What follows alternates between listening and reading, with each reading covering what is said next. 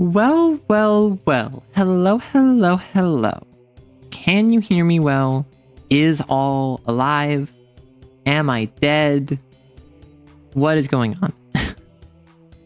This is the issue with YouTube streaming, is that I'm dumb. However, welcome on in, everyone. Hello, Coid and Hydra and DP and all of the lurkers and everyone who's gonna hop in soon. Any VOD watchers that are there. I was making a meme. That's my excuse. my excuse is I was making a meme. Can you see it if you've earned it? Okay, that's a lie. I want to show off the meme because I just spent a good couple minutes making it. Okay, let me grab this. I'm sorry. I was so ready to start stream. And then I got caught up in a conversation where I'm like, oh, I need to make a meme for this. So then I did. And then my hubris betrayed me. Actually, let me... I know what I can do. Forgive me. I must sin. Okay. Sorry, I had to grab the meme. And now, if we go over to this one. MS Paint don't work. MS Paint don't work. There we go. So basically, this is me. This is my plan for Rory and I.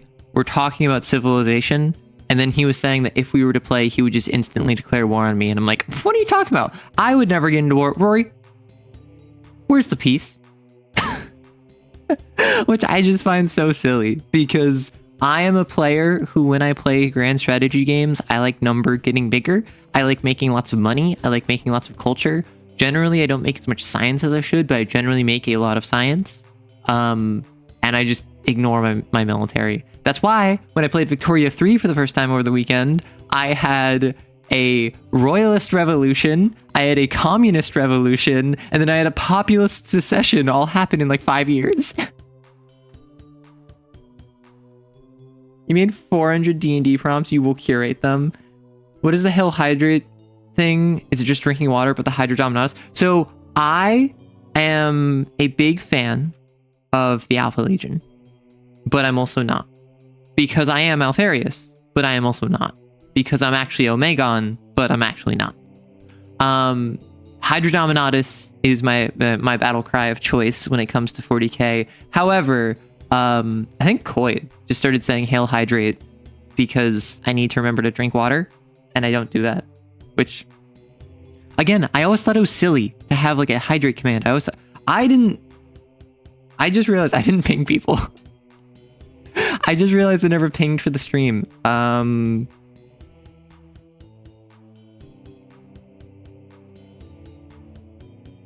Let me do that real quick.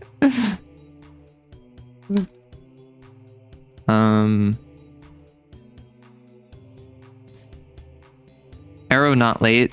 You late. Arrow make meme. Meme good. Only early see meme. Early laugh. You not early. You no laugh. D&D. Pog. Okay, that's my stream announcement. Do you think they'll get it? Do you think that gets the message across? I don't know. I do like making announcements in caveman speak because it just... It fulfills a very certain niche in my brain of just like getting out information in a way that is accurate but not accessible. It is presenting information in a way where you can parse it if you have the same lack of critical thinking that I do. Rock and stone. Okay, so real quick, let me, as you ask that question, I'm going to start a Q&A and say, Arrow not have answers because they not answers. Arrow try best. Air no ways. Anyways, yeah. Okay. So I've started a Q&A. As I like to do on these YouTube streams, I just set up a Q&A. It's in the background. If you have any questions about VTubing or D&D or TTRPGs or me, or just life, drop it in the Q&A and I will get to it when I can. It's a very convenient spot for just like, drop this there. We can move on to a different topic, but it won't get lost in chat. So that's actually something I really like about YouTube streams. I can just do that. I don't know if I can do that on Twitch, but fundamentally it is very useful to just be like, keep your questions in the Q&A and I will get to them eventually. But until then, we're just gonna yap, we're gonna chat. You have so many questions, but work dominates. Ugh. Yeah, I know the feeling. I cannot argue with that. Rocking stone to the bone. Hey, I want this. Okay, so I don't know how long my voice is gonna last. I'm not gonna lie. I think you can kind of hear a little bit of distortion in it. That's because yesterday I was trying to sing Bleed It Out by Linkin Park and I succeeded. However, the chorus is fry screaming. It is at the top of your lungs, screeching and like bellowing out vocal distortion. And I was practicing that because I was in the mood to. And I realized as I was doing it, I'm like, wow, I'm going to destroy my voice right before stream. This is not ideal. So I'm drinking water.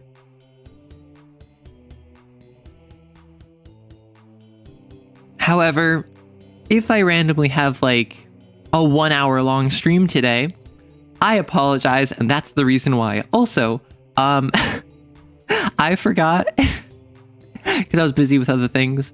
I forgot to make a stream highlight for today. So at present, no stream highlight.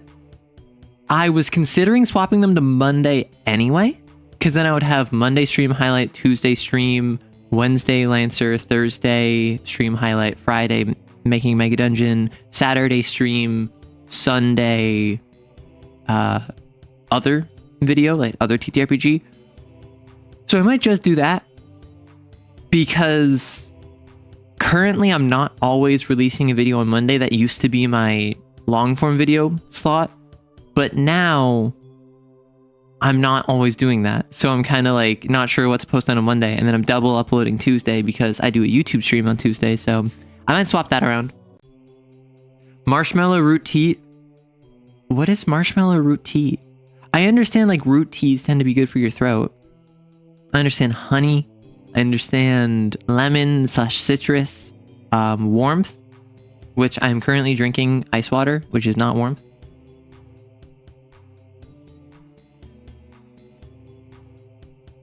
But yeah, did I remember to eat breakfast? I did.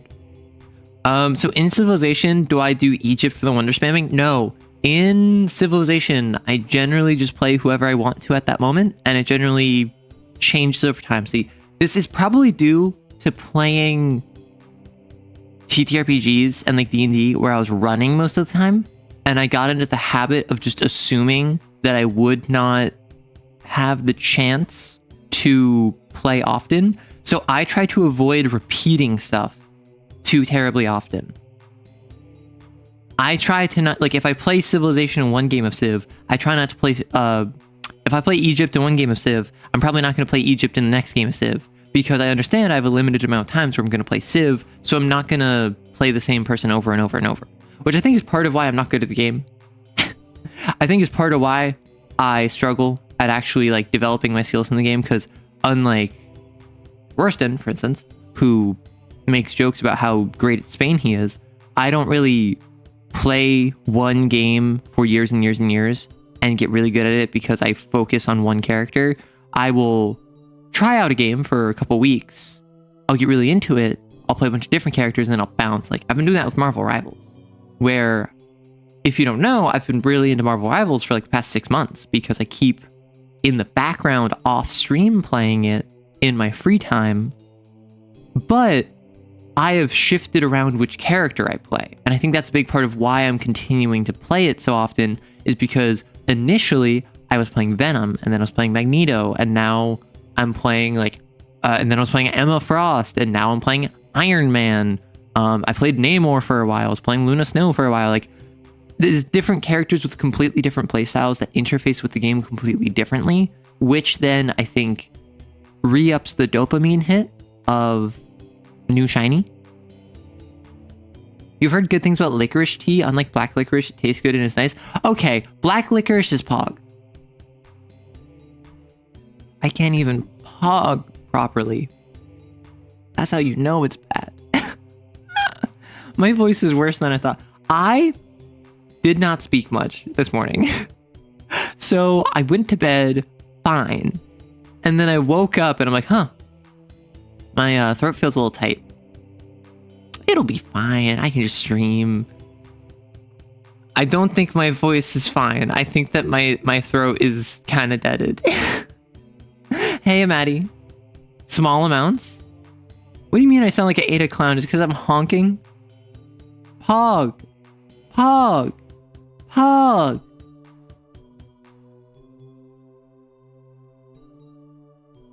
I went to bed late. I should have gone to bed earlier, but I was editing. I was doing commissions. I was doing stuff. Yeah, my entire free time is devoted to just like, oh, I have a stream to do, and then after my stream, I'm gonna do an editing. I'm gonna edit for tomorrow, and then after that, I'm gonna do a commission. Oh, I have like 30 minutes of free time. Let me play 3 games of Marvel Rivals, and then I head to bed, and then that's like all of my free time.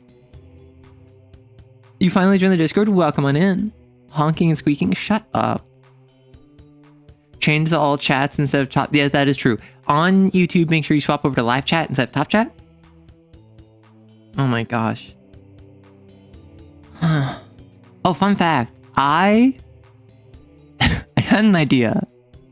So this was separate, or this is like related to but distinct from the bleeded out. So yesterday I was just playing with my voice. I was doing different recordings, and I had the idea of a roleplay audio where you're trying to join my organization. And I think it would be really funny to release that, because the whole conceit of it is that I'm like grilling you. I'm super like intimidating, whatever. And I'm in charge. And I'm just like, do you think you have what it takes to join my organization? We got 10,000 others. I have to trust my delegates to ensure that everything's going smoothly. I can trust you, right? Good. Glad I can trust you. Would you not just die for me, but you'd kill for me too? And stuff like that. And it's like just a minute and a half of me doing that. And I think that would be very funny as like a primarily audio thing to just upload. Although I don't know what the interest would be. Cause like, that's not really my normal wheelhouse. However, roleplay, like being in character, all of that does fit with a TTRPG channel. I just don't know how interested folks would be in it. Go and press the bush. Exactly. No, we're not calling it that. We are not calling it that. Just because I'm silly and I feel as though the word goon should be reclaimed by a series of fedora wearing, Tommy gun wielding, like New York accented mobsters who brandish brass knuckles and wield bike chains as weapons in the streets with butterfly knives and sawed-off shotguns for heavy ordnance. Personally, I don't know how I would feel about being tied to something called Goon Samar. Which I suppose maybe that's just like cowardice on my part. Have I remembered to pregame my hydration? No, I have not. My throat is not properly lubricated, which is why you hear creaking and honking, because that's what happens when your throat is not, like, good. What color or breed of cat do you think when you think of Schrodinger's cat? This is for a Pegasus. When I think of Schrodinger's cat, I think of like a jet black cat. Maybe with some degree of like white patterning to it, but I don't know why. I've always thought of Schrodinger's cat as like your archetypal black cat. And I think that might be because in depictions of it, it is often like a silhouette. So I just associate that with a black cat. I don't associate that with any particular breed of black cat, but just kind of like a darkened form, black coat, maybe some like gray or white highlights to it, but fundamentally like not super colorful or apparent. Could I beat Rorston in a fist fight? I don't want to answer this because I feel like no matter what I say, it would get clipped and sent to him. I feel like the true honest answer is no, because he's got height and weight on me. Like independent of training, independent of experience, he's got height and weight on me. And in a fight, two inexperienced people fighting, the person who is taller and weighs more is going to have the edge. And I think that he actually does know how to fight. I think like, unironically, I would not be surprised if he has experience in whether like it's a fist fight or wrestling for sports or whatever. Just my impression of him is that he knows how to fight someone, at least better than I do. So yeah, I would say I'd get like pinned in 30 seconds is my answer. Unfortunate as it is. So I already answered the Egypt question, but what is better aesthetics in my opinion, Underwater and Pirates or Underdark and Raiders? I would say the pirate aesthetic goes so hard that even I, as someone who is not a fan of the ocean, does appreciate and have a yearning for the high seas when I consume pirate media. When I see Underdark Raiders, I think, oh, these are land pirates. These are underground pirates. These are pirates in caves. And I think that's your answer, right? I think the fact that when you compare Faction A to just being an alternate, like, regional variant of Faction B, oh my gosh. My voice is so dead. If A is just a regional variant of Faction B, then Region A is, by definition, a weaker, less substantial aesthetic. Goon s'mores at the organization's 4th of July picnic and fireworks show. I don't think... I mean, like, I'll probably do something for 4th of July, but, like, I don't plan to do anything 4th of July this channel. As you might have imagined, the fact that so many people in the comments section around the Discord are like, hey, I just woke up at, like, 11 p.m. EST, indicates that my audience is primarily not from the US. And looking at my YouTube analytics, and I think also my Twitch analytics, like 50% of my viewership is from the US, which is a lot. However, that's not a large majority. That is a simple majority on a good day. And I like that. I like having an international audience. I like having an audience of different cultures and ethnicities and national backgrounds, because I think that that's very important to cultivate an atmosphere that is not one-track mind. As open-minded as any individual group can be, that will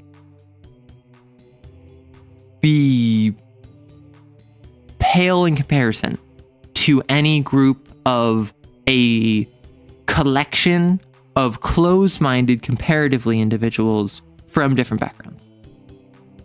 If you have an open dialogue between two people who are closed-minded, but they are actively working towards a compromise, despite their personal beliefs not actually meshing, I believe they are going to have a more inclusive and tolerant, broadly speaking, environment than one person who I'm open-minded. So I like the idea of having, like, different people from different areas. Skeleton pirates will forever be the best pirate trope. I'm trying to think what other pirate tropes there are. Because obviously there's, like, Deep One pirates. There's the vampire pirates of, like, Warhammer Fantasy. Skeleton pirates is, like, Pirates of the Caribbean. Like, when I think magical pirates, I tend to think more like Davy Jones' Pirates of the Caribbean. I do think a skeleton crew of pirates does go very hard. However, that's also because the pirate aesthetic and the skeleton aesthetic each go hard by themselves. Yar, shiver me timber, sailing the seven seas with naught but grog and hardtack. Which, like, has anyone here actually ever made hardtack? I can't claim to. However, I have watched Tasting History with Max Miller, and I want to try hardtack. I want to try hardtack that is made to be edible, not hardtack that is made to sustain. Because hardtack is just a brick that has some calories in it and probably also a maggot. You've seen it made on YouTube and it was fascinating. It's crazy. Hello from the Not States. Ahoy, as Coit says. Werewolf pirates would go so hard. I think what would be really interesting, a crew of supernatural hunters where their captain is a werewolf. So every full moon, they have to like lock their captain in the brig and like flood it. So then the captain in wolf form is like drowning, but because they're a wolf, they're not dying. And it's like every single month, it's okay, we have to put in a bunch of restraints to prevent our captain from having a wholesale slaughter. Dogs of the sea. You gnawed on the hardtack for an hour. That's why you're supposed to put it in water. You're supposed to soften, if not like dissolve it. Extra protein, exactly, Lixing. That maggot's the juicy center. Much like a bonbon, where it has a hard chocolate shell and a soft, creamy inside. What you need that sort of juiciness, that slurp, so to speak. The captain just starts chewing on the furniture. See, were-shark pirates, I did consider that. I feel what would be more interesting, were-dolphin pirates. One, because dolphins are awful. Two, because in one of the myths of Dionysus, he's captured by a group of pirates. Wait, imagine a group of pirates who are just like, their ship is the ship that was subject to all of the different myths and stories revolving pirates. So like, they're the ones who Dionysus turned into dolphins, and then through like happen chance, they come back later. And then they're also the ones who centuries later captured Caesar. And then Caesar demanded they request more for his ransom because he believed he was worth more. And then he came back and killed all of them. But some of them survived and kept on the legacy. And it's this story of this pirate crew throughout the centuries who eventually, like, they're feuding with Blackbeard. And then they're fighting the East India Company. And then they're down by, like, the Caribbean in the, like, golden age of piracy.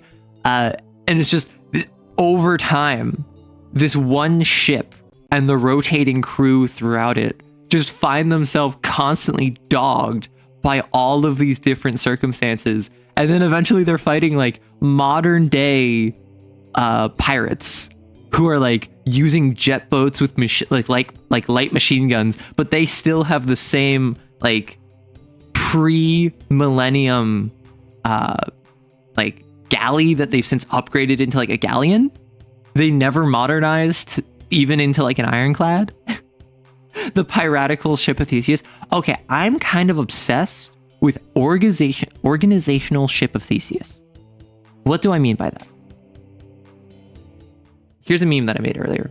If you can even see it, yes. Here's a meme that I made earlier. This is why I was 1 minute late to stream. Don't at me. Opt stay away, as the kids say. So, I'm obsessed with organizational ship of Theseus. And by that, I mean, you have an organization of people. You have X, Y, and Z. And then over time, as you follow the organization, you watch as X gets replaced by A, Y gets replaced by B, and Z gets replaced by C. And then maybe like D and E get added. And this is the beginning. This is the ending. And you watch as what was formerly, I don't know, a very competent organization under the leadership of X, and Y was the knowledgeable repository of information, and Z was like the doer who gets stuff done. You watch that phase out as X dies and Y retires and Z walks away from it all because they're disillusioned. And then now the new kids are the leaders for the next generation. And that's kind of what I'm doing with my... Hey, Niels.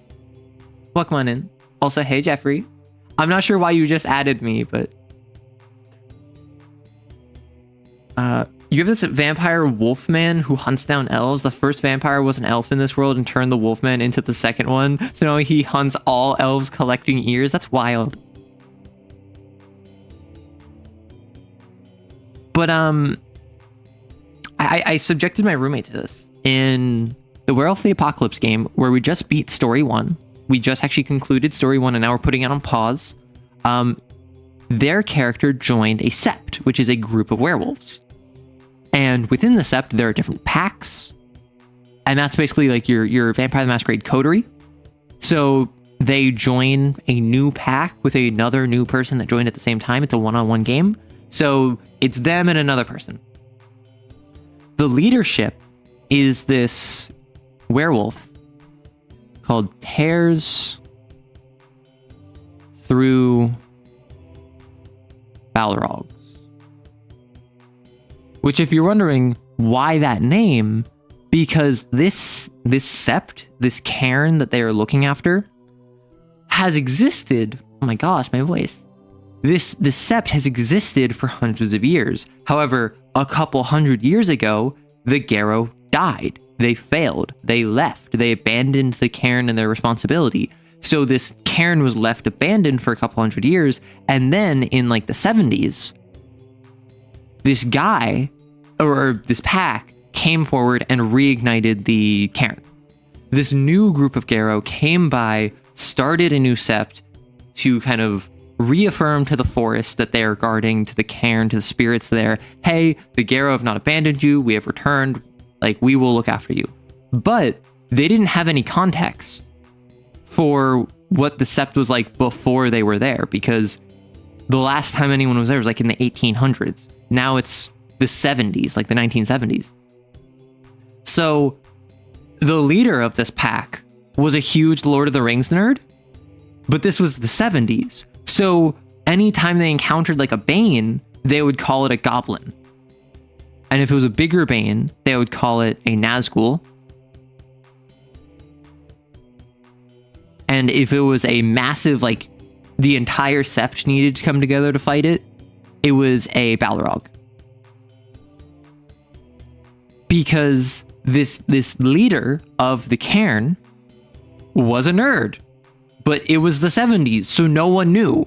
Because Lord of the Rings, The Hobbit, Tolkien as a whole was popular, but it wasn't mainstream at that point.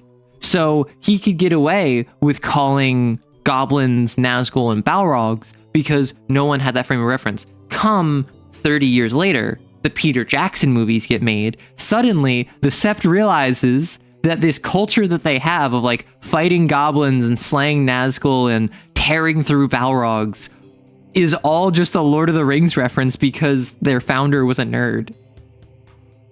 But anyway, so the leader of the sept, Tears Through Balrogs, is the first Garrow, the first werewolf that my roommate met. Before my roommate's character was even a werewolf, but even before they were a Garrow, they met Tears. And they liked Tears. They thought Tears was cool. And then for, I want to say like 15 sessions, just about, like some of these were like 1 hour long, some were 4 hours long. So like it varied in length. For the entirety of story 1, they did not see Tears again. And the entirety of story 1, everyone in the sept, all of the werewolves are saying, where is Tears? This would be so much easier if Tears was here. Like, I wish Tears was here. I'm worried about Tears. There's this constant ambiguity of what's going on with Tears through Balrogs, who is the leader of the Sept. Everyone's saying how like, oh, this would be so easy if Tears was here. This would be so less difficult if Tears could support us. Where's Tears? Turns out, Tears was experiencing Hirano, which the Garo are creatures of intense emotion. They're either extremely rageful, extremely happy, extremely sad, extremely fearful, extremely vindicated. Hirano is a literal game mechanic in World of the Apocalypse where it's effectively super depression.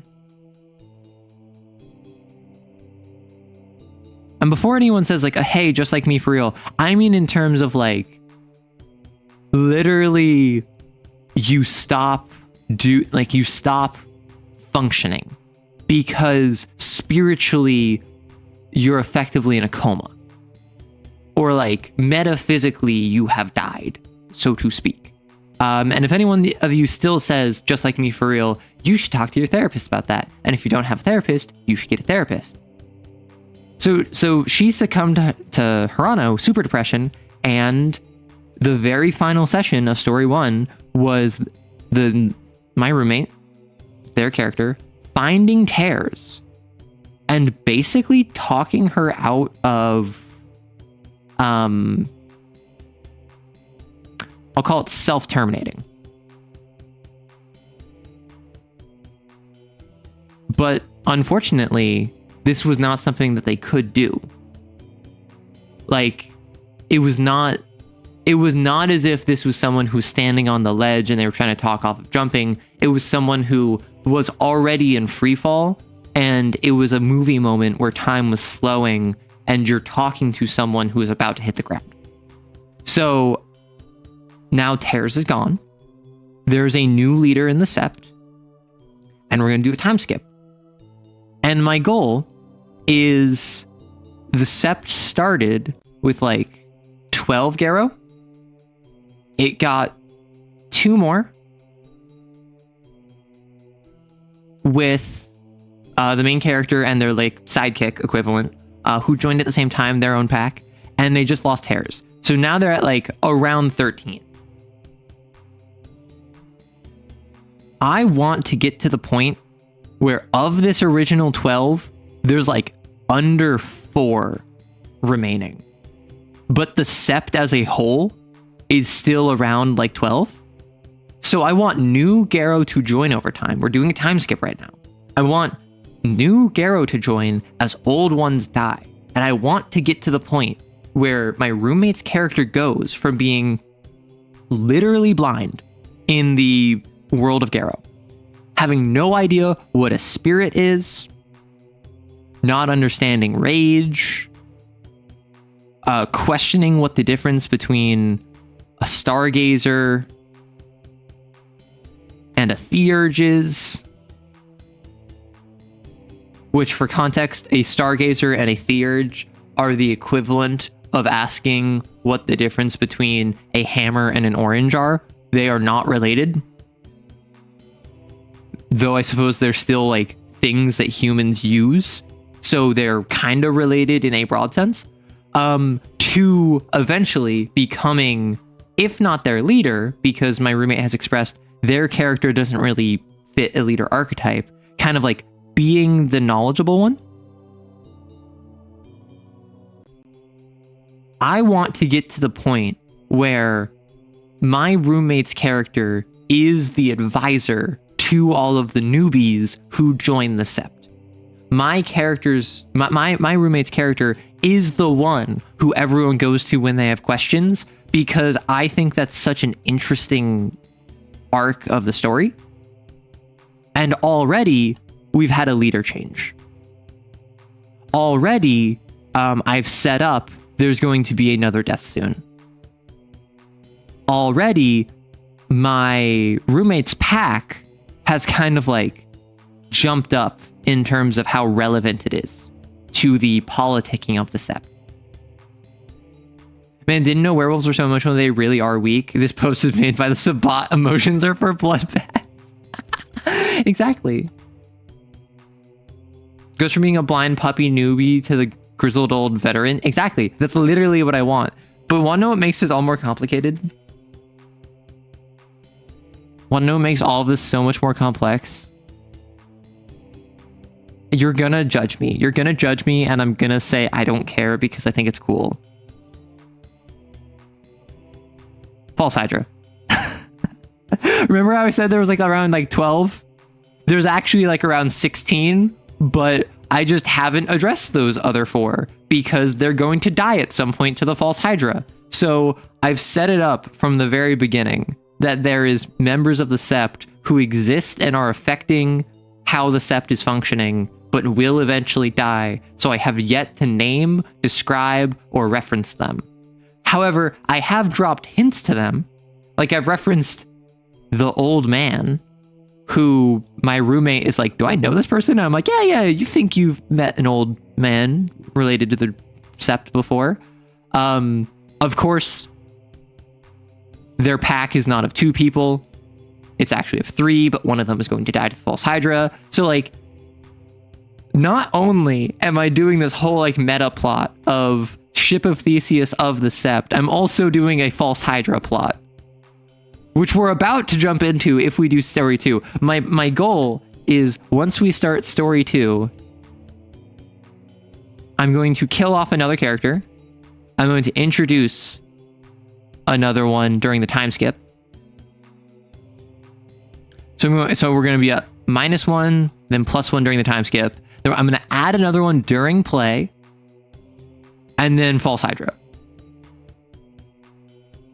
So it's gonna be eventful. Oh my god, the False Hydra is escaping containment. Oh, you just finished your first cane hunt, and you realize now that you left your players with too much that they had to figure out for themselves. I'm now setting up for the next hunt, which should be much more streamlined. Have a new friend joining as a member of the first group of exorcists that failed to kill an idol. Oh. Also, I still have yet to run Kane, and I'm very sad about this. So I want to hear all of your thoughts. What goes into running a Kane game? Like, I've run a mystery before that the players have had to investigate. I did this in City of Mist. I've also done this in the werewolf game. My roommate is playing a very investigative character, but I am curious what you put into what you've learned and what you should change of a mystery. You're trying to gauge interest in Kane with your friends? Yeah. Okay, real quick, let me go back to questions. Squirrel Girl, yes or no? I don't play Squirrel Girl, no. My roommate does, though. How do I feel about using the same PC for a game, like fundamentally the same character to change the class or the statistics? Okay, so I am someone, I was talking about this earlier this stream. I am someone who, because I've been a GM for so long, and I've been a PC so rarely, I am of the opinion I should vary which characters I play as much as possible. Like, I understand if, for instance, I played an edgy rogue when I was a teenager. I don't think I've played a rogue since because I got a lot of mileage out of that character. And despite the fact I really want to play a rogue again, despite the fact I really enjoyed playing a rogue, I recognize I don't get to play that many characters, so I'm not really going to play a character who's a rogue. I'm also probably not going to play one who's super edgy either. Right? I'm probably not going to play a rogue. I'm probably not going to play an edgy character. Similarly, I played a very, like, I could say, like, earnest? An earnest warlock? I played a warlock who genuinely believed they were doing the right thing and trying to help people and all of that. So I'm probably not going to play, like, again, I played this character for like 16 levels. I'm probably not going to play a character who's a warlock or whose like core trait is that they're like earnestly just like want to do the right thing, even if they're the wrong person, or even if they're like serving a questionable entity. I played not a mini campaign, but like a campaign that just kind of fizzled out where I played a lawful good cleric who worshipped devils and who unironically believed that she was doing the right thing, but who was the front woman of a cult. So she would go around healing the poor, giving donations to those in need, creating food and water for those who were starving, and then would say, like, hey, if you need more assistance, go see these people, tell them I sent you, they will take. And then you go over there and you see that they're sacrificing little Timmy on the altar, and they say, oh yeah, hop on in and we'll give you some soup. Well, Dahlia was nice, let me just hop on in. Which, that game was a shame that it ended, because it wasn't my favorite game that I've played. However, I was playing with two of my friends, one of whom had not gotten a chance to play much, and one of whom I had not gotten a chance to play with. So like, one of them was mostly like new to TTRPGs, the other of which is a good friend of mine who I hadn't gotten a chance to play with, but he had experience playing. So it was nice to like interact with these two friends. I didn't know the DM beforehand. And the reason the game died, I've talked about this before, I'm sure, is because the DM ghosted us. And we only found out, like, I was talking with my one friend, like, probably like a year later. I'm like, hey, what happened? Because this was someone like she knew from work who offered to run for us. And then she's like, yeah, I think he was interested in me. And so he started running to try and like hit on me, but then realized that wasn't going to work. And then he just stopped. Which, like, bro, I think you'd have a better chance of picking up women by running games for them if you earnestly and actively run a game that they can enjoy and care about, instead of just trying to hit on them with it. Bro. Which, like, to be fair, this is just a theory. She doesn't actually know if that was the case, but he went from like super friendly, super open, wanting to run a game for her, when she was like being nice to him. And then as soon as she like focused on other things and maybe even like explicitly made clear, like, hey, I'm not looking for a relationship right now, he ghosted us. Didn't even like wind it down, didn't even like back off, didn't even like shift gears and then like lost the spark. Literally just instantly ghosted. No, I would not want that kind of person as a player either. Also, hey Rich, Shadow. I think the suggested method in the core book makes a lot more sense now. You plot out how one bit of info or NPC connects to something else, and then you don't worry about travel times or anything. Yeah. Yeah, so Kane, the way I describe Kane, you are a member of Chainsaw Man's public security force who is working for the SCP Foundation. That's my best description, because I think that the Public Security Commission, force, whatever, this is a bit too... It's not Black Ops enough. It's literally like a public organization you can join. I think the SCP Foundation fits the vibes of how Kane wants to be presented.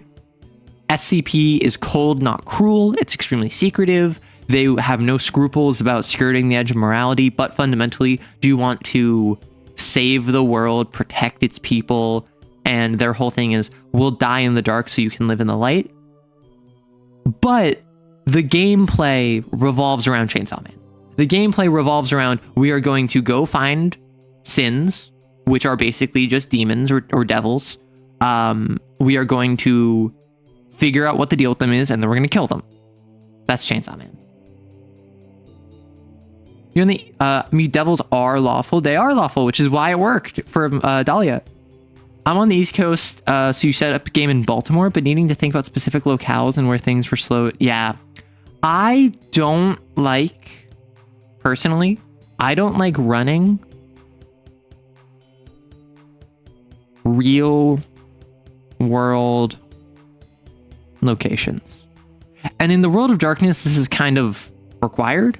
So like, I've made no secret, I'm in the US Northeast. So when I ran a vampire game for a group of players, I set it in New York City. However, do I make up places? Do I just use real life places? If I do use real life places, what if I get it wrong? Like, distance is concrete in the real world. So what I generally did, I just made up stuff and just threw it in New York City, and I hid the forest among the trees. I just said, listen, a building is in this section of the Bronx. Don't worry about it. Don't think about it too hard. If there's an actual real life building there, which there probably is because it's New York, shut up. Use Google Maps a lot. Yeah, I don't care about that. I'm not gonna lie. That is not what's fun for me. What's fun is making characters. What's fun for me is making plots and schemes and threats. I don't care about, like, I mean, there's part of the reason why I don't have an official map for my world. I made one, like a hex map of it, like roughly 10 years ago at this point. Probably like 8 or 9 actually, but I made a hex map of my world, but then I've since made changes to my world. I've since altered stuff in my world. I've since updated it to be more in line with what my evolved tastes are. And I just haven't done a map because I'm not a cartographer. I don't care to develop the skills for that because that's not important to me. A centipede for Dead Horse, Alaska. Oh my gosh. For your Vampire the Masquerade, you use city of or York in use the city or York in England, and it's pretty cool using real world maps. The Camarilla Stronghold has contained the York Minster, which is a large church. Got it. Like when I ran City of Mist, which takes place in a nondescript city, I just said it's in the city. It's just a city. I made up different, I think I used the book to guide like which districts there were. Like, here's the harbor, and here's downtown, and here's Upper East Side, and here's the Old Quarter. Like, I took inspiration from what districts the book said that there would be.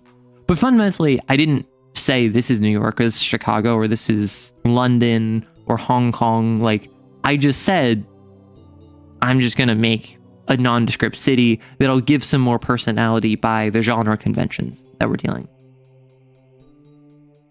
Never caught a live stream before? Well, welcome on in.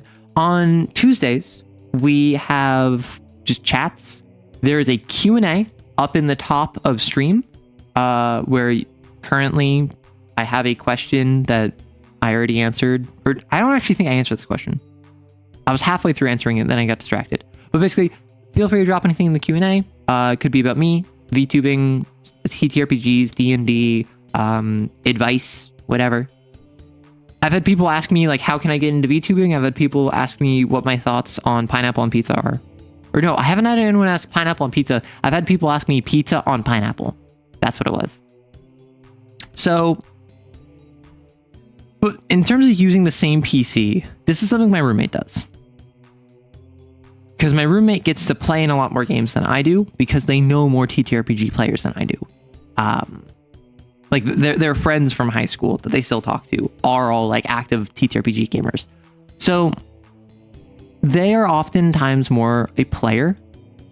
And they will literally say, like, hey, I'm taking the same character, but I'm changing their class, and I'm just gonna grab them. And personally, oh my gosh, my voice. Personally, I'm not a huge fan of that because, as I mentioned, I don't have the time to do that. I don't have the opportunities to do that. I feel I need to maximize the breadth and depth of characters I can play. But I also don't, like, judge anyone for doing that. And I've heard that apparently it is a very, not a very common thing, but a not uncommon thing, a somewhat common thing for people to have, like, one character that they, like, always play, And I don't know what the psychology behind that is. I think it's generally they have an aspiration to be that one character, so they always play that one character. I don't know. But I don't judge it. I personally, if I'm running for someone and they have already played a character, I will persuade them against it.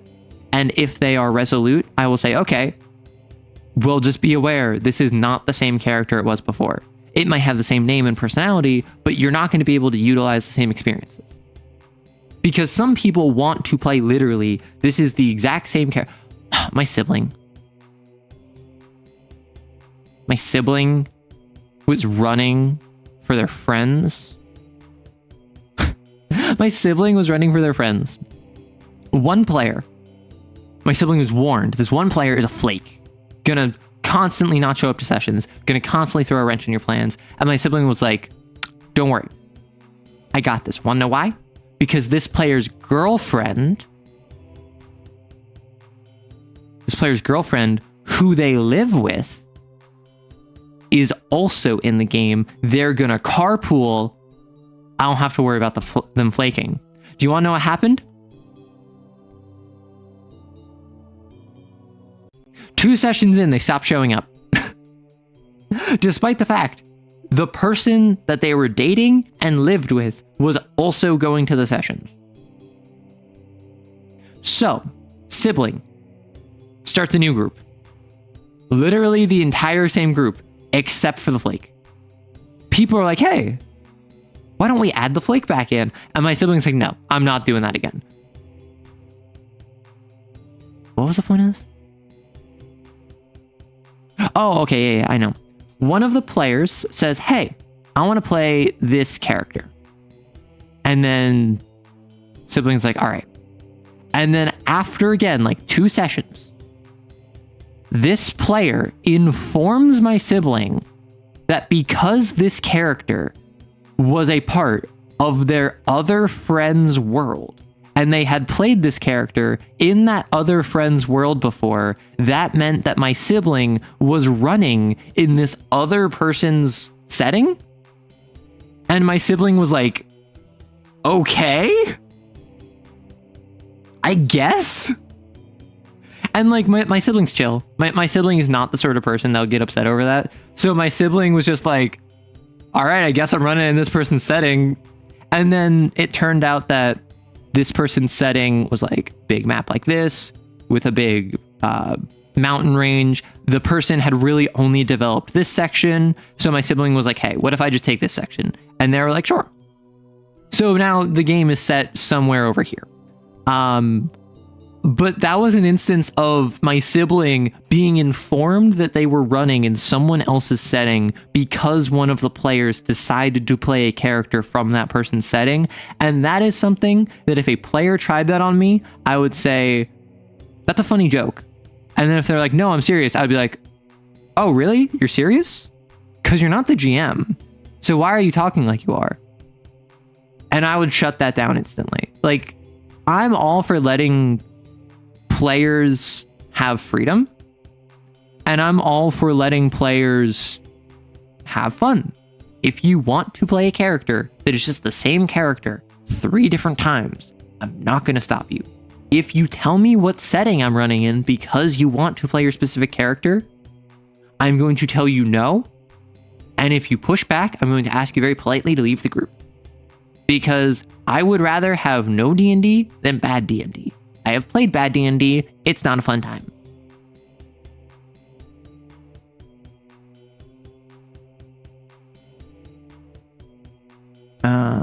So I see some different questions in chat. Remember, we got the Q&A, but a false Hydra, their whole thing is that when they eat someone, everyone forgets they exist. However, it is an imperfect memory wipe. A false Hydra, at the very least, in the traditional sense that I am using, I don't know if you're doing something different in chat, I am having it be that if it eats you and you can hear its song, you forget who it was, but it does not alter reality. So, for instance, they will still have a home, and they might be married, and their partner, who now forgets that they exist, will know that they're married to someone, that they live in a house with someone, but don't know who. And if you ask them about it, they'll be like, I have no idea, and that's concerning to me. And then they will pursue leads. And the specific methodology of why there's a false Hydra in my World of Darkness game is because I'm having it be the Sabbat are doing blood magic on spirits. And so it is going to affect humans and Garrow, but not wolves and animals. So that, and not spirits. So it's going to be at the situation where the player character and their sept, this werewolf pack, are all clueless, but the spirits they interact with are freaking out. But because they're spirits, they can't just tell the Garrow, hey, there's something that will make you forget, because the Garrow will just forget that. So they need to get to the point where the spirits literally guide the Garrow to the point where they figure out what's going on by themselves, which I think will be a very interesting dynamic to have. Ever RP with someone who has a specialized knowledge and wants everything about their character to be about the specialized knowledge? See Horse Girl. So I've definitely had people who they are more knowledgeable about a subject than me. And broadly speaking, if they're just, so an example is that, like, when I was like a teenager, I was running like a game for my friend who was getting into like marine biology, I think. He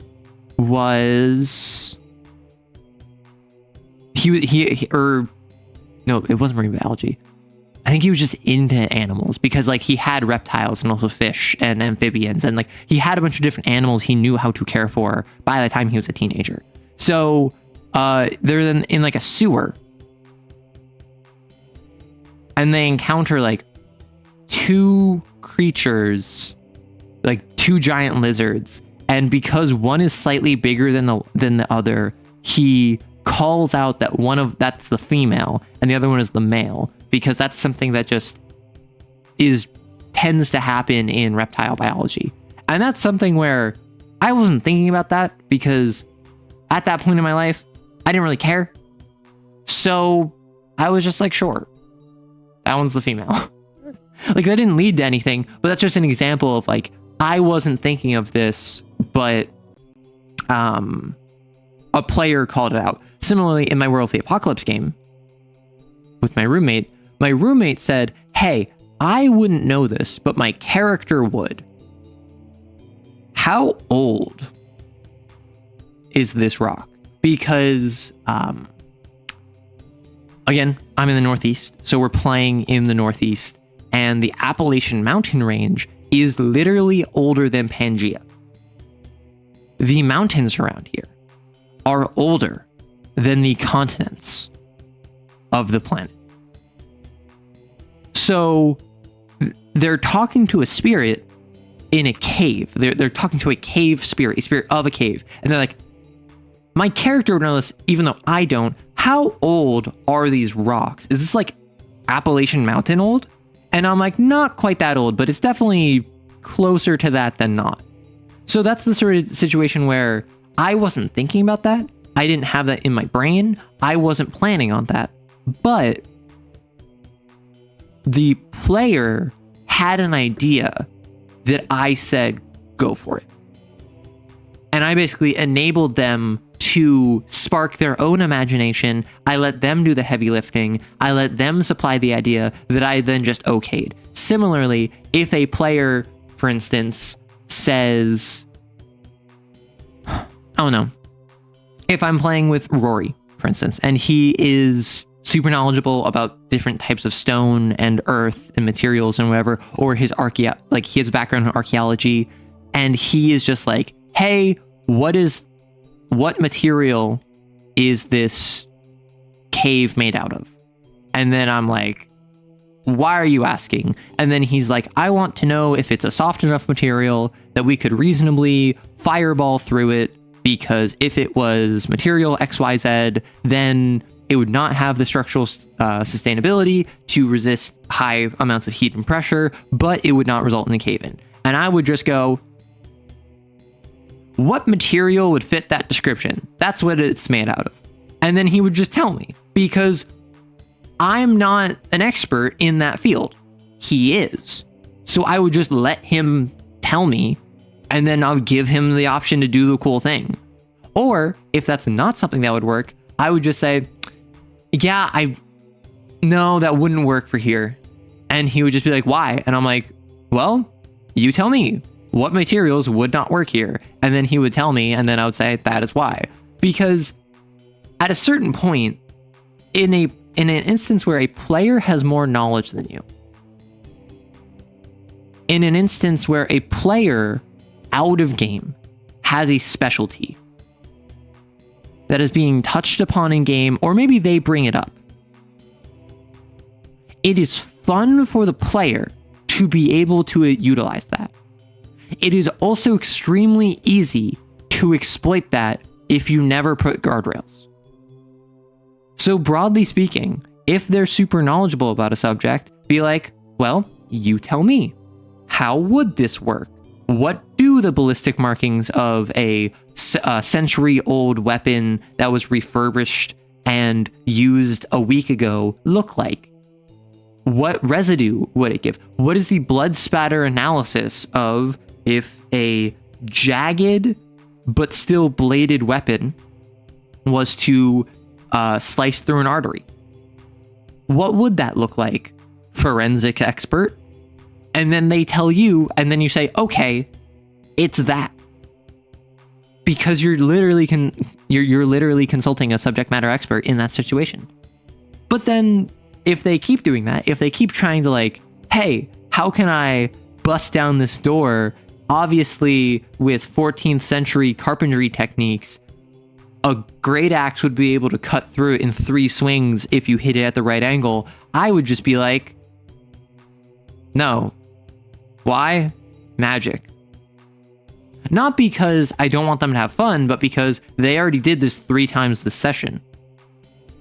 Like, there's a difference between allowing your players to bring their specialties and idiosyncrasies and experiences into a game and having the world crumble because it cannot sustain reality.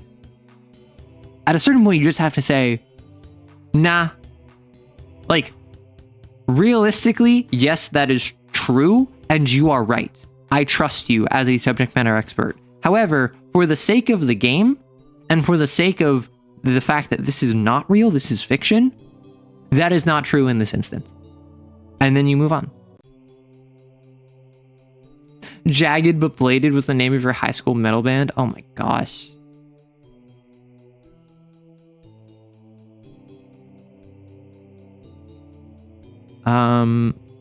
If I don't like Goon Samar, but how do I feel about Goon S'mores? I don't even know what a Goon S'more would be. That sounds awful. What is my soup tier list? I don't have a soup tier list. I have a few options that are floating above the rest. Lobster bisque is definitely high up there.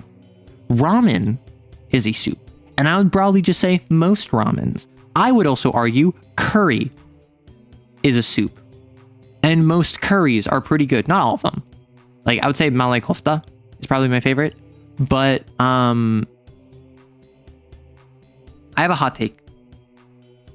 I have a hot take that I don't think anyone is going to like. I'm gonna say French onion, like French bread, is also very good. My hot take, and I need to know what you think about this.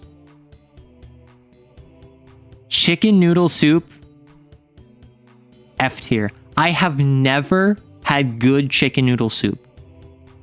And also, I did not grow up with chicken noodle soup when I was like sick. So I don't even have that like, oh, it's a comfort food or whatever. No, it's literally like chicken noodle soup sucks. You'd say curry's more of a stew. Curry's not a soup, depends on the curry. See, I'm saying curry is a soup much in the same way that cereal is a soup.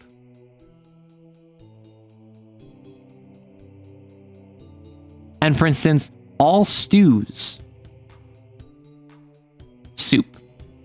Soup as a category is just a collection of unorganized and mixed ingredients brought together by a liquid. And some would even ignore the liquid. Some would say a salad is a soup, which I disagree with. I think a soup needs a primarily liquid component. However, curry is primarily liquid. Cereal, if you put milk in it, is primarily liquid. It is a series of chunks within a liquid. Ramen is a soup. Have I only had the canned stuff?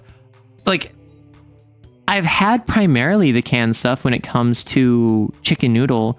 I feel as though I have not had like from scratch chicken noodle soup. Like, chop up the chicken, like put in the noodles, we'll chop up celery and carrots and whatever. I have never liked chicken noodle soup though. Part of that is that I don't like the flavor of chicken that much. I think chicken's fine. Chicken is not my least favorite, like, protein. However, I'm definitely not a big fan of poultry. Salad is primarily liquid if you add enough dressing. Ugh, nasty. The canned stuff is garbage, but simple broth with a little bit of salt, herbs, chicken pieces, and egg noodles is delicious. See, that sounds good. However, like, I also just, the flavor I'm not a huge fan of. Like, chicken broth? I don't know how I feel about it. Like, I've had like cup of soup, which is chicken. I've had chicken broth, like cup of soup, or like ramen, like instant ramen, so to speak.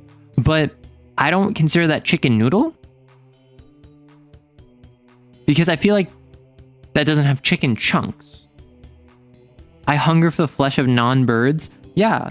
However, like, I can rock bird flesh. Like, I would say poultry is probably my least favorite. Turkey is definitely my least favorite. But like, I can rock some chicken. Ham is pretty pog. Beef. I've been trying to get into tofu for so long now. I keep trying to like tofu, and it's very hit or miss for me. What I tried with my roommate is we made tofu carnitas, which is basically take all of the spices you'd put on like ground beef for tacos, burritos, whatever, like a Mexican style blend, and just put that on shredded tofu instead. We've also done that with mushrooms. So do I prefer sea bugs to mini dinosaurs? Okay. Sea bugs, shrimp, are amazing. However, dino nuggies, not Nido, dino nuggies, instantly improves the quality of the taste. In the same way, I don't know what it is. I have no idea what it is. But like, mac and cheese, that is shaped like SpongeBob or superheroes or Scooby-Doo or whatever. Like, also like bringing fruit snacks. All of like the childhood snacks that were shaped like cartoon characters taste better. And I don't know what it is. They don't taste better enough to justify the increased pricing. However, they do taste better. Try egg tofu, not egg with white tofu, tofu made with egg. Interesting. My way of communicating reminds me of Thor Pirate Software. Well, where do you think I got this from? I just started using MS Paint explicitly because of what he said, where it's you need something to keep their attention. And even if literally all I'm doing is drawing a box, drawing an arrow, drawing an X, and then I'm doing a box with a squiggly arrow and a check mark, that keeps your attention better than if I was literally just yapping. And you might notice a lot of the times I don't write a lot of what I'm saying. I don't focus on every word in my sentence. Basically, I only write down what I want to put for emphasis or a visual kind of aid. It's literally just so you have something to look at and a little bit of a train of thought that you can follow if you're jumping from node to node because you step away for 5 minutes, or we're moving on in conversation, or this isn't a continual thought process. It's literally me just jumping. Seasonal Reese's are better than normal ones. I would say with pretzels as well. And like, I love pretzels. I feel like different shaped things, the novelty of them makes my brain happy. And that literally translates to it tasting better. I enjoy it more because it's in a funny shape. I enjoy it more because I'm not used to it. The Cliff Notes version, Arrow PowerPoint. Yeah, pics are a useful illustration to hold attention. Different shape equals different texture. That's also true. I'm someone who cares more about texture than taste. Broadly speaking. Which, oh my gosh, I've been trying to get into protein bars / shakes. And I will be honest with you, some of these have been absolutely foul. Because some of them are so dry and thick, it's like eating clay. It's chewy. It is dense. It is heavy. It is poor tasting. And so I have to chew on this non-stop like clay brick, hoping that I can finish it before my taste buds throw a communist revolution to overthrow the bourgeoisie taste that is in my mouth. Chewy, but not chewy in a good way. Exactly. I'm convinced people only pretend to like high protein versions of normal foods. See, that's the thing. I went into this knowing they're not going to taste good. I went into this knowing they're going to be bad. However, both my friend who's super into fitness, as well as like literally I talked to my doctor about it. And my doctor was like, yeah, you could probably use more protein. I was like, okay, fine. I will bite the bullet. That being said, broadly speaking, I have found that bars are going to have like 10 grams to 20 grams. Meanwhile, drinks are going to have anywhere from 20 grams to like 40 grams. Now, naturally, if I only want one a day for my protein supplement, I should maximize the protein. However, that means it sucks. But for whatever reason, the 20-gram food items are significantly worse than like a 40-gram or like a 30-gram drink. And I think the reason why is that when I do a drink, I can chug it. I can down a full protein shake in like 10 seconds if I just waterfall it the whole way. If it's a brick of clay, I need to chew it for like 5 straight minutes where it just sits in my mouth, coats my mouth in a dusty, dry, protein artificial sweetener faux chocolate taste. Meanwhile, I feel like I'm chewing on Play-Doh. I have gum that I need to spit out that has lost its flavor and started molding, yet I still need to finish it so I can swallow it. That is what it feels like. I had some cooked steaks completely unseasoned. You've never had a steak you wouldn't eat until that day. Not even salt? Like, listen. Bare minimum. Salt and pepper. And I would say for a steak, Worcestershire? Y'all know what I mean. I would also say a dry rub of salt and pepper with a marinade of Worcestershire sauce is essential for any steak. Yes, you can add paprika or garlic or like Parmesan cheese. Like, you can add anything you want on top of that. But bare minimum, salt and pepper for flavor, Worcestershire for like juiciness. Bare minimum. You could add soy sauce, brown sugar, any degree of herbs. If you want to go more Italian style, go oregano and basil. You could add cilantro, thyme even. You could go sesame if you want more of an earthy, like you could go ginger sesame.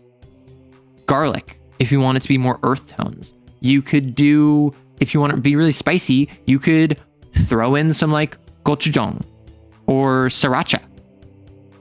Like, you could do so many things when preparing a steak, and that's all before you serve it. That's all literally just in cooking and marinating it. So it's not a little horseradish. Yeah, so horseradish is, oh my gosh, my voice. Horseradish is really nice to give it a bit of kick. And the main thing is that I would say when you marinate, and this is not an expert opinion, this is entirely to taste, I would say marinating should be subtle. Sauces and or sides should be strong. If you marinate a steak in salt, pepper, garlic powder, soy sauce, Worcestershire sauce, and paprika, that by itself will give the steak more flavor, will alter its profile, but will not by itself make anything overpowering. Then on the side, you add a mixture of horseradish and soy sauce, and you do a Swiss and mushroom melt. So you have this like very base flavor, but still tasty steak that you can add horseradish and soy sauce to, or you can add like a Swiss and mushroom topping to. Those both will not necessarily overpower the marinade, but it will be a stronger flavor than the marinade. If you dunk it in horseradish sauce, or you even just put a drizzle of horseradish sauce on it, you will probably mostly taste the horseradish. But it will be complemented by the paprika and garlic and soy and all of that stuff. The steak is smiling at you, exactly. You need to microwave a steak for at least 5 minutes to get the right texture? Yeah, because you like boot leather. Is that right? You almost got sick watching that skit? You gotta do a TED Talk research. Enjoy your stream, Shadow. If it's a good quality of meat, all it needs is a little salt, but still better when it's properly seasoned. So I would say, even if it's good quality, a little bit of salt will take a good quality steak to very good. Salt on a good quality steak will not make a good steak great. I think bare minimum, you need salt, pepper, Worcestershire sauce. If not also garlic powder and like maybe a Montreal steak, like a spice blend, soy sauce, combinations of other entities to enhance the flavor. I do think you do need a different style of seasoning on a fillet versus a flank versus like a strip, right? Because the marbling is different, the toughness is different, the just flavor. Was it grass-fed? Was it all natural? Did it have GMOs? That will all impact the flavor of it. Cook steaks the true Caucasian way. Cook till it's the texture of a car tire and way too much ketchup.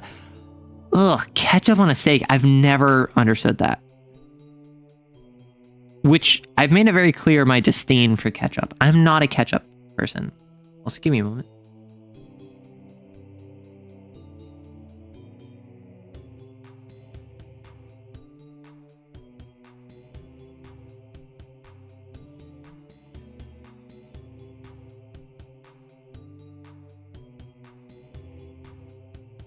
I'm sorry, my nose has been stuffy. I blame humidity and or pollen and or summer. See, people who just want to eat ketchup disgust me.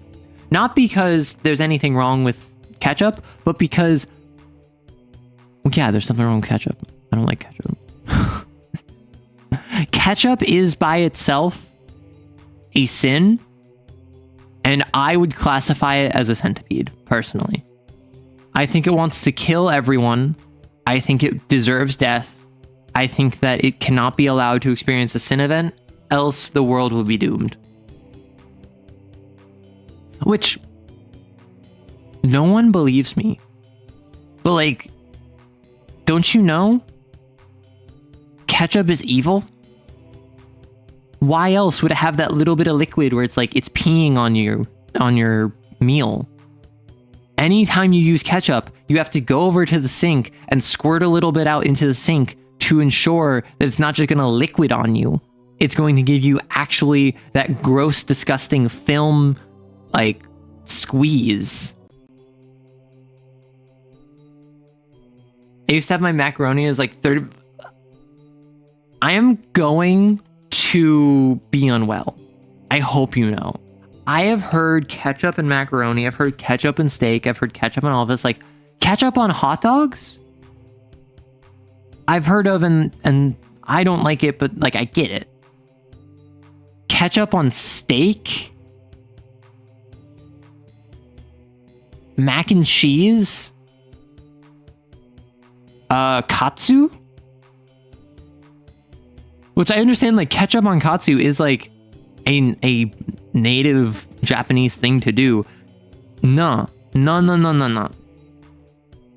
To avoid ketchup, please shake the bottle. Yeah, I know, you gotta shake the bottle, but I will shake it and it will still do that. Fried rice with ketchup. What? Heinz, it's the category 5 toad. You want to eat a bologna sandwich with ketchup and oh, that is oh.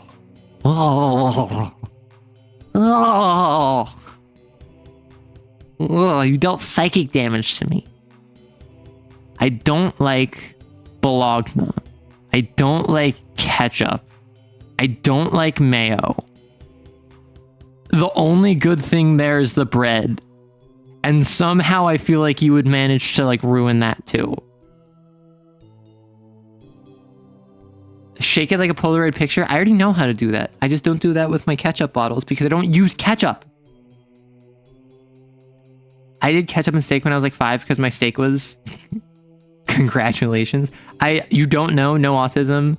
Don't do low sodium. Just actually weird and old. Child you with taste buds that would be classified as war crimes to give to normal people. Well, that's what happens. So I used to watch Smosh. I don't really watch them anymore.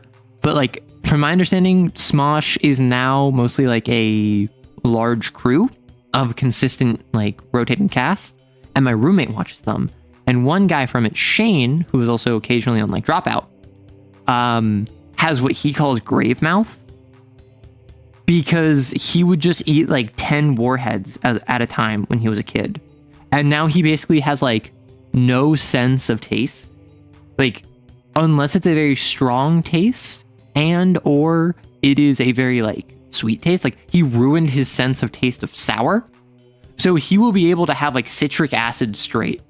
And he'll be like, yeah, this is fine. That's what I'm imagining you had, Hydra. Smosh is back. Shane is goated. He can't. Oh, is it Shane with a Y? I didn't know that. He can't taste sour. Exactly. Smosh Pit is great. Love them reading Reddit stories. Yeah, my roommates showed me a good bit of them. I think that they're silly. And obviously, like, I understand Ian has been involved basically the whole time. From my understanding, Anthony has returned in recent years, like in at least from a business perspective of like buying it. I don't know how involved he is. So it's nice to see the original guys coming back, but obviously they have shifted in culture over the past 20 years. So it's awesome to see it's still kicking. Gravemouth is a good term for people who you could smell cigarettes on from 50 paces. Oh my gosh. You guys, like, all of you are really good at talking fun, you notice? This is... See, that's the thing. I was thinking about this earlier. Okay. Don't get mad at me. Okay? Chat, you have to promise not to get mad at me. Soy sauce is a very superior sauce, I will say. Stewed tomatoes and mac and cheese is considered a staple side dish in parts of the US. Oh my gosh, that sounds awful. Do you all agree you're not allowed to get mad at me? They have Angela from Star Kids? Yes. Yes. So I've heard from my roommate. You're mad already? You're mad in advance? Awesome. That's what I wanted to hear. I engaged with a troll again. I did the thing where someone is like trying to make me feel bad and I exploit them for engagement. I talked to someone in the YouTube comments section as they were trying to be transphobic and derogatory, and all they did was push my video further in the algorithm because I played stupid and didn't let them get to me.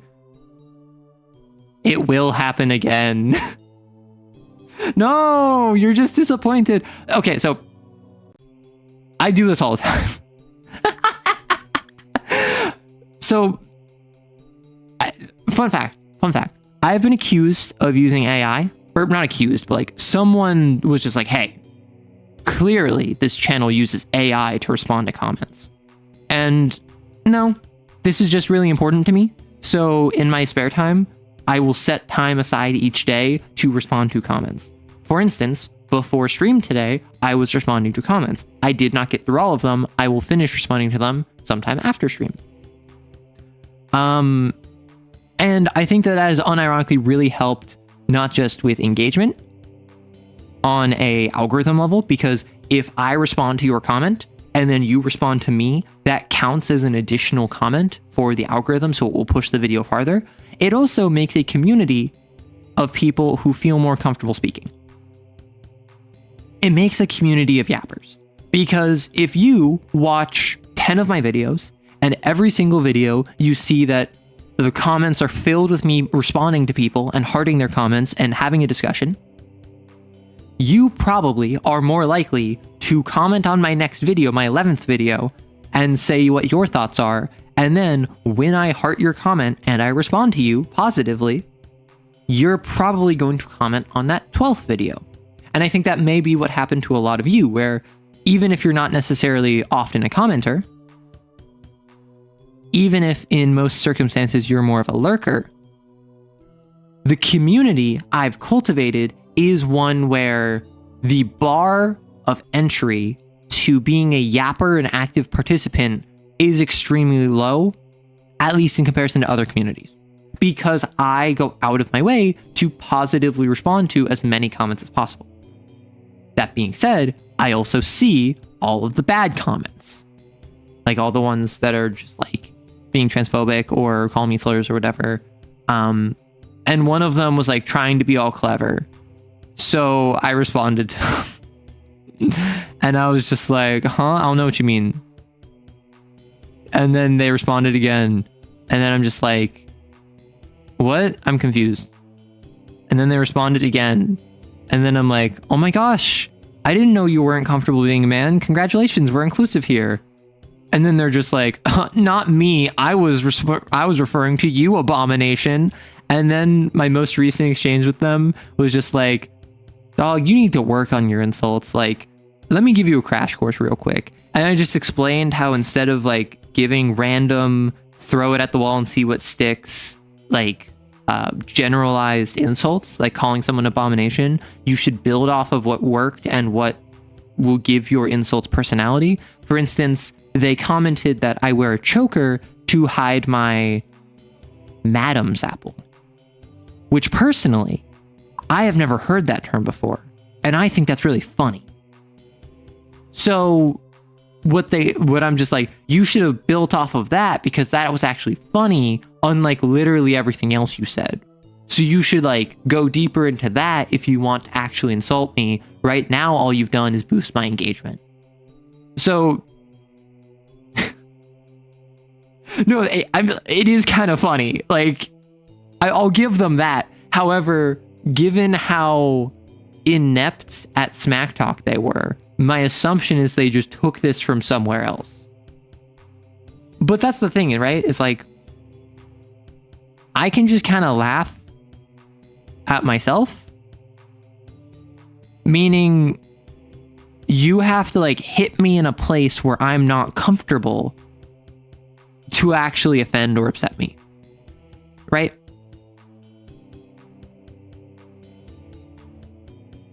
And what do you know? The parts of me I present to an audience, I have either been comfy with since before presenting them, or I've learned to be comfy with since presenting them. For instance, my voice. That is one where I was never very comfortable with my voice. I always thought it sounded weird because that's what you do when your voice is something that you hear differently to yourself than everyone else hears because you are hearing the internal reverberations of your skull, which makes you sound slightly deeper. So anytime you hear a recording, you feel like you sound off. However, I'm at the point where I'm hearing my own voice so often, I've become desensitized to it. So it's no longer something I'm uncomfortable with. And also, tons of you say lovely things about my voice, and I don't think that it is warranted. However, it's very sweet. Similarly, in the same way, your appearance is something where oftentimes you're going to see yourself in a mirror more often than not. So that's why in photos, you might think, wow, I seem off, but I don't know why. It's because the photo isn't mirrored. The photo is a actual representation of what people see when they look at you. It is not mirrored in the same way that a reflection is, which is why your photo can sometimes look weird. Please don't remind me of how I sound when I hear my voice. Honestly, your voice is one of the things that kept me coming back in the beginning. Aw, thank you. Which also, you've been here for a while, Wumpus. I don't know if you like, I don't think you were commenting the whole time, but you have certainly been around for quite a while. Hello, Prudek. Reminds me of a thing from author John Scalzi. Your hate mail will be graded. I mean, that's the thing, right? It's like, if you want to offend or upset me, send this to my ops. If you want to offend or upset me, do better. Because if you don't, I will turn it into content. I will get engagement from it. I will use you so that you can finally be productive in your pitiful life, where you think a good usage of your time is to go on other more successful people's YouTube channels and leave comments thinking yourself superior when actually you're just crying out for help because your mother doesn't love you. Like, do better. Like the "you need to man up" short. Literally, that's still my favorite comment I've ever received. Like, well, no, not even like a comedian heckling the like heckling. Oh, like me as the comedian heckling the heckler, straight for the throat. See, that's the thing, right? Like, that's the thing. I try to be nice. I try not to like be mean, broadly speaking. But if you've seen my Armored Core streams, you know that like I know how to talk smack. I'm Rock Lee. I have weights on. I keep myself back from going all out because I don't want to be too mean. Like, if you've seen me just trash talk Swinburne, who the only one more pathetic than him is those people that come into my YouTube comments section looking for attention and all they give me is engagement. Like, Mans has a lobotomy as his emblem, and that is how I feel after parsing through the comments of people who just sit here and assume themselves worthy of my offense. Like, honey, you gotta work for that. You gotta try. There was a sweetie up until... Okay, don't... I'm not gonna old yeller you. I'm gonna have one of my lieutenants old yeller you. That's what Maddie is for. Honestly, one of the funnier ones was a comedian who had a heckler, so we invited the guy on stage to do a routine. I mean, that's the thing. If you're a comedian, you gotta have routines. And something you can often do is have one just in your back pocket. This, for any of you who want to get into improv or like freestyling or just being quick on your feet, being clever, the goal, the actual like mission that you should embark on is not to just like get good. What you should focus on at first is to build up templates. If you are trying to get good at stand-up comedy, build routines, build templates of jokes that can build off of each other so that if you're ever in a situation where someone says, "Oh, you're a comedian, be funny," you can just whip out a 1 minute long routine that you can just repeat, not even verbatim, but like you can summarize. You can talk about, listen, there was this one time where I was making content and I got a comment from someone and the entire comment was just, "You need to man up." And honestly, I don't care about that. I don't feel the need to man up. I'm twice the man they ever were and 10 times the man their father who left them ever was. However, the person who left this comment was named Impeach Obama 2010. There are multiple things wrong with that comment name, not least of which is the fact Obama is not president. They are claiming to want to impeach Obama in 2010. It is the year 2025. Their name is Impeach Obama 2010, and they are telling me to man up. I laugh at them silently because I do not want to damage their fragile ego with the reverberations of my wind from laughing. So my response is so true, impeach Obama ASAP 2010. Because the thing is, I found if you full name someone,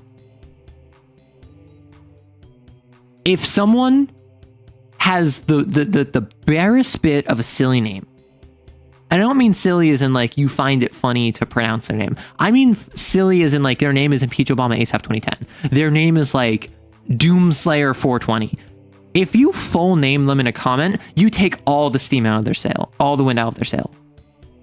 If you're just like so true, epic gamer, right? Like, it doesn't matter what you called me. It doesn't matter how creative you were. It doesn't matter how canned your response was. It doesn't matter how obstinate you're being. So true, Epic Gamer. You have lost all legitimacy in my eyes. I'm sorry. Did they reply after? I don't know. Did they? I can go check. That's the neat thing, is I can just check because that's what comments are. Or are you talking about impeach Obama ASAP 2010? Oh no. Okay, let me scroll to find it. Please give me a moment.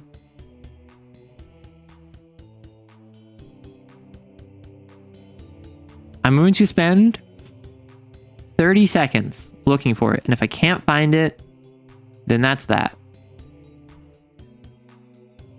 No, they did. Okay, so I sent the you gotta work on your insults 11 hours ago. Madam's Apple is actually pretty funny. Focus more on lines that have some degree of personality to them rather than generic statements like calling someone an abomination or trying really hard for a gotcha line. Set up a punchline and be direct. Victory laps and playing coy soften the impact. That is the most recent message I sent to this person 11 hours ago, and they have not responded. Up until that point, they were responding within the hour every comment. So, who knows? Like, and I have another person who's just like they thought they were being clever and they were trying to be transphobic, or they're just like, you're a man, which I'm non-binary. I don't care if you call me a man. I'm not offended. But their name is Rayquaza King 04. And if I was silly, I'd just be like, you're so right, Rayquaza King 04. But I didn't, because I was just like, nah, I'm non-binary. Because that's the thing, right? I can never tell if someone is being a jerk or if someone is just kind of ill-informed. I have lots of people who call me a femboy, and I really don't care. Because again, I'm non-binary. I'm not trans. Oh my gosh, my nose.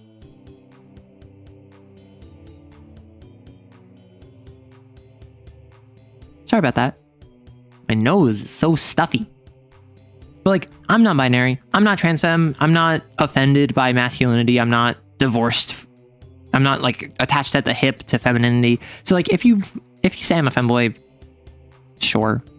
If you say that I'm a man, sure. If you say I'm a woman, sure. If you say I'm not, sure. All of these with the understanding that, not quite. Not quite. But like, I don't really care. What if impeach Obama ASAP 2010 was his birth year and he's 15? Oh, so like they've been saying impeach Obama ASAP for 15 years because that's when they were born. That's so nice. You love improv, it's the best. You've done improv play and it's so much fun. You hate his face. It's a word despite having never seen it. Your favorite improv moment was a complete screw up on your part and you were laughing so hard you had trouble playing dead. So that's called corpsing. Corpsing is a actual term used for actors who generally the stereotype is laughing when they're supposed to be a corpse. The idea being is that you're supposed to be lying there, not doing anything, not moving, silent, but you have some reaction, whether it's a sigh or a cry of pain or a laugh, where you reveal you're not a corpse. Which obviously the audience knows that, you're an actor, but the idea being you're breaking verisimilitude. My gender is whatever's funny at the time? Exactly. No, not the arrow shimmy. Not the arrow shimmy. No. I have done the arrow shimmy before, but this was not it. What if they call you cute? I'm not cute. So that is a greater sin than any gender ascribed to me. Does Grimbly? Stubby? That's no way I talk about. No, it's my nose. They're ignorant. I mean, that's the thing, right? Like, for I have had multiple people who've come into the channel. I don't know what possesses them to do this. I have had people who literally, as if it was compulsory, just started shouting in my comment section, man, man, man, as if they are physically unable to help themselves. And I'm just like, legitimately, are you mentally unwell? Because, listen, if you're a bigot, if you don't like the fact that I'm non-binary, okay, I'm not going to change your mind. And if you want to make a snide remark, like at one point, I had someone who was like questioning if I was like a man or a woman or whatever. I was like, I'm non-binary. And then they likened it to fantasy role-playing and pretending to be an elf and acting all snide and superior. That's whatever. That's what I expect from a bigot.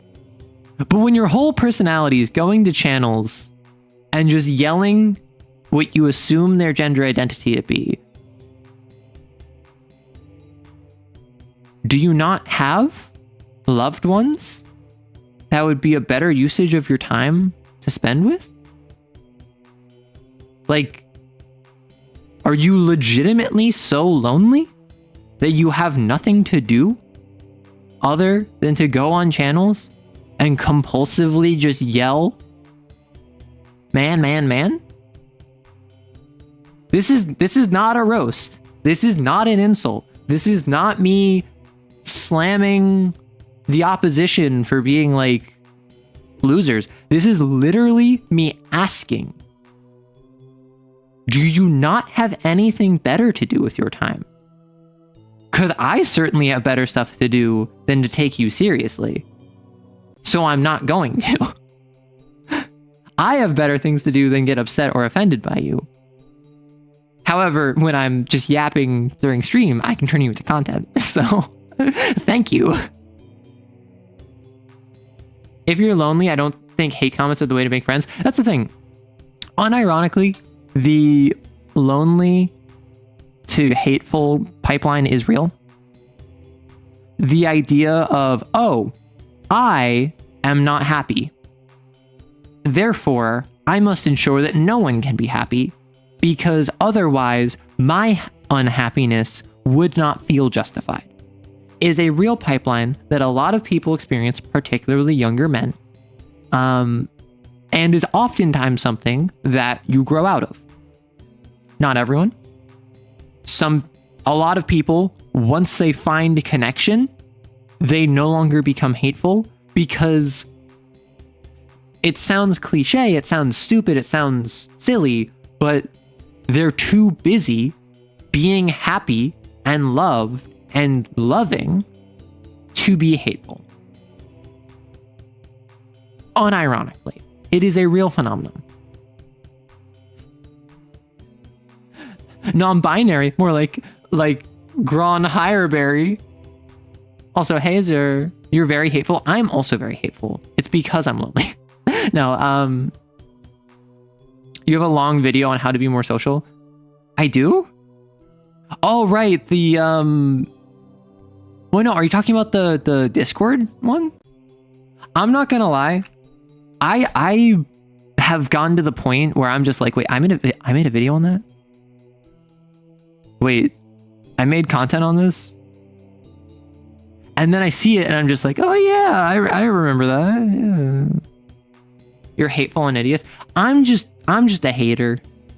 Listen, I don't have ops. I am the op. I am the opposition for all of you to rally against and foolhardily die at the feet of.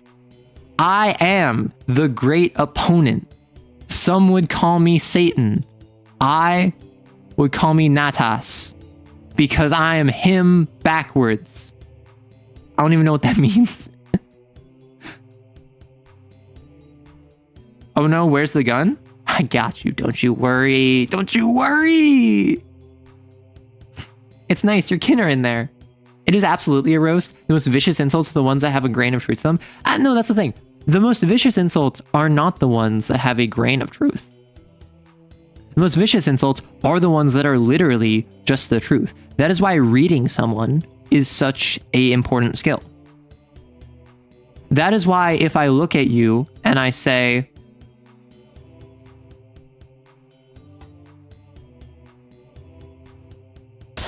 you say the reason why you're so depressed is because you have no friends and you're not competent.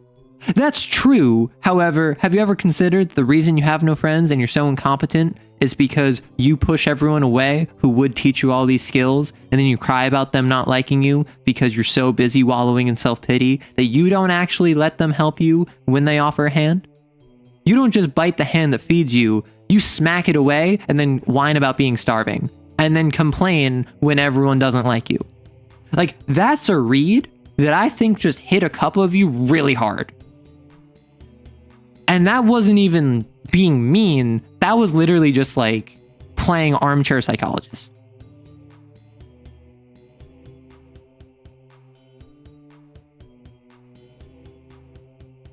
Clip it and send it. No, and that's the thing is like multiple of you are like, oh no, clip it. I feel so sad. If that impacts you, if that is something that you feel is accurate to you, you should talk to a therapist about that.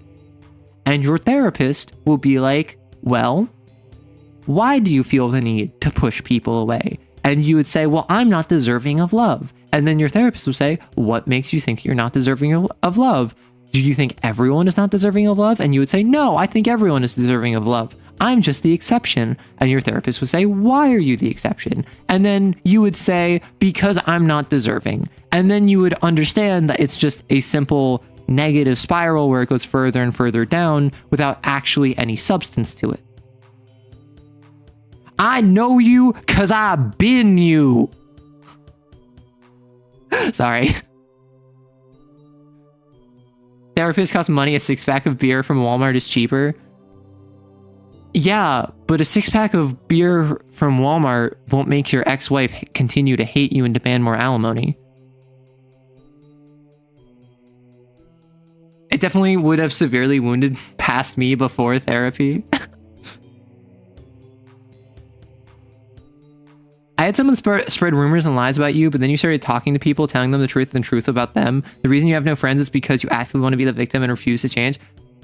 That's a sad reality of a lot of people. That's something I struggled with for a lot of the time. And it's something I still struggle with now. I'm not going to lie. That's something I still struggle to overcome. And I have made great strides to overcome because, what do you know? Mental health is not a line. Mental health is, you basically plateau. And if you're good, you just kind of stay here. Whereas you have little ups and little downs. Most of the time, people do this. Like, it's different for everyone. No one has the same journey as anyone else. Two people born in the same spot, to the same family, at the same time, might experience completely different experiences, which in turn will make them different people. They are not the same. They will not have the same reactions, the same mindsets, the same frame of mind, the same personality. They might be similar, they might be distinct. Who knows? But they're not the same. And so, one might cope extremely well, one might cope extremely poorly. That is not to say that B is worse than A, or that A is better than B. That is to say, their different psychologies require different needs. A's needs are being met, B's needs are not. Maybe both of them are an incredibly social area where they're expected to be high performers, high achievers. They are supposed to be incredibly social, be incredibly physically well put together. That is something that makes A extremely happy and fulfilled. And that is something that B struggles with. If they're put in the same environment where they're expected to keep to themselves, stay quiet, stay hidden, stay out of sight, be seen, not heard, demonstrate competence, but otherwise not make problems, maybe that's where B shines and A would suffer. Everyone's different. You are not the problem. Your circumstances are not meeting your needs. I prefer to hate people because I know them so intimately. Do not be ignorant of why you hate someone. Know why you do it. Have purpose behind this emotion. Use it to push you to greater heights. Spoken like a true Garo. Although, like, my love language absolutely is shade. I will say. The way I communicate with people I care for is that I'm just absolutely awful to them. With the understanding that they are to be awful to me in return, and none of it will cross lines or boundaries. I will be an absolute menace. I will be the problem that you require solving. I will be so critical of you that you will begin thinking critically. And therefore, I keep you sharp. That is my excuse for my poor behaviors. Mental health is a roller coaster. It's ups, downs, curves, hills, about 30 feet tall, made out of metal, costs about $50. I use my hate for the ginger ex-friend to push myself to be better, to expand the similarities between us and lessen the similarities. Yeah, YouTube is not allowed shooting. See, that's the thing. My YouTube streams. Oh my gosh, guys, it's Q&A. We're gonna answer questions about TTRPGs. We're gonna give mental health advice, which, again, I'm not a professional, so don't listen to me. Go to a therapist. Go to a therapist. You sound like you need it. Twitch. War Journal. Week 2. We lost Wumpus after the first wave, and Dwarf didn't make it much longer. Jeffrey took one to the leg and had to be medvaced out, but heard no confirmation of the helicopter ever reaching back. I think he didn't make it. Giles trading blows with Coyd, and Maddie is too shell-shocked to even respond. I don't think we're making it out of this one. All I know is that, gun in my hand, I'm saving one bullet. Because I don't want them to take me alive. I don't want to be souped. Are we discussing the aesthetics of alignment? I feel like we basically did, right? Yeah. See, that's the thing. When I make thumbnails for streams, like, it's basically it's clickbait, because, like, I'm just gonna talk about whatever. That's the conversation topic I expected to go into this with, and then it never ends up happening. We didn't talk about forests being dangerous or, like, wonderful the other stream. We didn't talk about aesthetics of alignment this stream. I don't know what to make my titles and thumbnails. See, that's the thing. We get so wrapped up in conversation that it just doesn't happen. And I'm not one to, like, stop conversation. Like, all right, we gotta talk about what was on the thumbnail. We gotta stop the flow of conversation. Did I die, hero? Make me a martyr. I would say famous last words, but no one knows who you are, so you're going in an unmarked grave. Sorry, this is 40k style. Arrow's bizarre adventures, tangents are inevitable. The most important thing discussed were that pirates are awesome and skeleton pirates are better. True. True. But thumbnail is toothpaste.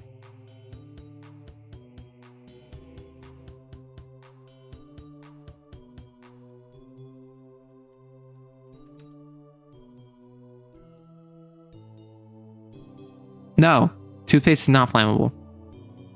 I had to check. Is mouthwash flammable?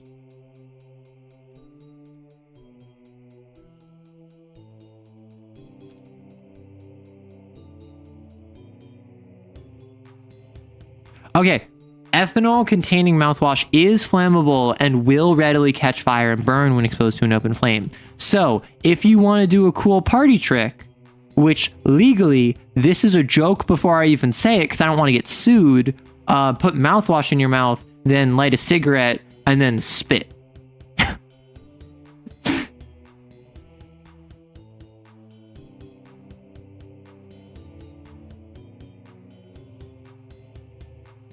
Yeah, this is enough gosh darn college class. We can talk about what we wanna. One of my favorite suggestions for a villain with good aesthetics was 3.5, a lich who used oil of timelessness to preserve their flesh and got Vrock wings grafted to their back. Okay, tell me you're non-binary without telling me you're non-binary. Like, you can't tell me, hey, I abandoned my mortality, but preserved my flesh and gave myself demon wings. Also, I'm cis. You can't tell me. You just can't. I'm sorry. That's just not how this works. Cool, you made it. Well, welcome on in, Ryan. Your lawyers were sitting next to me as you said that. You should see how sad they look right now. Listen, lawyers are the natural enemies of all. Lawyers are the great destroyer. You'd think that they were servants of the Weaver? Of Stasis? Nah. Straight up worm aligned. Straight up entropy. They are destruction incarnate. Not of the physical, of the soul, of the spiritual. Only 4 normal people out of 16. It is 'tis I, the waffle of the cats. Chad is cooked. Okay. Okay. Just because Chad is cooked, I need to know. Are you rare or well done?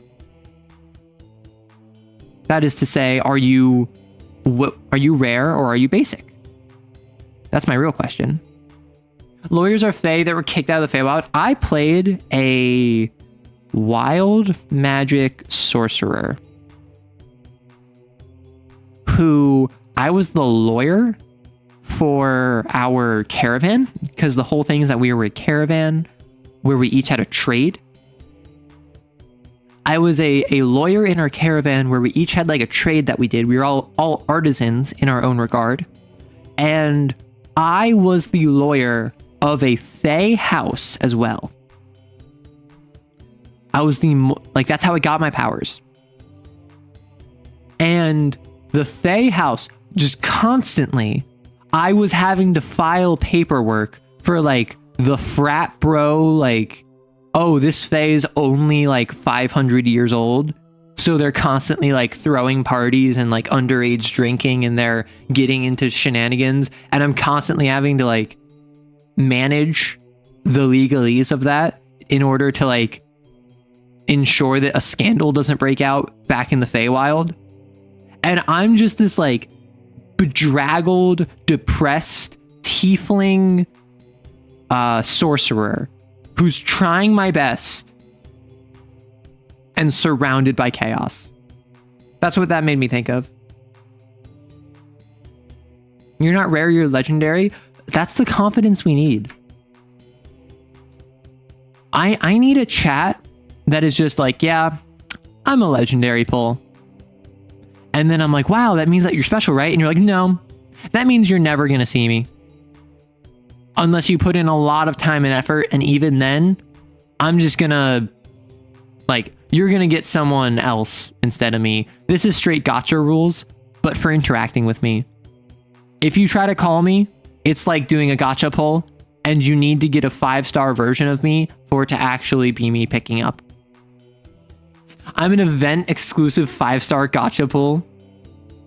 Doneness of stake goes legendary, rare, medium, well done, excellent job.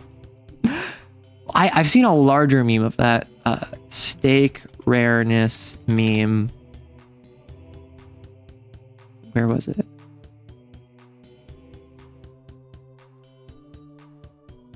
There was a whole chart.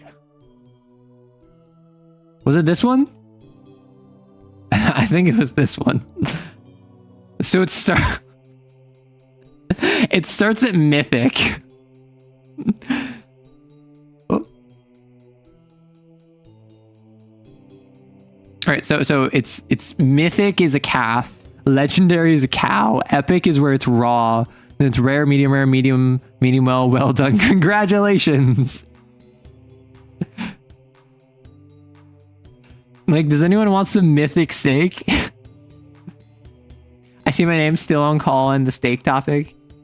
My banner is filled with units, that's such. No low tiers, only uniques. You'll pay me $5,000 for a 50% chance of me showing up. I could do that. Oh my gosh. Wait. You know how like some content creators, they'll do like, hey, if you subscribe to me on my $100 a month Patreon tier, I'll schedule a 10-minute call with you every month. That way, I can parasocially exploit the fact that you idolize me and I can present myself as a friendly face to you, despite the fact I'm only doing this for money. What if I do that, but there's like, I roll 1d20 every month, and if I don't roll a 20, I just don't show up. So you pay me like $100 for a 1 in 20 chance of me having a 10-minute call with you. Yo, I can pay someone to pretend to be my friend. Pog. You've never had beef, like live veal? Oh my gosh, that's awful. That'd be so funny. See, that's the thing, like, I've made it very clear. I am not comfortable promoting a parasocial relationship with my audience. I understand that financially, this would be my best decision. Financially, it would make the most sense to make you feel like if you pay me money, I will be your friend or your partner, or I will give you special attention. That is just functionally how content creation has evolved to, and it's disgusting, but it's how it works. Unfortunately, I have morals. So I'm not going to do that. However, if I didn't have morals, I could do way more funny stuff. 5% chance, that's better odds than the gacha games I play. No, that's the thing. I never said it was a 20, if I roll a 20, it's a 5% chance that you get a 5-star encounter. That's like getting me, but I'm at like a 4-star. You need me at the 5-star, and that's only if you get 2 months in a row. So it's not the second time I call you, it's 2 months in a row. If I didn't have morals, you'd have money. Nope, no one. Wait, Wampus. I'm not gonna be a hitman. We've talked about this. You read my chats. A few different content creators know my name. I feel pretty well seen already. Darn ethics, always ruining the grind. Literally. Savoir faire? Oh my gosh. Savvy is here. Oh my gosh, Savvy is so dumb. Me killing the bull with my teeth on Saturnalia. Y'all are wild. Parasocial, are you saying that you wouldn't launch a lightweight glider to fly like a bird for recreation? That's my answer. Oh, we got more questions. Have I heard about or played Exalted? It's a TTRPG of Kung Fu nonsense, and I have no idea if anyone knows about it anymore. I've heard the name. I think we've talked about it on the Discord. Is this the game where it's like a fighting game? Like a fighting game TTRPG? Because my sibling has told me about a TTRPG fighting game where it's you have like special moves you do as if it was a fighting game. Wild, no, we're domesticated species that have gone feral. Okay, fair. 2 months in a row would mean on average 1 call every 16 and a half years. Exactly, Dwarf. So it's about as rare, if not a bit more common, than getting a 5-star in gacha. You are aware of Exalted.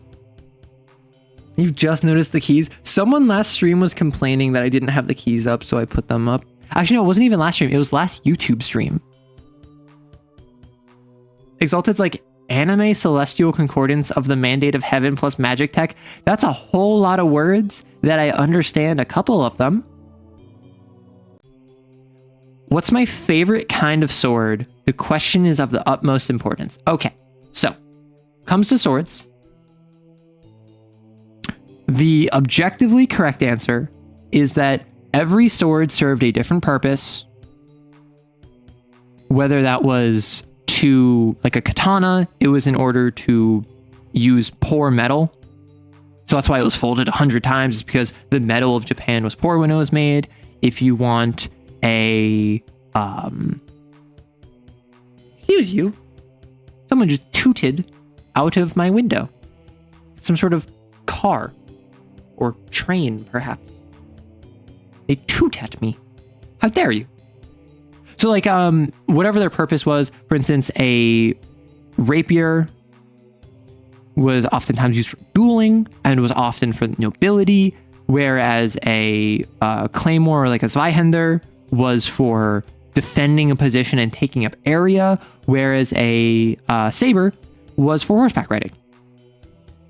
Boring answer, I know. The boring answer is each one has a different purpose. If I'm in a different situation, I'm going to want a different sword. If I'm on horseback, I want a saber. If I want to defend a location from multiple opponents, I want a Zweihänder or a claymore, assuming I have range and reach for it. If I'm going to duel someone, I want a rapier. If I want to make a sword, but I have very poor metal, then I'm going to probably make a katana or something similar, in like folding it hundreds of times in order to strengthen what poor quality of metal there is.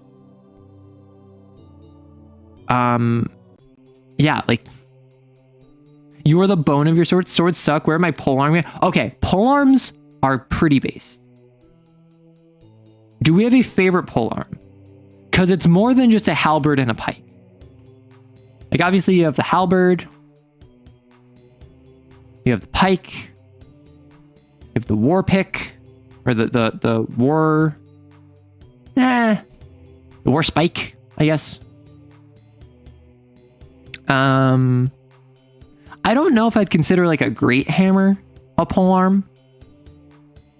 The Elf Prince's Spear in Hellboy 2.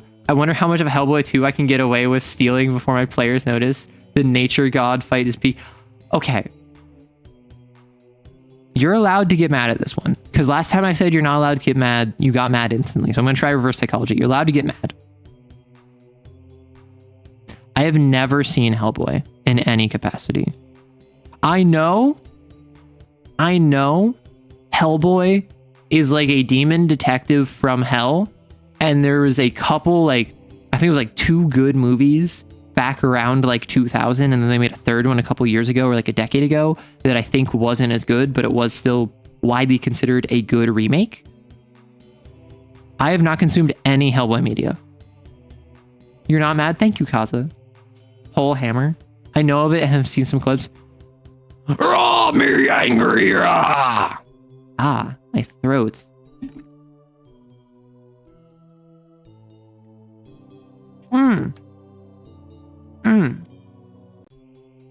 I tried to like add distortion to my voice. Whew. I pushed it hard yesterday, because yesterday I was singing Bleed It Out. Not for any reason, but just because I wanted to practice. And there is a section where it is just vocal fry, or like fry screaming. Like the chorus is with vocal distortion, just yelling out like, I bleed it out, dig it deeper just to throw it away, but like with distortion. So I was doing that and I was practicing, and I actually feel like I got pretty good. But yeah, throat hurt. The Shimshar is a pretty base sword. You haven't seen Jaws? I also have not seen Jaws. I have not seen so many classic movies because growing up, I was not allowed to watch them. And I think in the past, like 5 years, I've probably watched under 20 movies. I'm not gonna lie, like since COVID, I have watched like under 20 movies. And it will generally be like, for my mom's birthday, I'll meet up with her and we'll watch a movie. Like we watched Barbie the year it came out. Or I think a year after it came out. It's like the year after it came out for her birthday, or maybe Mother's Day, we watched Barbie because none of us had seen it. Although I think my sibling had seen it and said it was good. And like, I watched Nosferatu last year on Christmas, actually. For Christmas, I watched Monster Lover NTR with my family. Oh dang, Rave Master, that's a blast from the past. Spears are goated, swords are goated, maces are goated, axes look cool. Wow, the disrespect to axes. Want to know why you use axes? Material cost. Want to know why you use spears? Also material costs, but also training. If you want to arm a peasant levy and you need to like make a bunch of tools over the course of like 2 weeks, you will forge a bunch of spears and a bunch of axes. Why? Because it's a stick of wood with a sharp bit of metal on it, and it's a stick of wood with a sharp bit of metal on it. This is what you use when you're in formation.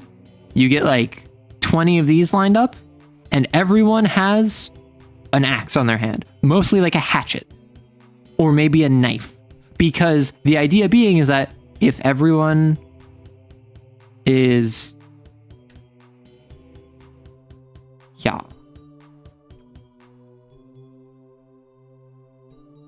if everyone is like in position, so you have this like times 20 all in a line, like, but you also have axes, then if you get into the position where your spear breaks, you can then use your axe to help the person to your left or to your right. Where people are getting stabbed by axes or stabbed by spears, you will then axe them a question. As a dwarf, you believe in axe supremacy. So I've heard this take before. Dwarves should use pole arms. Why? Reach. If you are, as a dwarf, are like 4'8", and you're fighting a human who is like 5'6", they have like 8 inches of height on you, or they have like 20 centimeters of height on you. You don't want an axe which has an even shorter range than a standard sword. Assuming you're going up against a sword, you want something that can outrange them and compensate for the fact that your arms are shorter than their arms and your weapon is shorter than their weapon. So you get a poleaxe, you get a halberd, you get a pike, you get a war pick or a war hammer or a war spike that you then use to, instead of having it be a little dinky hammer or a little dinky axe,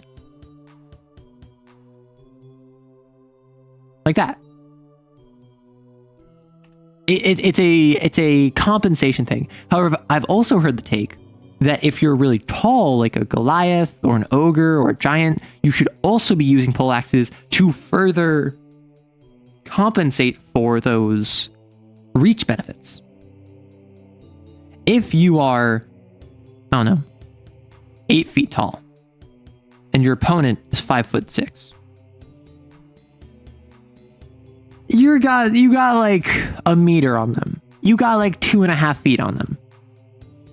So imagine how crazy it would be if you used something that gave you even more range. You would be able to fight them from a position where they would have no chance of hitting you.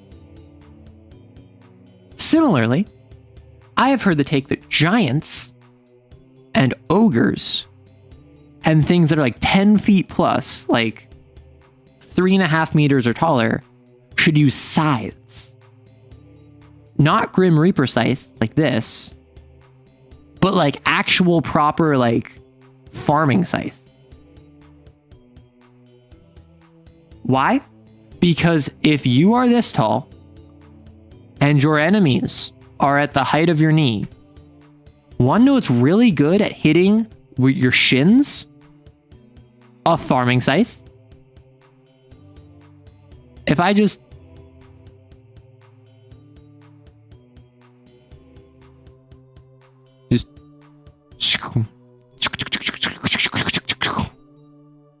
there we go. Billhook is objectively goated. I'm not going to disagree with that. However, I feel like we need to recognize the fact that dwarves have axes is kind of dumb. The fact elves have bows is kind of dumb. Why? Elves are traditionally lithe, extremely slender, magically adept. Why would you use a bow when you could just focus on magic? And when you need to spend all this time training for a bow? Also, I've heard that, and again, when I say I've heard, I mean like I've seen YouTube videos do deep dives on this. I've seen historical reenactors who talk about this. Like, I'm not saying this as an expert. I am saying this as a content creator who is immersed in this kind of style of content. If you have a bow wielder, their sidearm should be a spear. Why? Back muscles. What muscles do you use for a bow? Your back. What muscles do you use to stay in formation and utilize a spear with thrusting properly? Your back. If you are a bow wielder, you will spend all of your time training your bow. It is much easier to use a spear than it is to use a sword.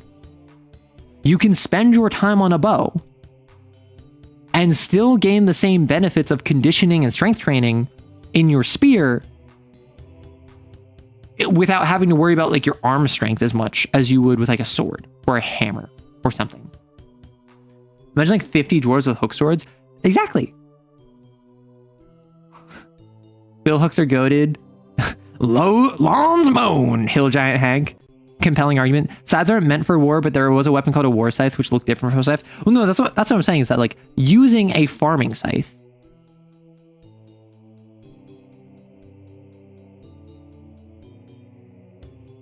is not practical because it would only hit someone's ankles effectively, because scythes were meant to get the very bottoms of stalks of plants. What is at your ankles if you are the size of a building, other people's torsos, and or necks? So suddenly you become a raid boss because you're like 20 feet tall. Spears would take too long to deploy if an enemy was nearby, sword to be better for quick deployment. If you're an archer and you're being snuck up on by an enemy, a sword's not going to help you. If you're an archer and someone is actively charging you, you're either shooting them or stowing your bow to take out your spear.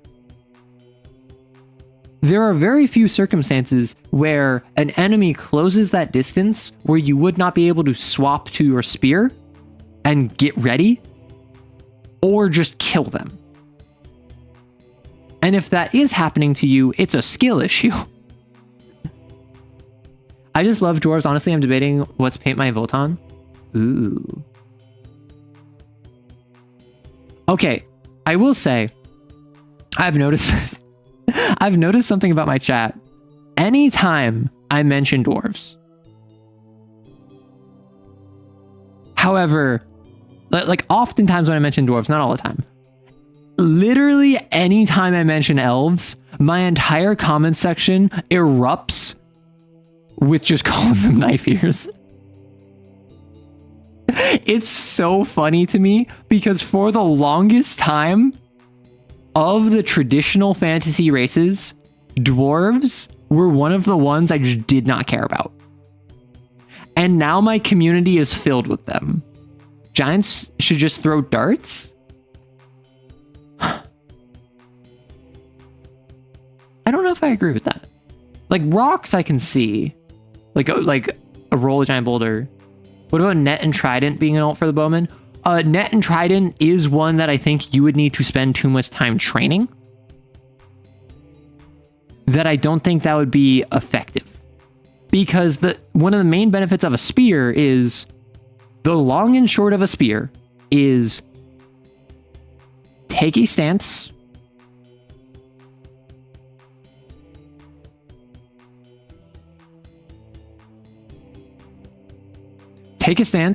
hold the spear forward, make sure the pointy end points at them. You can teach someone how to use a spear semi-effectively in the span of under an hour. To properly use a sword, you need to understand edge alignment. You need to understand proper swinging technique. You need to understand where you can swing, how you can defend yourself while swinging, and also things like if you're going up against a spear versus a sword versus an axe. With a spear, it is point, thrust. Because by thrusting... Also, yeah, let's get those rock and stones in chat. Hey, yeah, Unfixed Bow. By thrusting, you are maintaining space. You are not leaving your position. You are not exposing yourself and bringing your weapon out of position. A spear is cheap to produce, easy to learn. Now, obviously, if you're a spear master, if you're someone who trains exclusively in a spear or primarily in a spear, you're going to have all these like techniques that you can utilize. I'm sure that there's some famous French spear fighting manual that says, oh, the spear is actually the most complex of weapons. But what I'm talking about is that if you have a peasant who needs a weapon, you're going to equip them with a spear. And if they need a sidearm, they're going to have a sickle or a dagger or a wood cutting hatchet, some sort of tool that they can utilize if their spear breaks, or if it is caught in an enemy's armor, or if they need to drop it because they need to close distance. A bow takes considerable not just care, but also time. You need to be able to not just maintain your bow, but also aim with it, fire with it effectively, maintain your ammunition. You have all of these different things that go into a bow and arrow that will take up your time and attention. You should not also split to training in a sword or a axe or a polearm. A spear, though, if you spend all of your time working with a bow and then it snaps or you're out of arrows or someone's charging you, you take out your spear. It primarily relies on your back muscles, which your bow is already strengthening. So you already have the musculature to support it. And you know, okay, I need to stand here.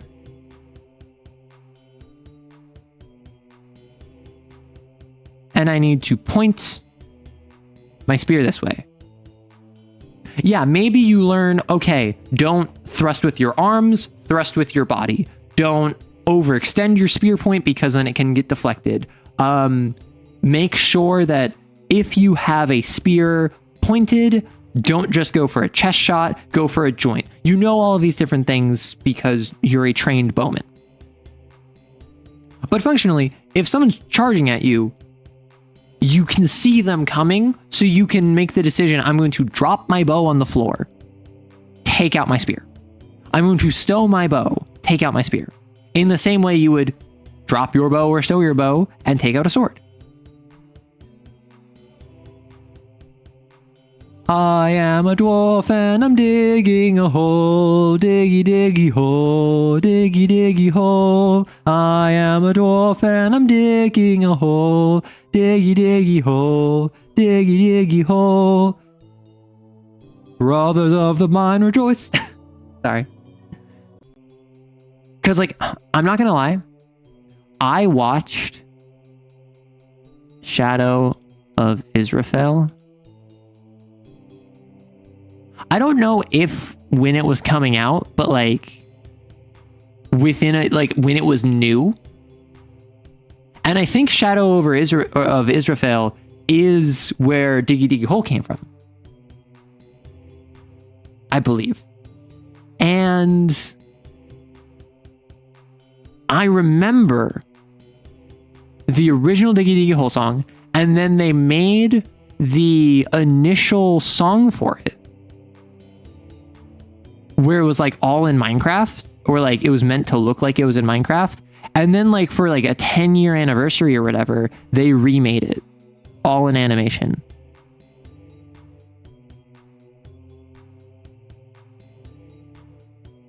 Oh, in that case, can you teach me to use a spear?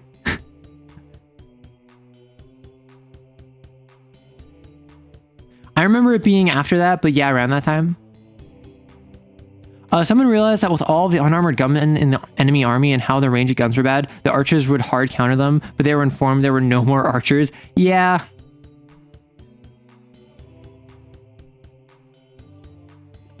I mean, I personally, and this is literally just nostalgia, I prefer the original. I prefer the original version from like 2010, 2012, whenever it was. But I don't disrespect the animation. I don't disrespect the new version, which at this point is like 8 years old, probably.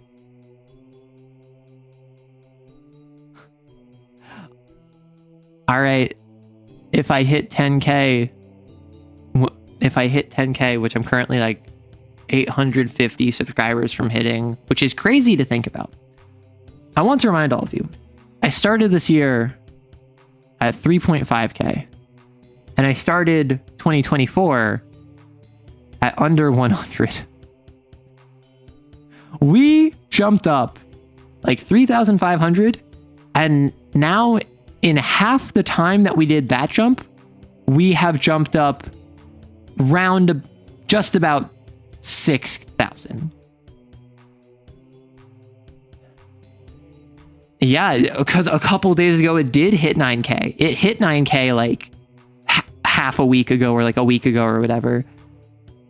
On average, we're getting like 1.3K subs per month, which is crazy.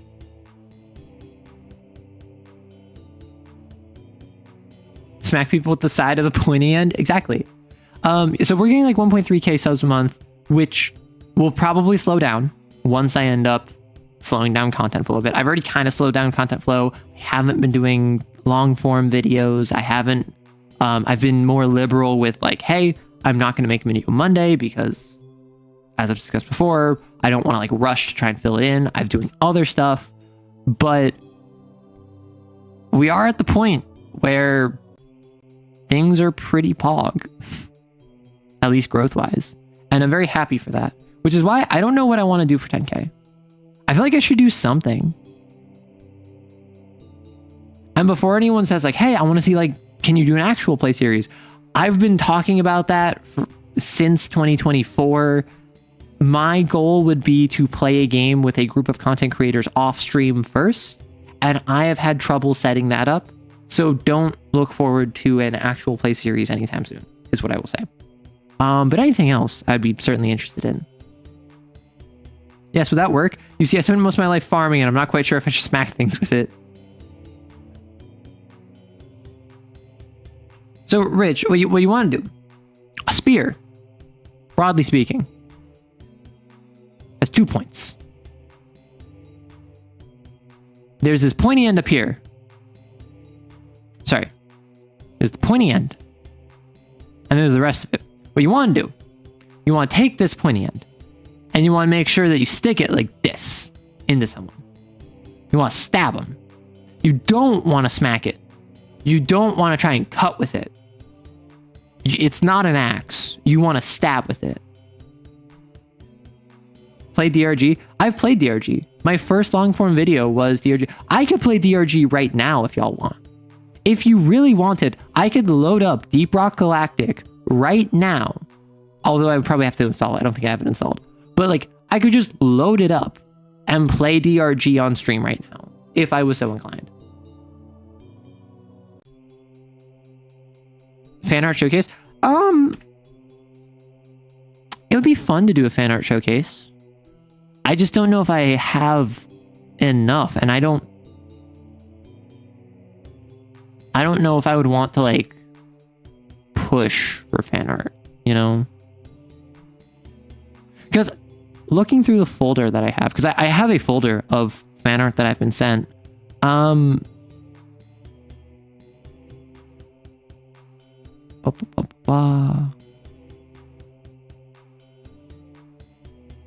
Yeah, in terms of fan art, like I have a collection of fan art, which is pretty pog. I'm not gonna lie. I'm very thankful for it. However, I don't know if it would be like interesting to do like a showcase of it, because I've shown off most of it before. Most of it comes into the Discord, and then I show it off on the next recent stream. So I don't know if that would be something to like do.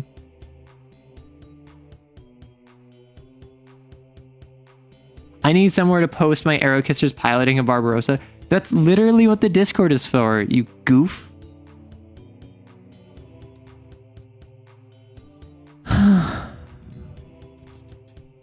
What was I thinking? Oh, right. I was going to say, I had a dream last night where I actually had multiple dreams last night, but one of my dreams, and I don't know what prompted it. There's like a Reddit thread where one like sub-thread of Reddit, like one sub-thread of a post was just filled with people iterating on a meme that was like fan art of me. And it was like 10 plus comments, all of which was using the same base piece of fan art as like the template of a meme. And I have no idea what the template of the meme was. I just remember seeing that and being like, wow, this is really peak. A Reddit dream that's a nightmare. Wait, Arrow is a Barbarossa main? So I'm not a Barbarossa main. However, I would say if I was to make a Lancer character, I would want to pilot a Barbarossa. Because I really do enjoy like high damage characters. I think artillery is super pog, super neat. And I think what would be really interesting is to basically take my artillery, give it a flight system, invest in agility, and then I effectively become like a high-speed, rapid deployment bomber. Where I, like, if the sit rep is here, and like, I don't know, there's a building here, and like a mountain over here. If we start right here, I will just like fly on top of the building, boost to the end. Next turn, I fly over here, boost up here, set up the apocalypse rail, and I just like, I'm on Overwatch. Your roommate is so on my side right now. That sounds like a lot of that sounds a lot like goblins. Yeah, see, I want to make a Barbarossa into a flying gunship. I just think it would be neat. I don't think it would be good. However, whenever I make a character, I don't want it to be good. I want it to be neat. I want it to be interesting. Barbarossa is the ultimate example of a finishing move that starts at the beginning of an episode and actually fires 2 episodes later. See, and that's the thing, right? The apocalypse rail, I love it in theory. It sounds like a nightmare in play. Why? We're playing a tactics game. I'm going to spend 2 turns doing nothing. I am worse than dead weight because I am making the combat encounter more difficult by my presence. Because, for instance, if it's... Oh, it can miss? Oh my gosh. But like, if Wumpus, Jeffrey, and Guile and Andy are all in a party, and like Maddie is running for them. If Guile has the Barbarossa and uses the Apocalypse Rail, so let's say Guile starts this, and then it goes Maddie's turn because Maddie's the GM, and then it's Wumpus, and then it's Maddie's turn, and then it's Jeffrey, and then it's Maddie's turn, and then it's Andy, and then like that's it. So this was a wasted turn because it was just setting up the Apocalypse Rail. So it was 3 enemies, 3 activities. Then next turn, because Andy just went, started the next combat round. I believe that would mean that it is then back to the heroes because it's the end of, like, heroes always go first. So let's say Jeffrey goes. Just overcharge, charge, heat is a resource. See, that's the thing. With the Barbarossa, but my point there being is that like when it was a 4v3, it then became a 3v3. With the Barbarossa, it's a matter of turns, not actions. I think if it was an action-based thing, then you would have the ability to overheat, and then that would be a very interesting dilemma of, do I want to turn 1 apocalypse rail, but overheat 3 times? That would be interesting. However, that's not how it works. So you just have to sit there waiting, wasting your time charging the apocalypse rail, because I believe you can't take any actions except to charge the apocalypse rail, which is good as an enemy. It's good as an NPC. That's a threat, but that's not good for a PC.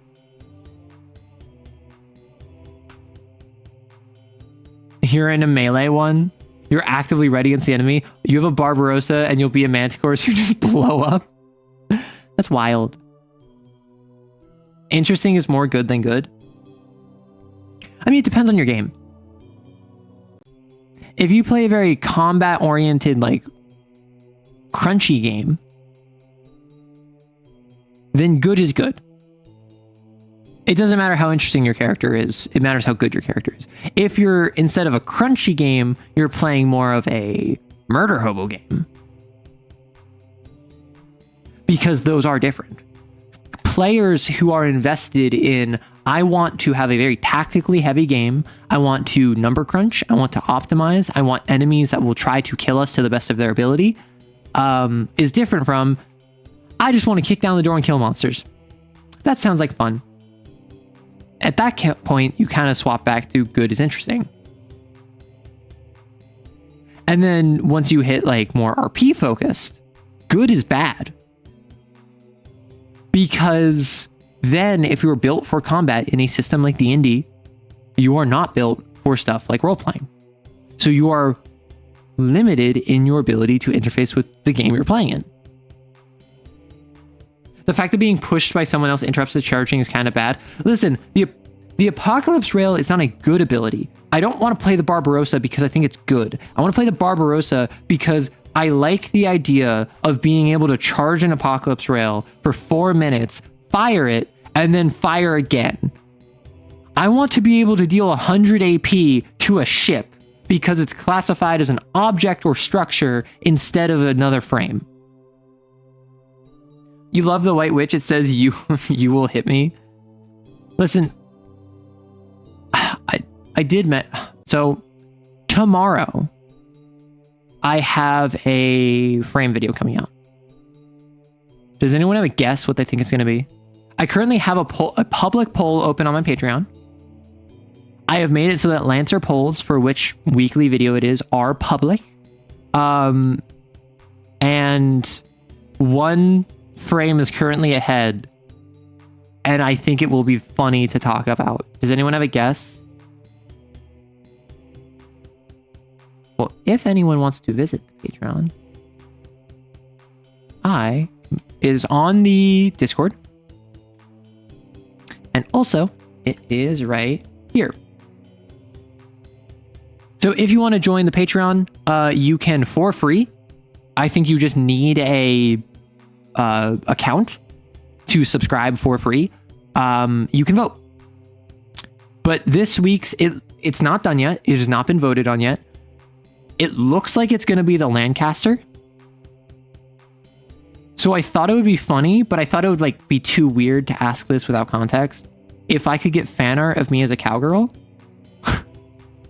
because then I could lean into the trucker vibe or the blue collar vibe of me with a cowboy hat and big boots and Daisy Dukes and a leather vest, just me like that. Talking about the Lancaster, I think would be really fun. But also, I think if I asked for fan art of me as a cowgirl, some people would be not say so. Is it currently tied? A second ago, I literally looked at this 30 seconds ago. Lancaster was 1 vote ahead. It just got tied. It just got tied because I started talking about it. So right now, it's a competition between the Lancaster and the Metal Mark. So join and put your votes in. Lobby on the Discord if you really want. if you really want your frame to win, go on the Discord and be like, hey, you should vote for this. Make propaganda posters. We literally, my community, one of the first things we did is we started by making propaganda posters. There is power in a union. This was by Wokalok, member of the community, who was making a propaganda poster for a server event we did where the evil establishment headed by me was actively oppressing a union of the Discord members. And I still have propaganda posters from that. No Everest video.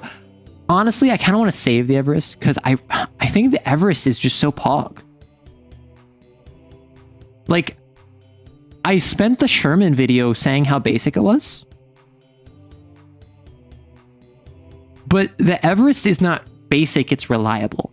The Everest is not one I have any ill will towards because the Everest is your starting mech. The Everest is your level 0, like CR0, level 0 peasant. You're not even an adventurer yet, but the Everest goes so hard. It feels more like you're playing like a level 1 character at level 0. To use D&D terms. Like obviously in LL0/LL1, you're the equivalent of like a level 1 character already, level 2 character, so to speak. But the Everest has abilities. GMS has interesting gear that allows you to feel special even when you're in the most generic of chassis. And I think that's special.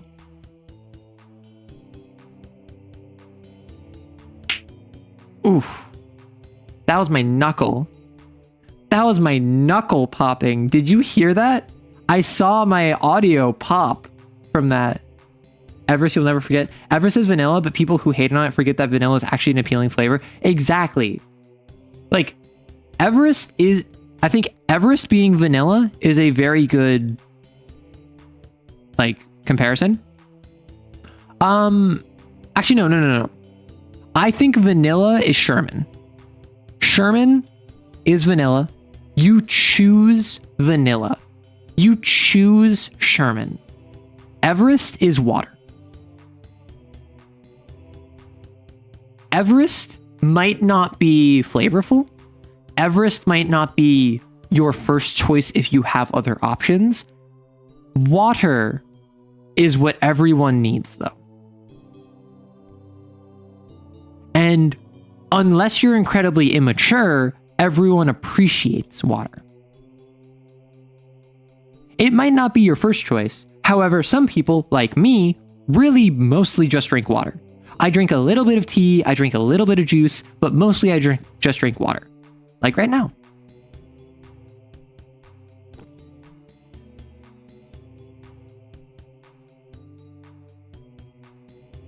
So, there are people who choose vanilla, who choose Sherman, instead of choosing chocolate or strawberry or Napoleon or Neapolitan.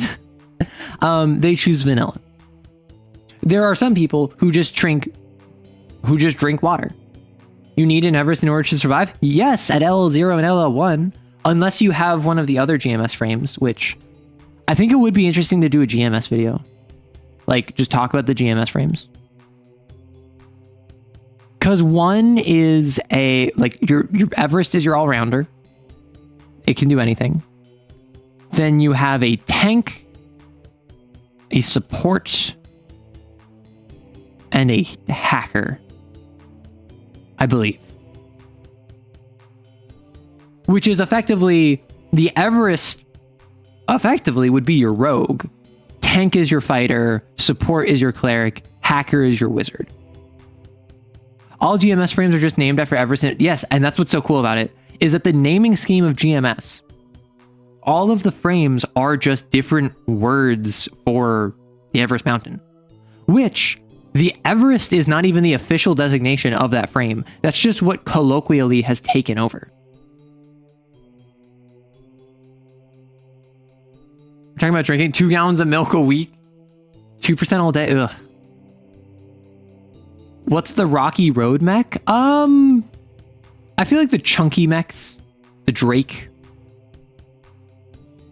feels kind of Rocky Road, just because it's like chunky, you know? I don't like Rocky Road. However, I also haven't had it in well over a decade, so maybe my taste has evolved. Who knows? The Hacker's arguably the strongest frame in the game. It's so stupid, you love it. It's called SP1. Yeah, exactly. It's like SP1, but everyone just calls it Everest because some random Lancer hundreds of years ago, or probably like 100 years ago, wrote Everest on the side of their frame, and it caught on. Everest is properly competitive in a market that includes the Barbarossa, the Goblin, the Hydra, and so on. Think about it. There are endless gimmicks, and all of them have to compete with starter, and that's how you know it's a good benchmark. Like, unironically, the Everest is the #1 most populous mech in the galaxy, followed by the Sherman. And it is like, have any one individual role in a set rep. Sniper, artillery, melee specialist, stealth. The Everest is probably top 5 in all of these. It's not #1, it's not #2, it's not even #3 in most of these cases. But the Everest is probably #4 or #5. If you want a sniper, that said, Swallowtail. Like, what other dedicated snipers are there?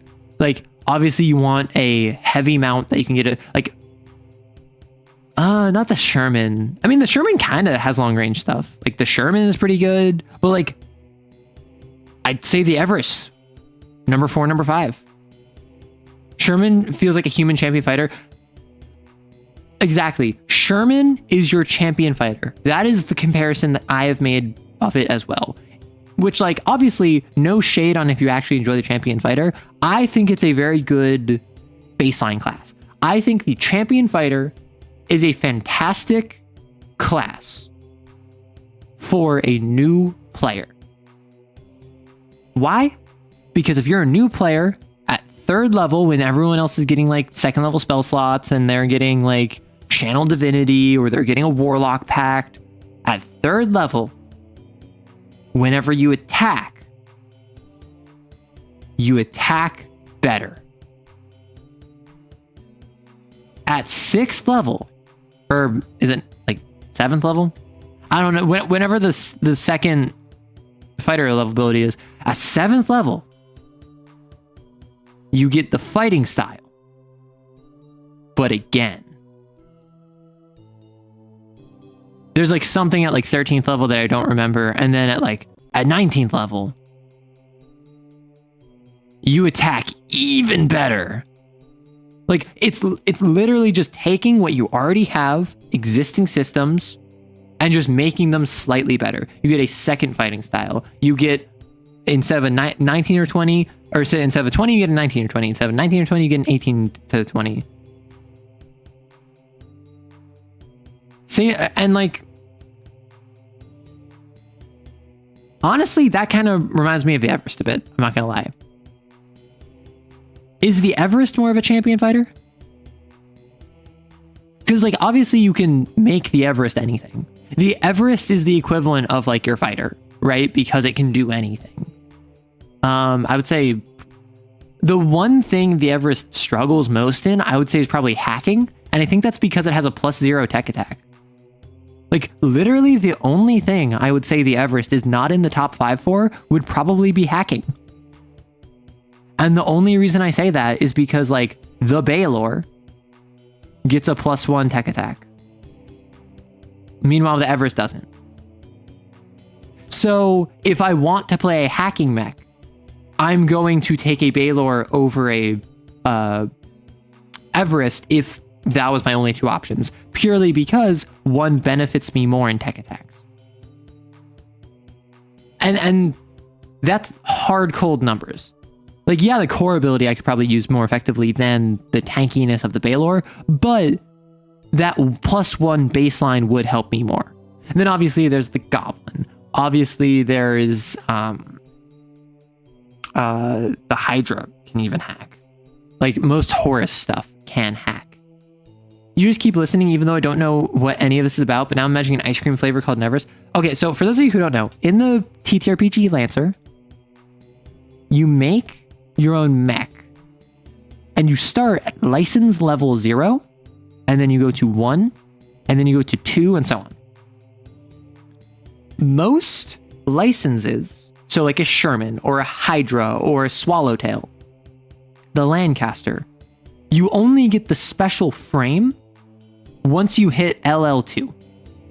So if I want to play... Sorry, let me... If I want to play a Barbarossa, I have to hit LL2 to get this frame of the Barbarossa. To have my mech look like this, be this tall, get this armor, get this giant gun, I have to hit LL2. In LL0 and LL1, I can take ability, or sorry, not LL0. My apologies. In LL1, the first time I level up before I hit LL2, I can take certain abilities and systems and functions from the Barbarossa. I can get its like deployable mines. I can get its like flashbang. I can get a gun from it, but I don't get the frame. That's because you always start with the Everest. Although there are some other options that we discussed previously. But like the Everest is your, I am not LL2 yet, or I just choose not to invest in the Baylor, the Barbarossa, the Hydra, the Swallowtail, the Death's Head. Whatever the reason, it is your core stats. It's how many different weapons you can equip and how many systems you can have. It's a core special ability. And in a sense, it's your allegiance. Because that Barbarossa I just showed is a frame from Harrison Armory. If you get license levels with Harrison Armory to get the Barbarossa, it's implied you are working with or for Harrison Armory, and you're not working for SSC, IPSN, Horus. But the way the game is functioned, the way the game functions, the way it's set up, there's no mechanical reason you can't be like, okay, I want to play a Baylor, which is aligned with Horus, but I'm actually working for SSC. There's nothing mechanically stopping you. Or got the licenses off the Omniat. Yeah. That is a pipeline, but all GMS. Hi, first time tuning into one of these streams. Came for the shorts content, stayed for the endless yapping about TTRPGs. Well, in theory, welcome on in. We stream every Tuesday, and I've started streaming on YouTube on Tuesday. Normally I stream on Twitch, which I still stream on Twitch Saturdays, but Tuesday is a dedicated TTRPG yapping sesh. And I've been yapping for 3 hours.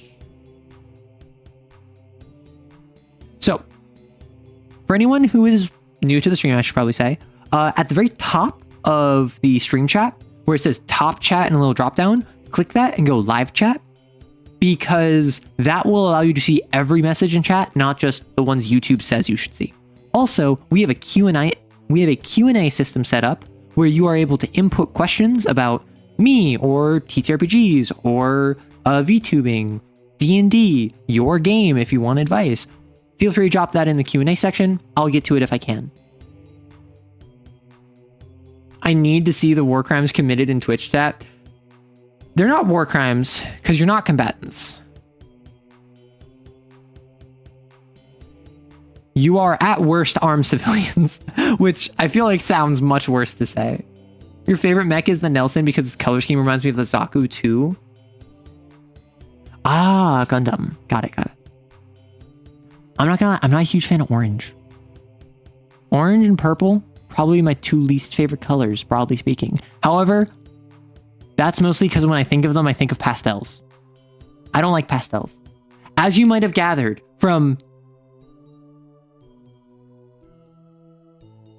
everything around me, you might have gathered I prefer darker colors that are maybe have saturation, maybe have brightness to them, maybe have some shine, but like blacks, grays, whites, dark gold, crimson, navy, maroon, like all these darker colors with richness to them.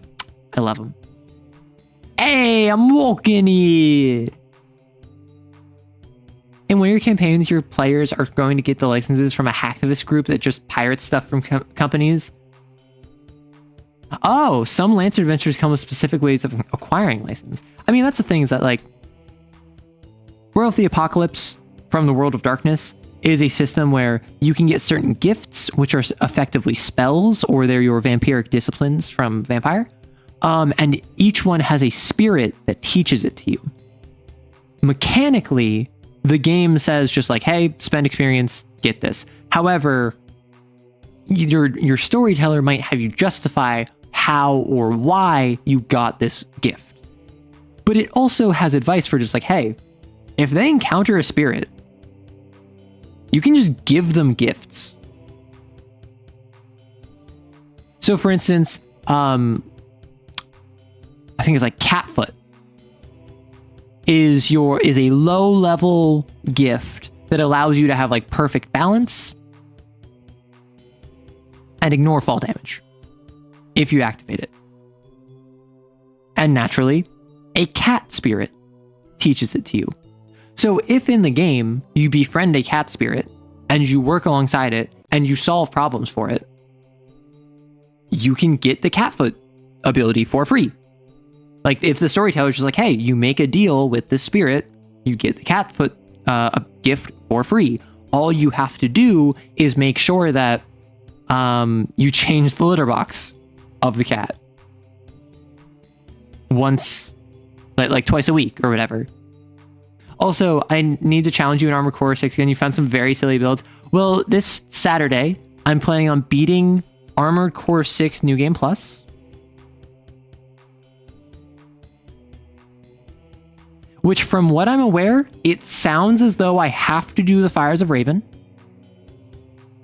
And then I have to do New Game Plus Plus to do the secret, like, Aleolacta Est. So, my current plan is AC6, New Game Plus, finish that this upcoming Saturday. And then because I'm only doing Saturday streams for Twitch, I might just the next week start up New Game Plus Plus and finish that up. Because as much as I've enjoyed Armored Core 6, the fact that I'm going to play it for 3 times as long as I expected to is not something that I want to just like have lingering for like 4 months. Give your traumatized leeches a little treat every once in a while. Just throw maroon and 5 more colors on. Yep. See, that's the thing. If you observe, like, oh, like, I am not a very colorful individual. I am someone who I have white, black, gray, gold, a little bit of blue in like my shorts, which I purposely chose these because they were darker. I actually darkened them. I actually like made them look darker than what they normally look like at the store. And yeah. It's a very simple matter of just like, I am not someone who has many different colors in my life. And I like that. I like being not quite monochrome, but I do like having a color scheme, so to speak. Honestly, like, I never really got having one dedicated color outside of like idol groups or whatever, but like my color is yellow. And I like that. My favorite color growing up was yellow.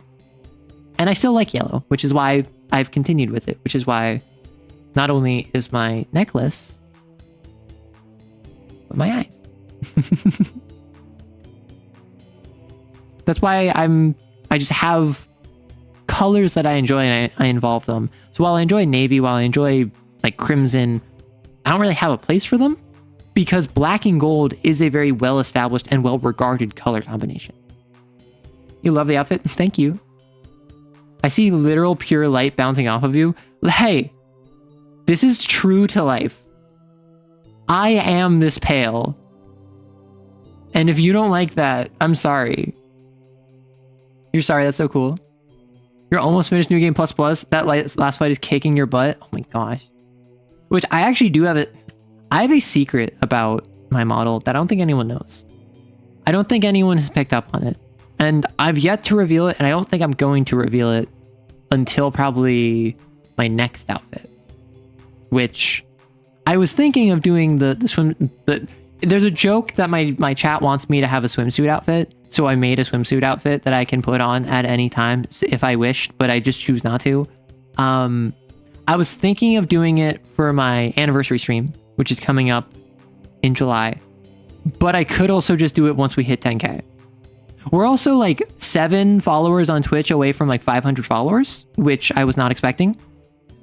So I could just like do it early, but I think it would be most silly if I waited. Secret about the model that it has anime girl booba. My booba is very clear. I am not the most well endowed, and I'm in my chest department at least.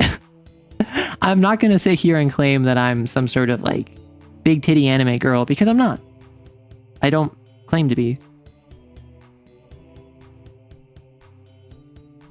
I will channel and reflect the light in order to weaponize it. I am literally the light bending rich money guy. However, I'm so poor that light reflects off of me instead of bends around me. Listen, people keep saying that they want plate mail. I don't have access to plate mail. Although, like, imagine, picture this. Me in full plate mail, up to my neck, and then I have a toggle where I can put a helmet on. Like, if I was to get like a live 2D model, I have like a full thing of plate mail. It would be pretty pog. Light reflects off of everything. It came free with your being a physical object.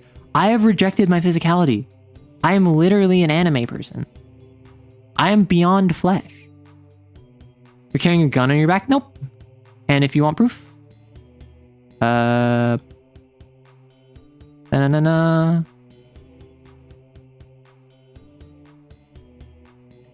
Nope. Shadow was a money gang, or the exact opposite of that. Well, I suppose if we're talking me and plate mail, and I'm poor, and I'm reflecting light, then that would be Light Fighter Poor Organization.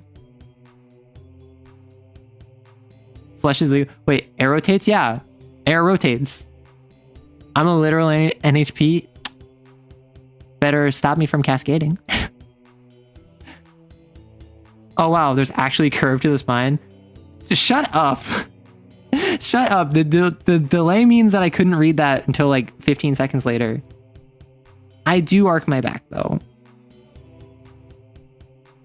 I'm going to go back to my main because I'm now embarrassed.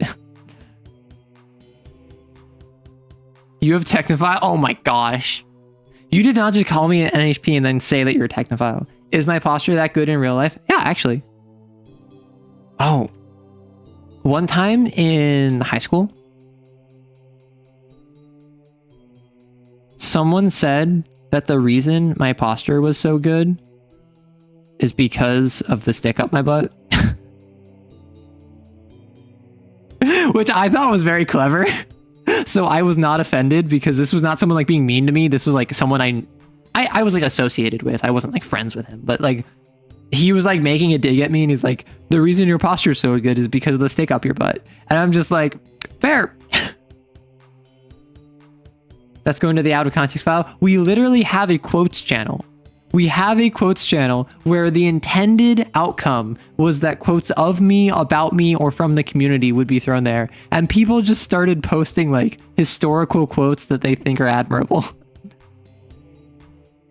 There's like a 50-50 chance I sit all curled up like a shrimp. No. Secret of good posture, just shove a stick up. That's one way. That is certainly one way. So metal? No, you shouldn't. No. Okay, so my posture broadly speaking, and like now that I'm talking about it, my posture is good right now. But broadly speaking, my posture, I would say, is average. The issue is that when I'm sitting for 6 hours, my posture slouches. For instance, right now, I am sat like, oh no, chair like this.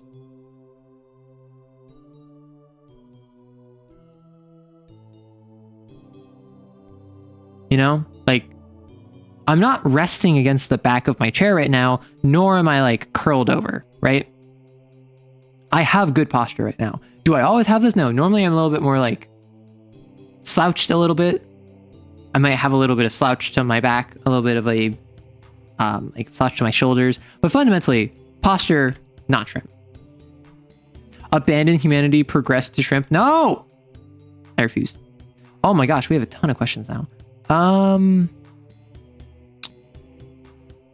What's my go-to meal when sick as a kid?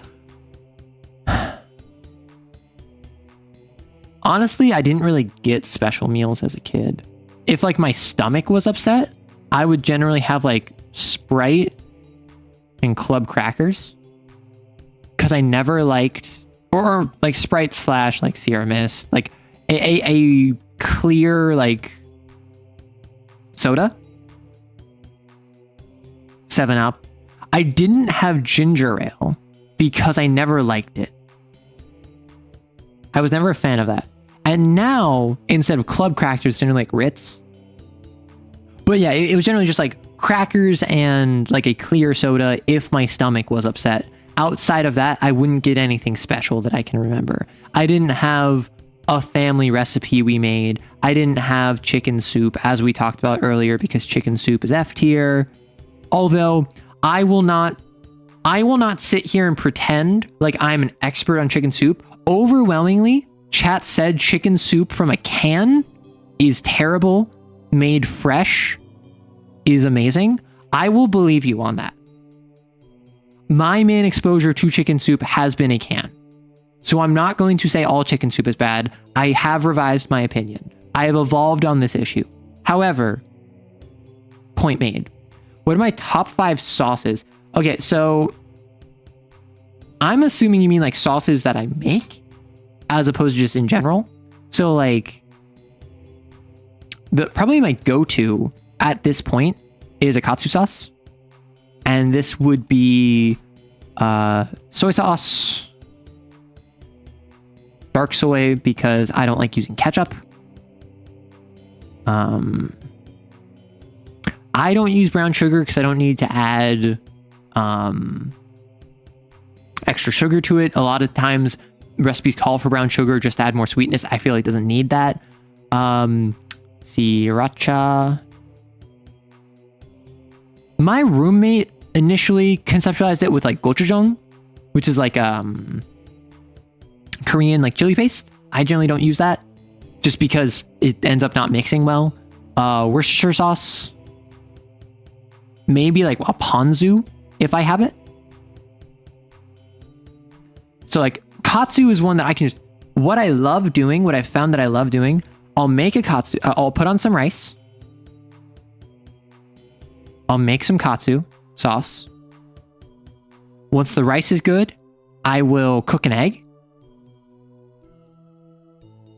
I will then have rice with egg mixed in, because I forgot you could add egg to stuff, and then I remembered, and I was like, oh. And then I would have the katsu sauce I would add to it. And then I would add some sesame seeds and some cut up green pepper, or green onion. Unironically, fantastic meal. Because my roommate would yell at me whenever I did this without protein. So they were like, add some edamame or like add an egg or something. I'm like, I can add an egg. So I started adding an egg. It was so pog. So katsu's up there. I used to have like a beef like teriyaki style.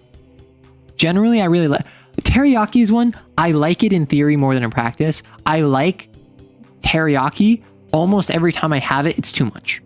Almost every time I have it, it is too much for me. So like, as you might have guessed, I like savory sauces, but also I like thinner ones. We just made a My roommate and I, a few weeks back, we made like wings, basically like chicken tenders, and some sauces with them. And one of them was like a ginger sauce that you get at like if you ever been to like a hibachi restaurant or like a Japanese sit-down restaurant, they might give you some like ginger sauce. I actually really enjoyed that. I wouldn't say it's one of my favorite. See, the issue when you ask me for my favorite, I don't want to commit to a favorite list. So I'll just like downplay all of my options. But like katsu sauce, teriyaki, a ponzu, soy sauce, honestly, like, what is it? Shrimp tempura sauce? Eel sauce, I really enjoy. And you might have noticed most of this is East Asian inspired, if not explicitly Japanese. I promise that's not because I'm a weeb. That's literally just because a lot of my cooking background is East Asian inspired because I like ramen. So I want to learn how to make ramen. I want to try chicken katsu because in Persona 3, Shinjiro teaches you how to make katsu. So I wanted to learn how to make katsu. Like, that's really my reasoning. I've had like Mediterranean styled stuff, like southern US stuff like barbecue. Generally speaking though, my default tends to be like East Asian. Weeb streamer. My brother in Christ, I am literally an anime character. I am literally a person who is presenting myself as a VTuber, which has still yet to throw off the shackles of Japanese idol culture. It's not because I'm a weeb, mentions Persona 3. Would it make it better or worse that it's not even when I played Persona 3? Because P3P didn't have like cooking scenes. It was literally watching my Oshi play Persona 3 Reload that made me be like, I want to learn how to make katsu. Also, I'd had it and I didn't like it, so I wanted to try it again to see how it was. My brother in Slanesh, it's a VTuber. Shinji, get in the mech. Sauce, please. Oh no. Everyone knows Persona fans don't play the games. True. Japanese food is also just great because of the non-overwhelming flavor. That's the thing. Japanese cuisine, by and large, tends to have notable, but not overwhelming flavor. Something that I often run into when my roommate will make something from like the Mediterranean or the Middle East or something that's more or generally if it's like Italian inspired, for instance, it will generally be a very subtle flavor. And then one time we try, and obviously this is like cooking styles and how much you use of certain stuff, like, but generally it's lemon zest and oregano and citrus, and it's a lot of stuff that it was very good but wasn't very present. Or we'd make like fried rice and it would be a mainly ginger sesame flavor, which are not very strong flavors.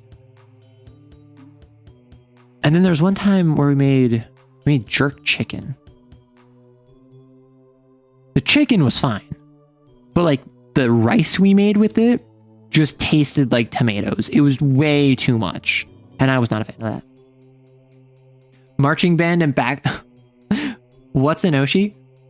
Yeah. So an Oshi is a VTuber term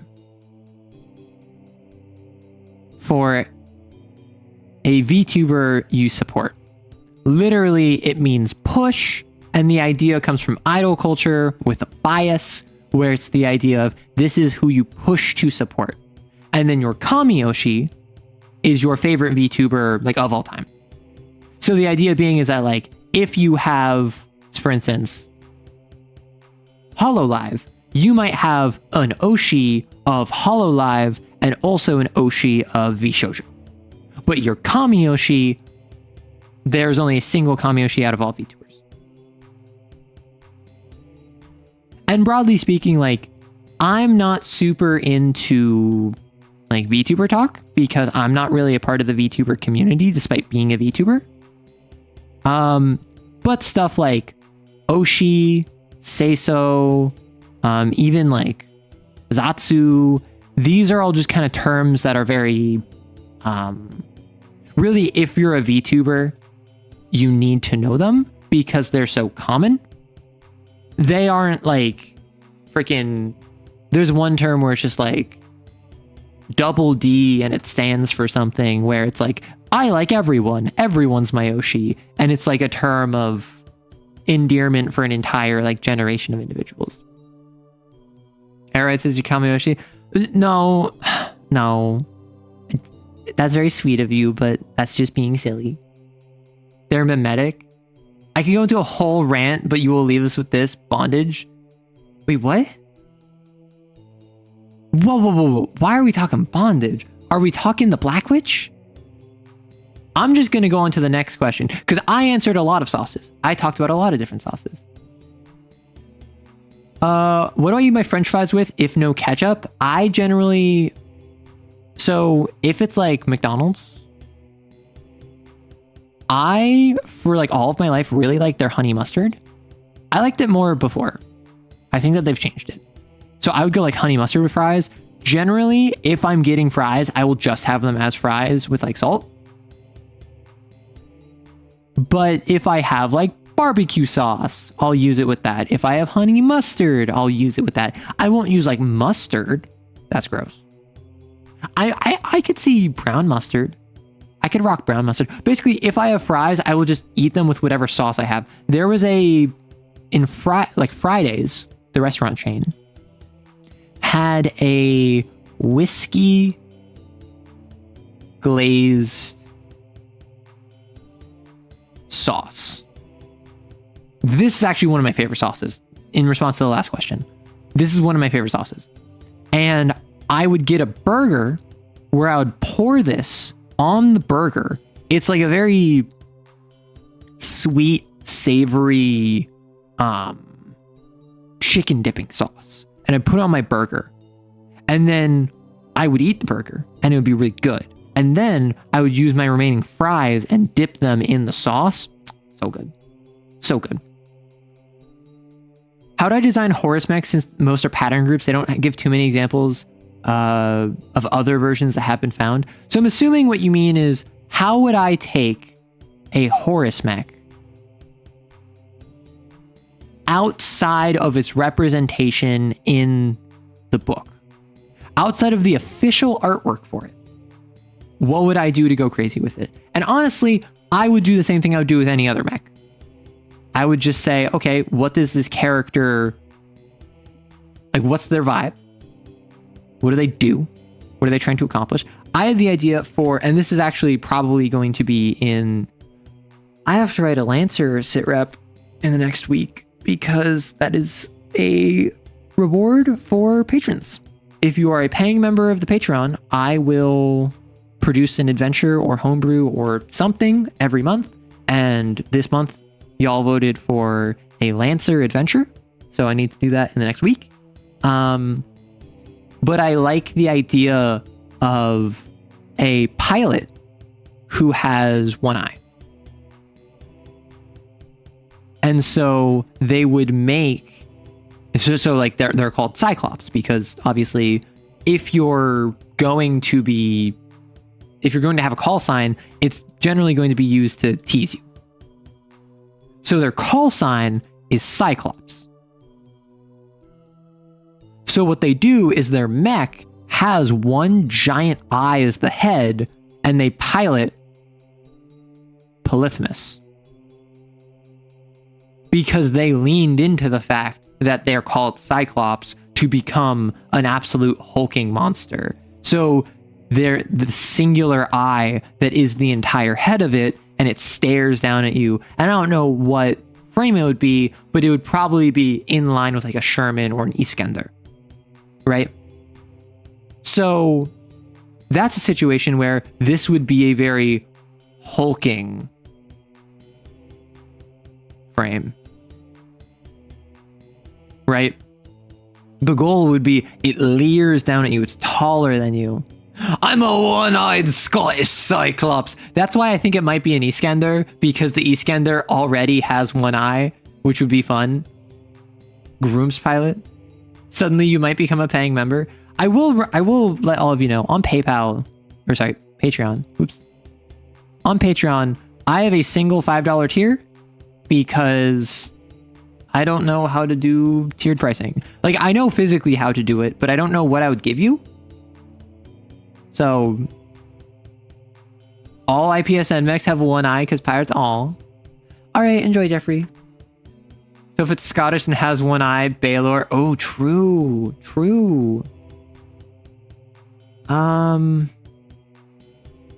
What's my favorite Space Marine Legion? Is it Alpha Legion? And if not, why? Signed, clearly not Omegon. So obviously you have not been listening to the psyops I have planted in my various videos, as well as in my literal explicit description of what my favorite Legion is. It absolutely is the 20th Legion. They're silly guys.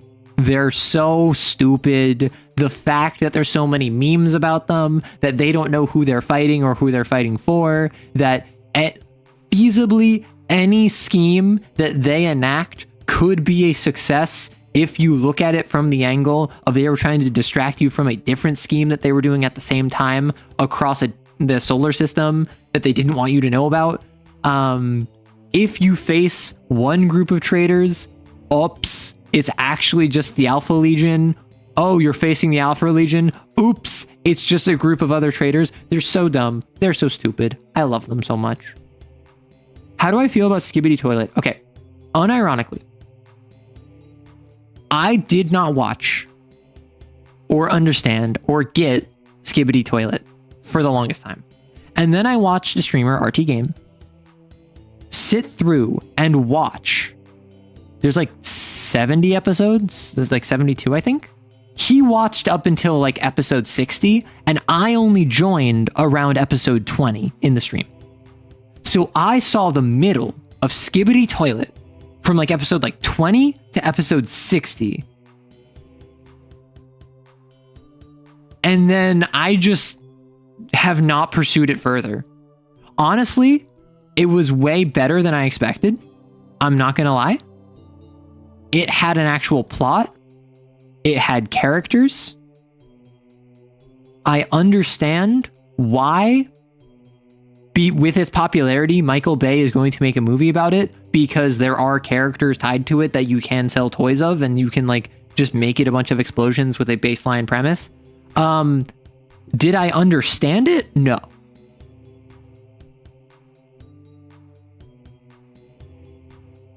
Not at all. I had no idea what was happening. I think the Skibidi Toilets were like mind controlling the TV people and the camera people and the speaker people, because they all had heads that was like a TV or a speaker or a camera. But the Skibidi Toilets were the bad guys? I don't know. Skibidi Toilet watch along stream? See, that's the thing. I've already seen like 2/3 of it, so I don't know how interesting that would be, unless I only watched the first like 20 episodes and the last like 15. However, it goes from like the first one being 60 seconds to the last one is like 17 minutes. It's crazy. Also, I did watch Skibidi Toilet, the first one, because in the short I made about Disco Elysium, where Egghead invents Skibidi Toilet, I defined Skibidi Toilet so I could grab it, so I could put it in my video. So I watched the original Skibidi Toilet, as well as like episodes like 20 through 60. That's my information on Skibidi Toilet. Unironically, I think it's like stupid. It's not as bad as I thought it was going to be. It's still not something I would watch. It's not something I am interested in. But I did find myself oddly invested in it because I spent like 2 hours watching it alongside like a streamer and their friend, like trying to analyze what was happening in it. So like, it could have been worse. That's not a high praise, but it is praise. What's my favorite kind of punk?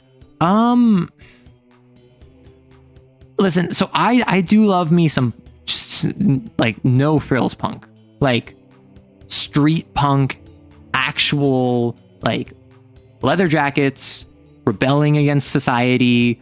Give me those like chains and tattoos and piercings and all of that nonsense, which really has been co-opted, really has been commercialized, and has no bearing, commercialized, really has no bearing on like steampunk or whatever.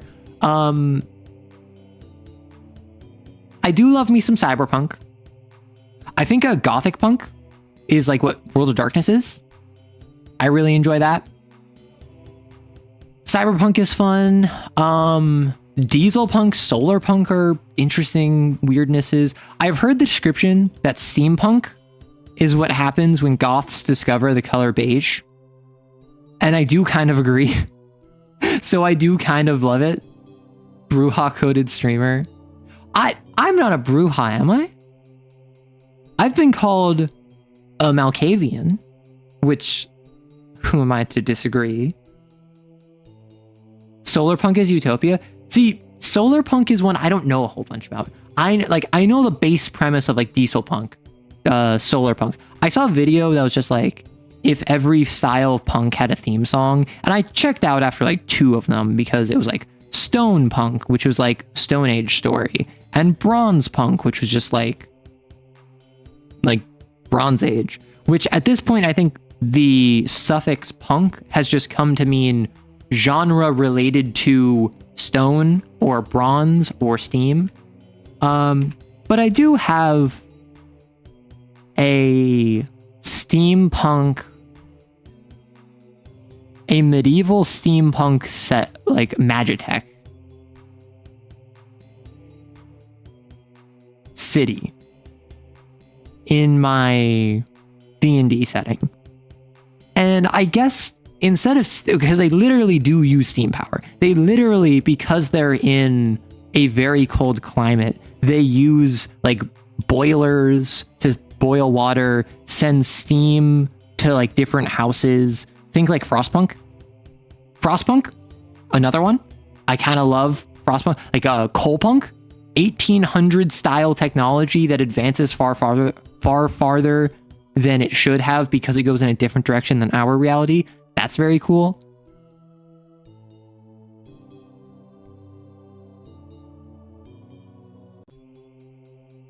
Bruja can be philosophers. No. So like, Bruja also are not just like anarch punks. They are also philosopher kings. They are your warrior poet. They are your just leader in an unjust world because they are the one who is willing to take on the burden of everyone else and walk you forward from night to night. And that's what is called a true Bruja. So if I was to be a Bruja, I would be a true Bruja. I'm much more of a advocate. I'm much more of a socialite, a philosopher, so to speak, than a in the trenches punching like anti-protesting organizations. But that being said, if I had kindred powers, I would probably utilize my powers in order to help causes that I cared about, which is kind of more in line with like a common Bruja. So I don't see myself as very Bruja. No love for diesel punk. So Knight, I don't know diesel punk well enough. Like Wumpus says it's like Mad Max, and I literally have not seen Mad Max. Like I know the concept, I know what it looks like, I know the vibes of it, but I'm not like, I would say if it deals with like 1800s technology, like coal punk, steampunk, diesel punk, all of that, I think it's cool. I wouldn't say I'm familiar, right? I like my cyberpunk because rampant industrialism is your jam. You just need to make it a theocracy to be perfect. Wow. You and I have very different ideas of what jams we enjoy. True Bruja are the original Bruja bloodline before Troil Diablerid. Oh. I didn't know that. Interesting. Honestly, if I had kindred powers, I'm either fixing the world or living as a hedonistic hermit. Honestly, if I had kindred powers, respectfully, I'm staying out of politics. Sure, the prince claims praxis over this domain. I am doing my own thing. I am writing my books. I am streaming until my streaming career dies, and then I am going to swap personalities and be creative in a different venture. Like, I'm not interested in advancing the social hierarchy of kindred society. Dirty secrets of the Black Hand. Union Core Worlds and Lancer is kind of solar punk. See, solar punk sounds really nice. Because solar punk, as far as I'm aware, is using solar power for everything, using renewable energy, basically like world peace. It's optimistic, is what it is. Immortal VTuber, that'd be crazy. Trying to stay out of politics is a good way to get drawn into politics, or having the politics sneak up on you with a heavy cudgel. See, what I would do if I was a kindred, what would probably be what I do, is I would sequester myself away. I would learn invisibility, because I love the idea of being invisible. And then I would develop a couple skills, I would learn a couple disciplines over the decades, which would help me like survive. For instance, I would probably get a couple points of potence, at least 1 point of fortitude, probably a point of celerity, like the physical disciplines.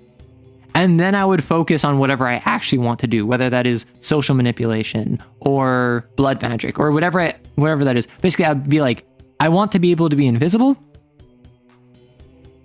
Then I want to be able to defend myself.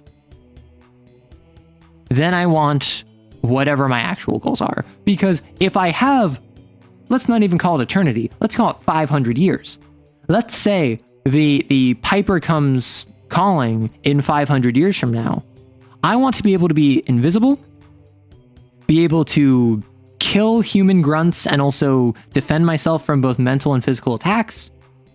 And then also I have the ability to like cause illusions. I have the ability to teleport. I have the ability to control your mind. Whatever. Pokemon is solar punk. Interesting. Celerity, like the other streamer? No, like the other YouTuber. Famous YouTuber Celerity Dust. You would like to be how powerful hags are in the Fae? If you got kindred powers, I'm immediately becoming an autocracy and hiding in the mountains, preferably away from werewolves. Honestly, it depends on what clan, right? Like if I'm sired by a Ventru, I am not getting away from politics no matter what I do. So wanna know what I do? I just focus on making money.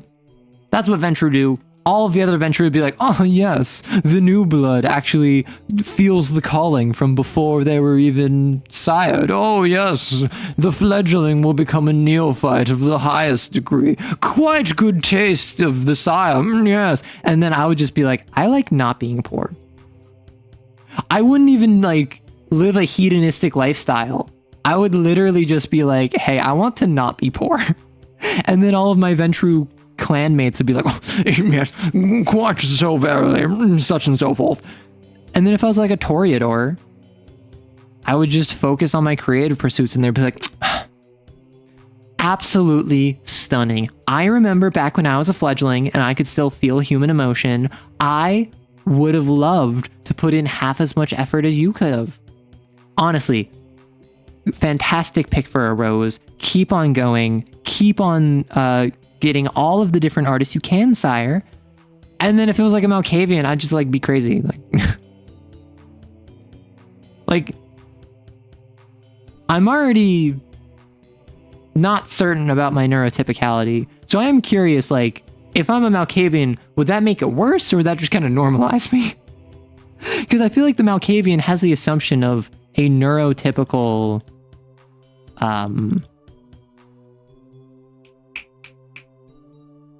the assumption of a neurotypical, I guess, childer. So like if you're hardcore schizophrenic, like you cannot differentiate reality from your hallucinations readily without medication and significant effort. Do you think that would make it worse? Or do you think that would like kind of fix it? Because, oh no, now your hallucinations aren't actually just hallucinations. They physically are warnings of what is going to happen in the future. You're probably much more well adjusted to your new lifestyle than you were when you were alive. Similarly, if you have like severe dementia and like antegrade memory loss, do you think being a Malkavian would fix that? Like, what are the ethical ramifications of siring a, not just like, oh, this person has ADHD or they're autistic, like someone who legitimately struggles to have a positive quality of life due to severe mental illness, and then you sire them as a Malkavian? Like, how do we think that would work? Good night, Coyd. No, Wumpus, that's what I'm wondering. What is the best blood for neurodivergency? Because, like, obviously the Malkavians are like, oh, this person is crazy. We should sire them because they're crazy like us, which is a very reductive means of treating mental health. And I think the books and the setting have gotten better about that over the years. There's a far fewer, I think it was Celador in the community said, like wet fish Malkavians, who they'll run around screaming about visions that no one else can see, and then they'll throw a fish at you. And like, that's their version of playing a Malkavian, as opposed to someone who is struggling with a lack of ability to understand what is real and what is not. Or the book even mentions sociopathy. Like, a complete lack of any emotion is something that some Malkavian experience, where like effectively your emotions just completely shut off and you experience no empathy or joy or sadness, not even the kind of residual lingering imprints that most kindred feel. Literally just nothing. I'm pretty sure some Malkavians can just become pure mad, like inconsolable and unpredictable even to themselves. Less of the arguing with the stop signs like in Bloodlines. Yeah. And like, I'm not gonna lie, World of Darkness was very popular in the 90s. Bloodlines was in like 2004. We were not exactly in the best of spot mental health wise. I believe this was the DSM-4. In the DSM-4, transsexualism was a mental illness. It was not transgenderism. It was not gender dysphoria. It was like transsexualism was a mental illness. And then that got phased out in the DSM-5. So I'm not going to blame them for not having a 21st century understanding of mental health. However, it was still dumb. I will say that.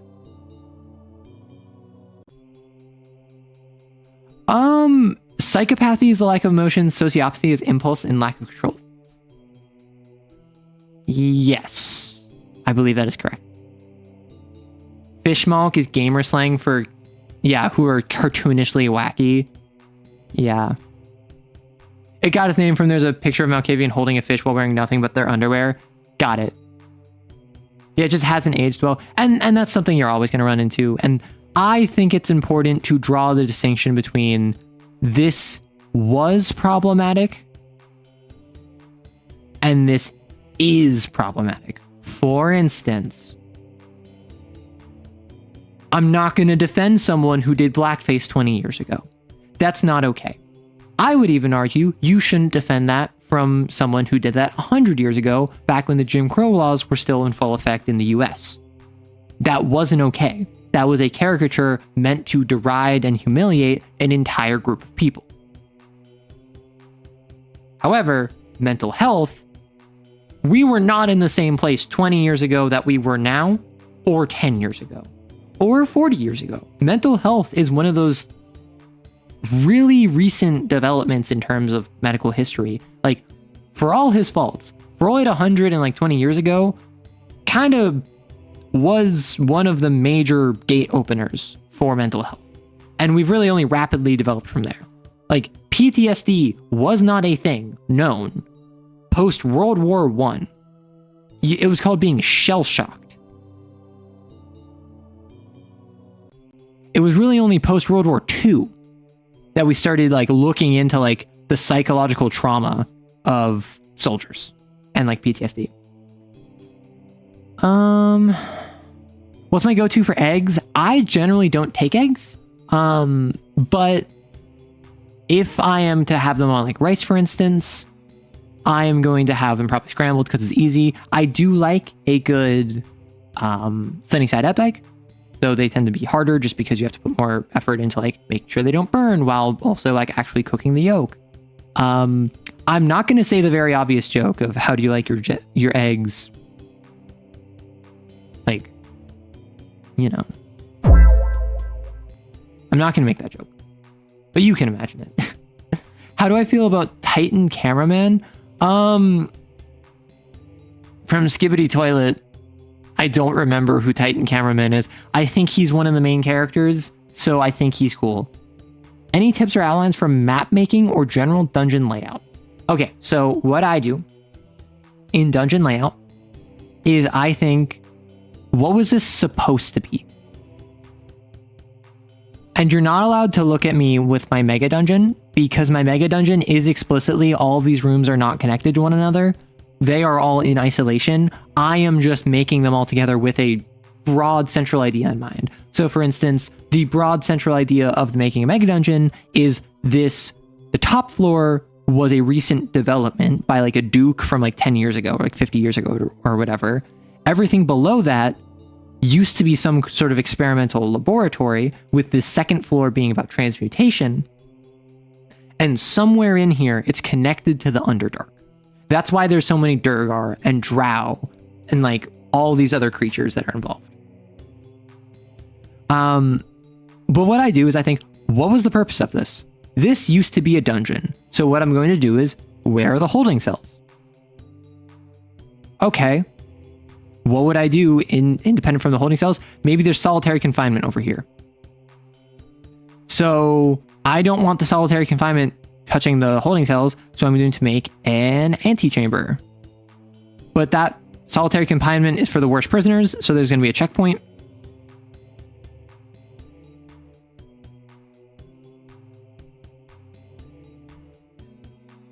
And here's like a yard, so to speak, of like a common area. Okay, over here is going to be like a gym of sorts, and there's going to be like a storage closet over here. Okay, over here is going to be a mess hall. This is where we go towards the visiting area. In the visiting area, here's the actual booths that you can visit with. Here's a guard post. Here is how guards get in and out of the visiting area.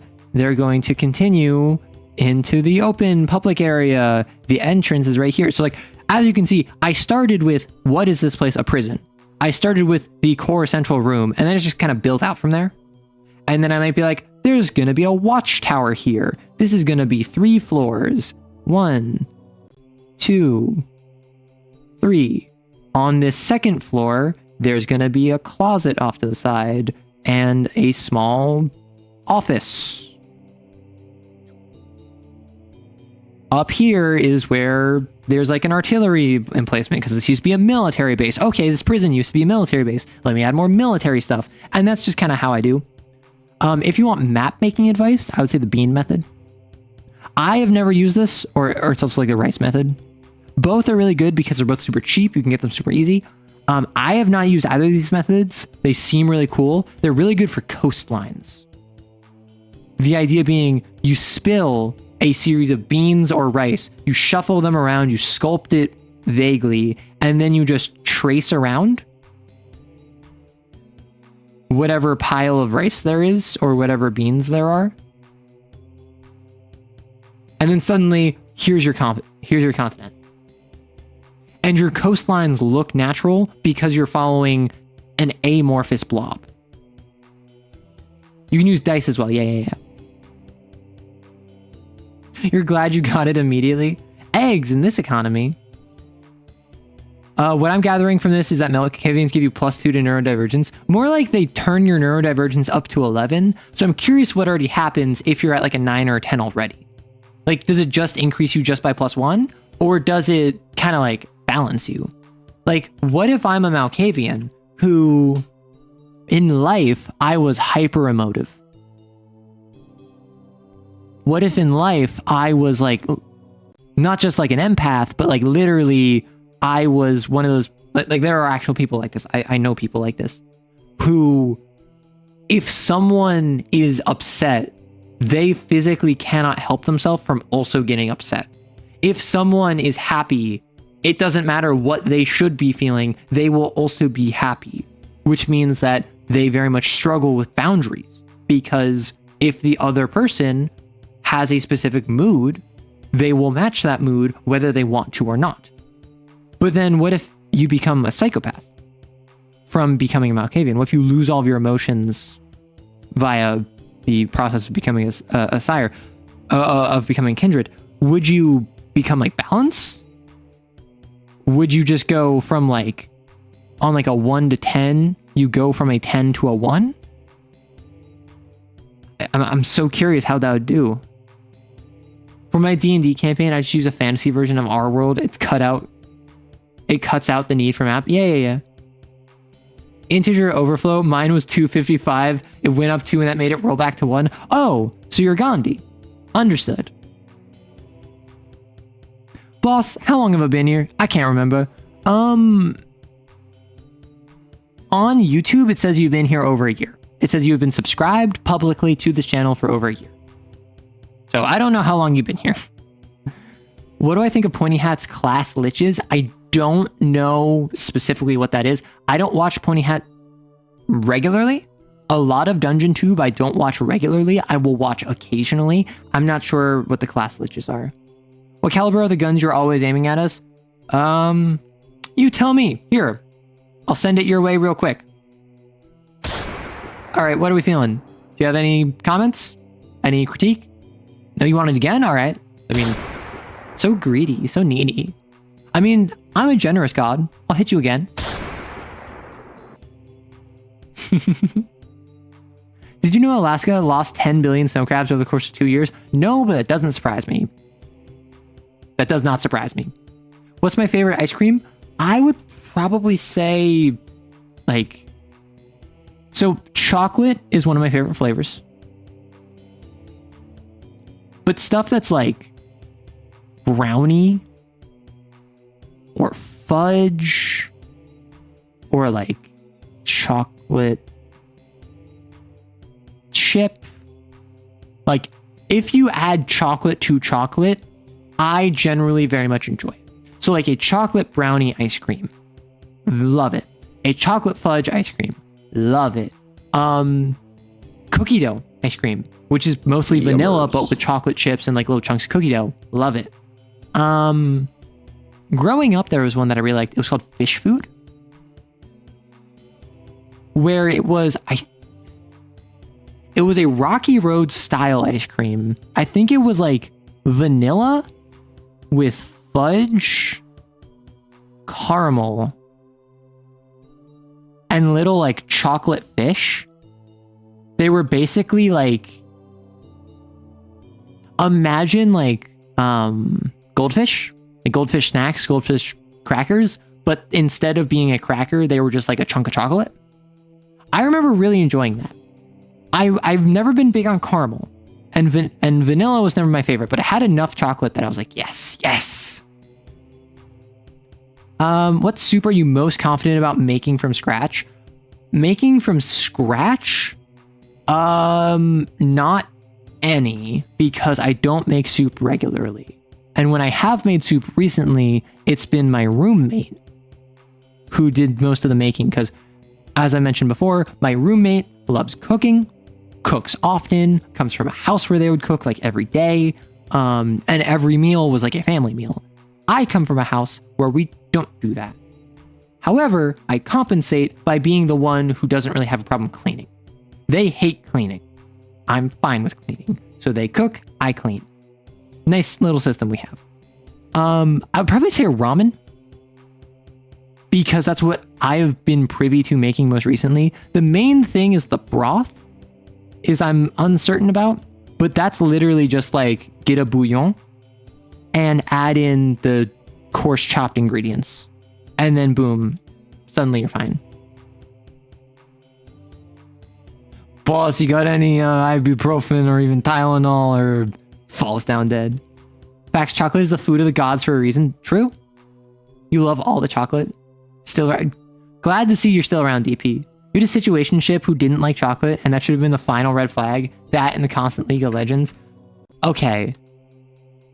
Question. And this is one where I don't care if you get mad at me, because I don't get it. Situationship. My understanding is that the modern situationship it's complicated. However, I've heard of people who are in situationships lasting years, and it strikes me more as a friends with benefits situation. And or a QPR, which is another thing that I'm not fully understanding. So, what is the deal with the situationship?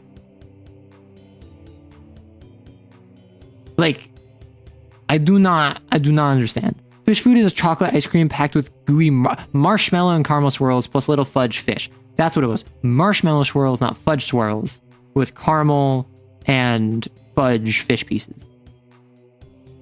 So, my understanding, it's complicated, is I like someone, but I don't know if they like me.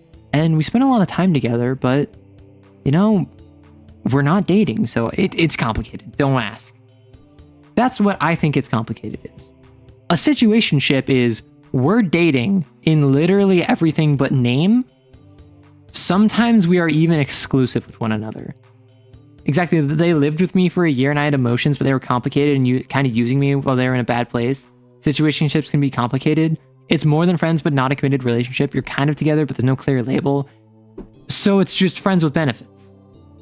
It's we're friends with benefits, but we don't want to label it as such. We weren't dating and it is honestly so weird, but it's messy. Yeah, I'm not saying this to demean you. I'm not saying this to say, like, you should have known, because, like, obviously, relationships are messy, people are messy, it's hard to know what's going through someone's head if they're not going to be open with you. But this is my understanding, is that it's like, we are friends with benefits, we may or may not be exclusive friends with benefits, but the core is, we are not going to label it. Yeah. I just want to make sure, because, like, obviously, I will dunk on y'all all day. I will even take shots, sometimes literally, at my community. However, I never want to create a community where people feel unwelcome here, unless you're a fascist, in which case, boo.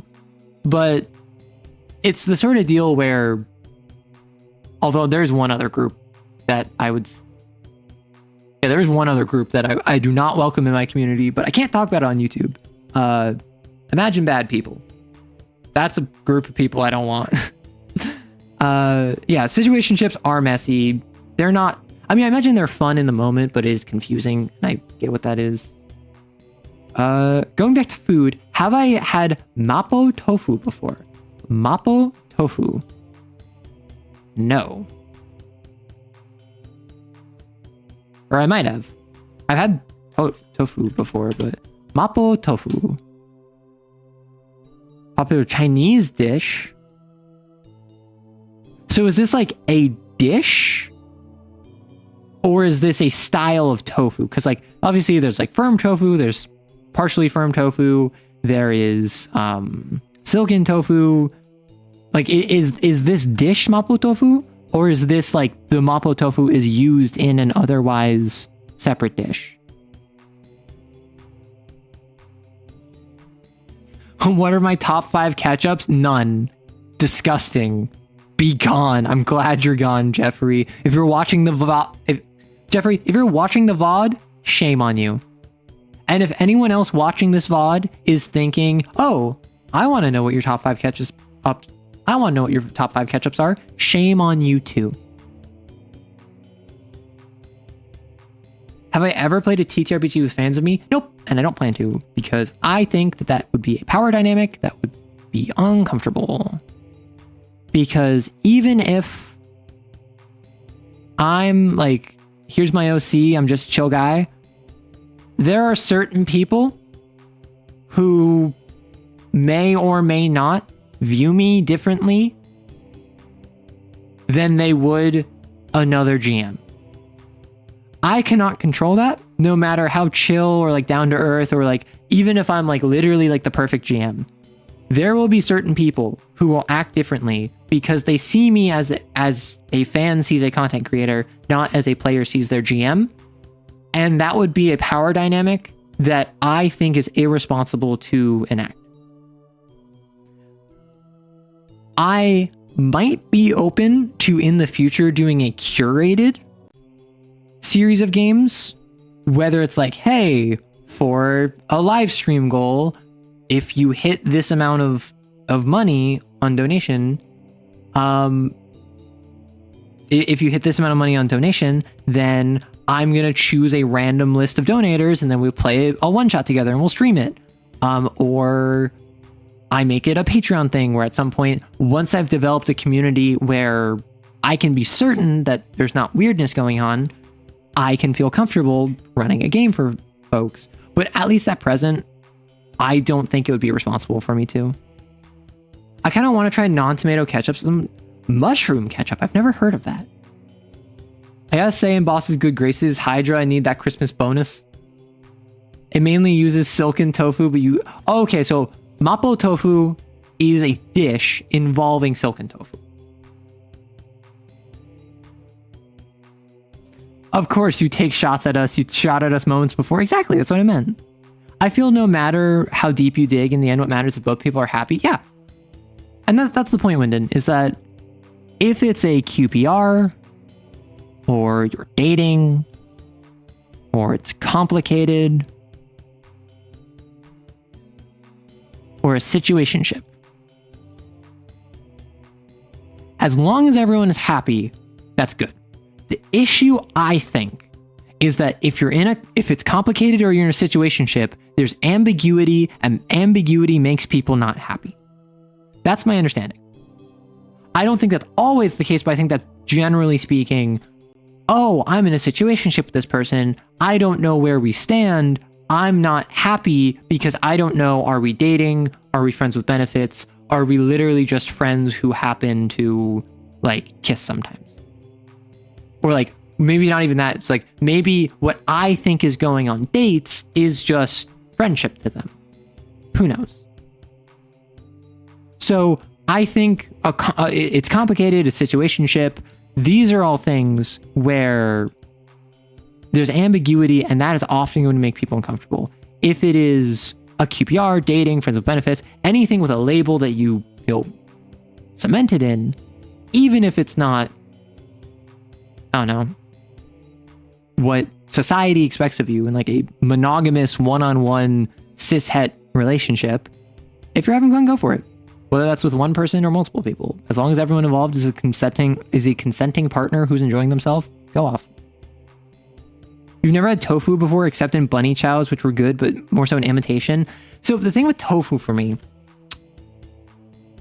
I keep hearing, oh, it just absorbs the flavor of everything around it. My issue is that with tofu, it so often doesn't. With tofu, the outside might catch flavor, but it doesn't like soak in the flavor. Even if I leave it in a sauce for like a couple hours, it doesn't like infuse with the sauce in the same way that like chicken doesn't infuse with the sauce. It mostly coats the outside. Now, I think that if we marinated for like 24 hours beforehand, that would change things. But like, I've had tofu that texturally was like a mushroom, or like a little bit like chicken, but not quite. Which also, I've heard mushroom is a great steak substitute. I've heard mushroom works great of if you cook it and you season it like a steak, it will have the same consistency as a steak. I don't believe that. However, I would not be surprised if it gets close. Like a lion's mane in particular.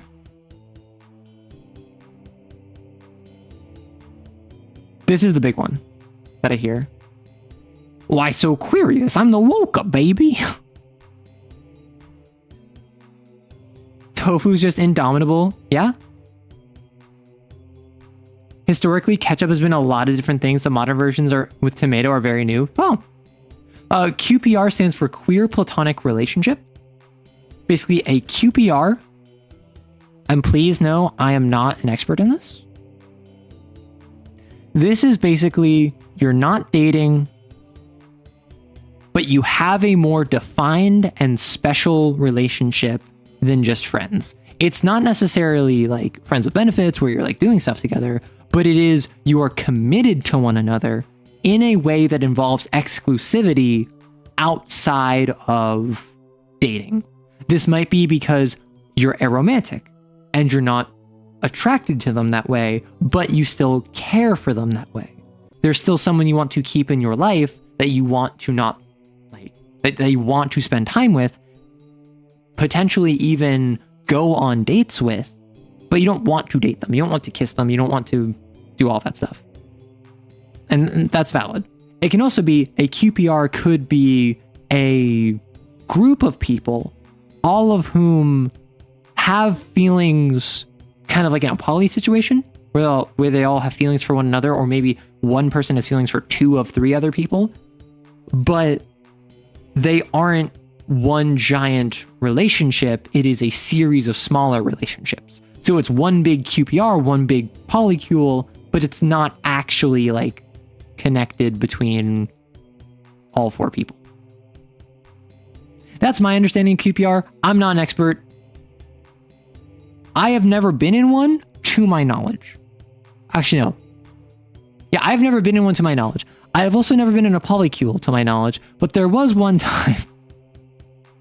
There was one time where my friend who is poly was dating a mutual. And she was like, we're a polycule now. And then me and my roommate were like, huh? Because like we're all friends. We're a friend group. So she's like, we're poly now. And we're like, huh? And then this person was like, huh? So the poly person was joking. However, basically anytime we met up, they would say that the polycule was going on a date. And it got to the point where I did not know if they were joking. Because obviously, I'm not doing anything with them. I'm not dating them. I don't have any attraction towards them or romantic feelings towards them. But they just kept bringing it up for like months. And I'm like, is this something that am I wrong? Did I accidentally enter a polycule? And then they're like, nah, you're good. However, if you were interested. So I think it was a situation where they were just like saying it as a joke, but also were like kind of interested. QPR isn't a queer version of CPR. We're doing CPR now. How queer. All right, that's all of the questions in the Q&A. Let me know if you have any more. Other than that, we've been going 4 hours. My voice has been dead. I think I might wrap up in the next half hour. They were testing the waters lightly. I mean, I think unironically they kind of were. Like, I think that was a very kissing another person? How queer. I think they were unironically like kind of interested and seeing how we would react to it. Sorry, friend. That did not work out the way you wanted it to.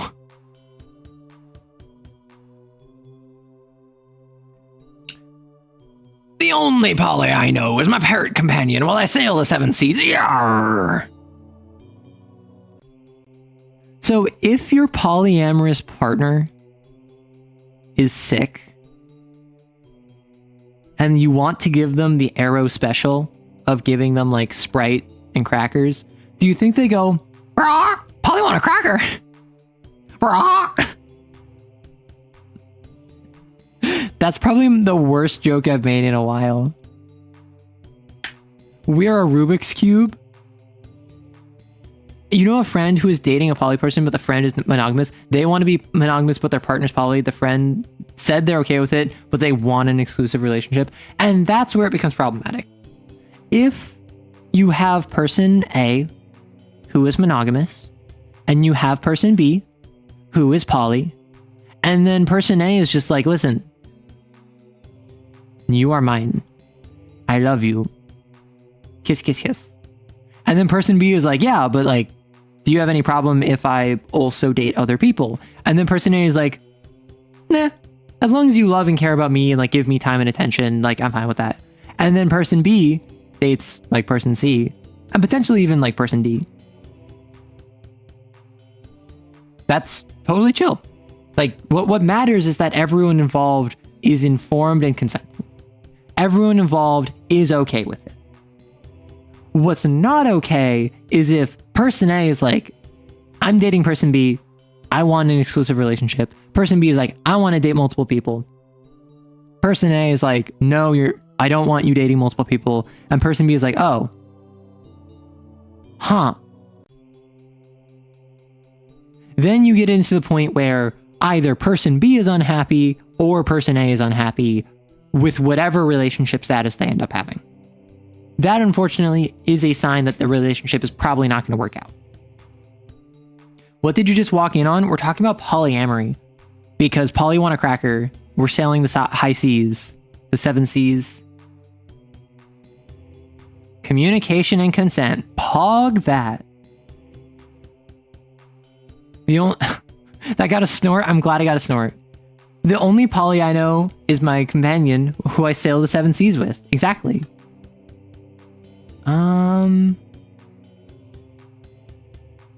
Basically a non-romantic life partner. Yeah. That's kind of what a QPR is. Okay. Have I had more water? I did drink some more water. However, I will drink even more.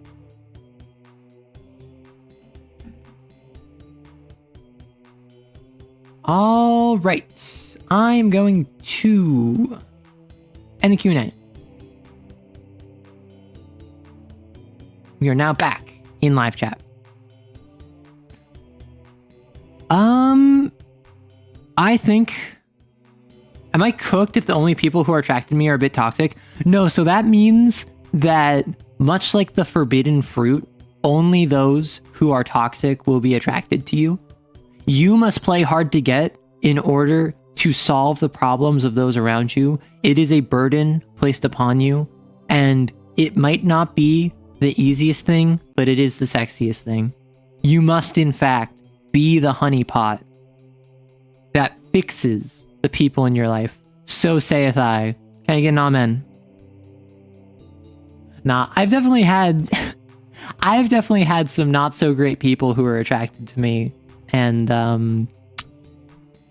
yeah, if folks who are into you are not the best people, remember that you deserve better than the worst thing that has ever happened to you. And remember that even a pattern of behavior of awful people being attracted to you means that they're probably shooting up. Because remember, oftentimes you are attracted to someone who you aspire to in some degree. You're attracted to someone who you like better than yourself in some regard. So if they're super toxic, they probably like you because you're a better person than them. All the alignments are actually in one large 9-person polycule, trust me. Listen, if there was a sitcom where every character was a different alignment, and probably like their boss or like the villain was like unaligned or something, because unaligned isn't really an alignment, but kind of counts. I think it would be funny if it was one giant polycule. The 7 C's, communication, consent, cracker, give Polly a cracker. No. It's only been toxic like to others and themselves. Does sitcom come before or after sex?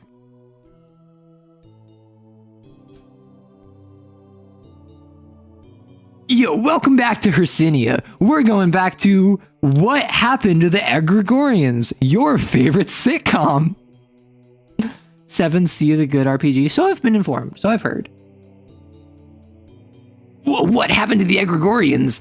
Find out in chapter 2 or part 2 of No Room for a Wallflower, which, can I just comment? No Room for a Wallflower is such an odd name for an adventure. Which, like, I get, it's true. It makes sense. However, I don't know how it fits in with context because I haven't played it. And I haven't played it, or I haven't read it either, because I don't know if I'm going to play it or run it or whatever. But No Room for a Wallflower implies that you need to take a stance and take action. However, I feel like of all people, wallflowers are going to traditionally be the people who take up the least amount of room. It is a very good name. Named after the book? Well,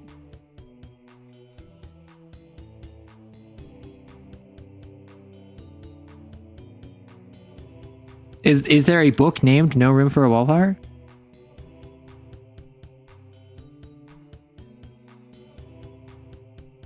I thought that was literally just like a Lancer thing. Huh.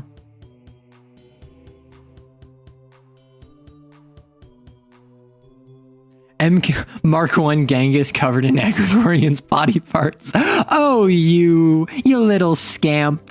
Getting up to some nonsense. Total biome kill. Ah, ha, ha, ha, ha. The Mark 1. Can we please have a timer? Okay, you can have a timer. You've been good. By the way, your hair looks stunning today. New haircut or something? You know it. Yeah, how could you tell? I change my haircut every day. I just take out a single strand of hair and replace it with a single piece of silicone. Ah, the perks of being a wallflower. It is so... I mean, it's the lighting. Like, also, I don't know if you know this. I actually have yellow highlights to my hair. Like, a lot of times if you have dark hair, it will have like blue highlights or like brown highlights. But this has a little bit of gold because of the lighting. But yes, my model does have a secret that no one has picked up on, and I think it might be like a resolution thing. So I don't know when or if I'm going to reveal it, but it is a secret that every time I look at my model, I notice it. I don't think anyone knows. Did I ever watch any of the Rooster Teeth shows? Like Ruby? No. Like, I watched Red vs. Blue a good amount, but I didn't watch most of Rooster Teeth. Like, I watched episodes of Rooster Teeth shows. I never sat down and watched like a dedicated Rooster Teeth show. Exactly one dead pixel in my eyebrow. That's the secret. Nope. It does relate to being dead. Yellow, yes. I have a yellow and black and gray and white color scheme. Primarily, I would say my two most common colors are like black and yellow, black and gold, so to speak. But I have a lot of gray, not just in my outfit, but also in my freaking overlay. My background right now is gray, which it took me like 5 minutes, but my background is literally just, I have color generators that I made in DaVinci Resolve. I did a cross dissolve between them, and I added a vignette over them so that it has like a gradient look, and it's just color shifting in the background. Inspired, actually, by Cafe Foxtails.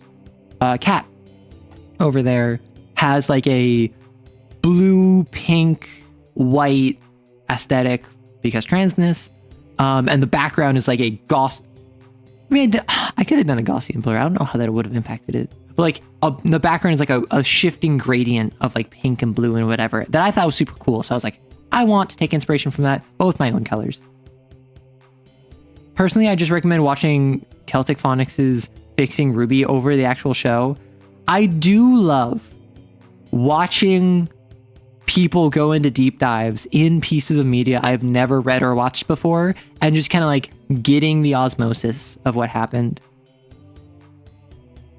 You do love the quality gardening the Mark 1 Genghis can do. Your skin looks glowing today. Did you get a new skin? No, I'm not a Zealocray, actually. Fun fact. You're gonna bounce, Arrow. Take care. Hope I don't miss any yap. Well, if you, the VOD will be right here. We're already on YouTube. Later. Favorite pride flag, like from a design perspective? Well, I don't know about favorite. I do know that I do want to make the video, and I'm probably gonna do this like in the next week. Pride flags as battle standards.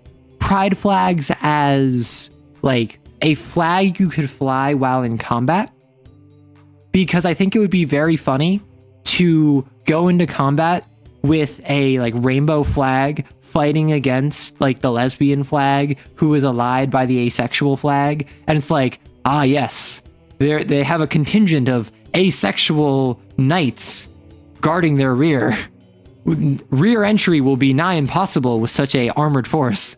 And it's just like silliness like that.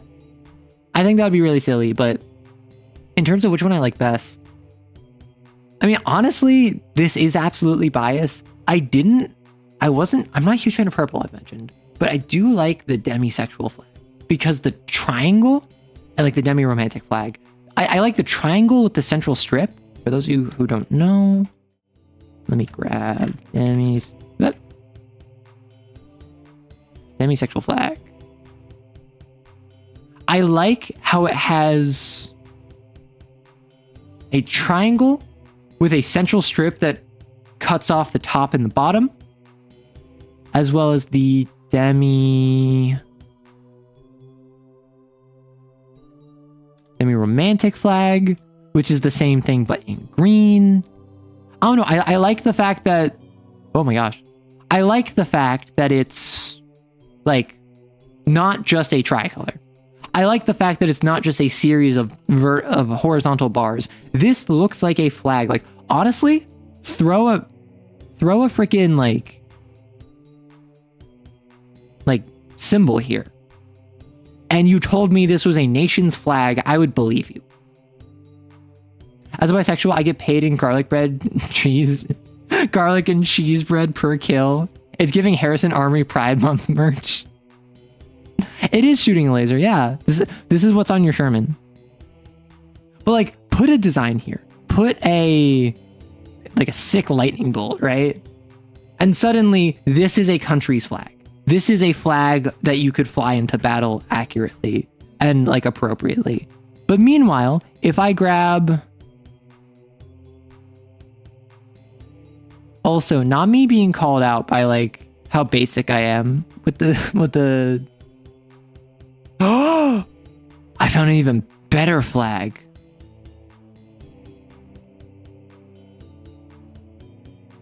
Wait, this is sick as heck. This is $35. This is $35.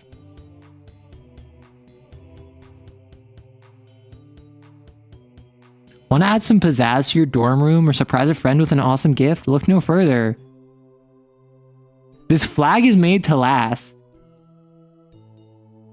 Arrow queer merch when?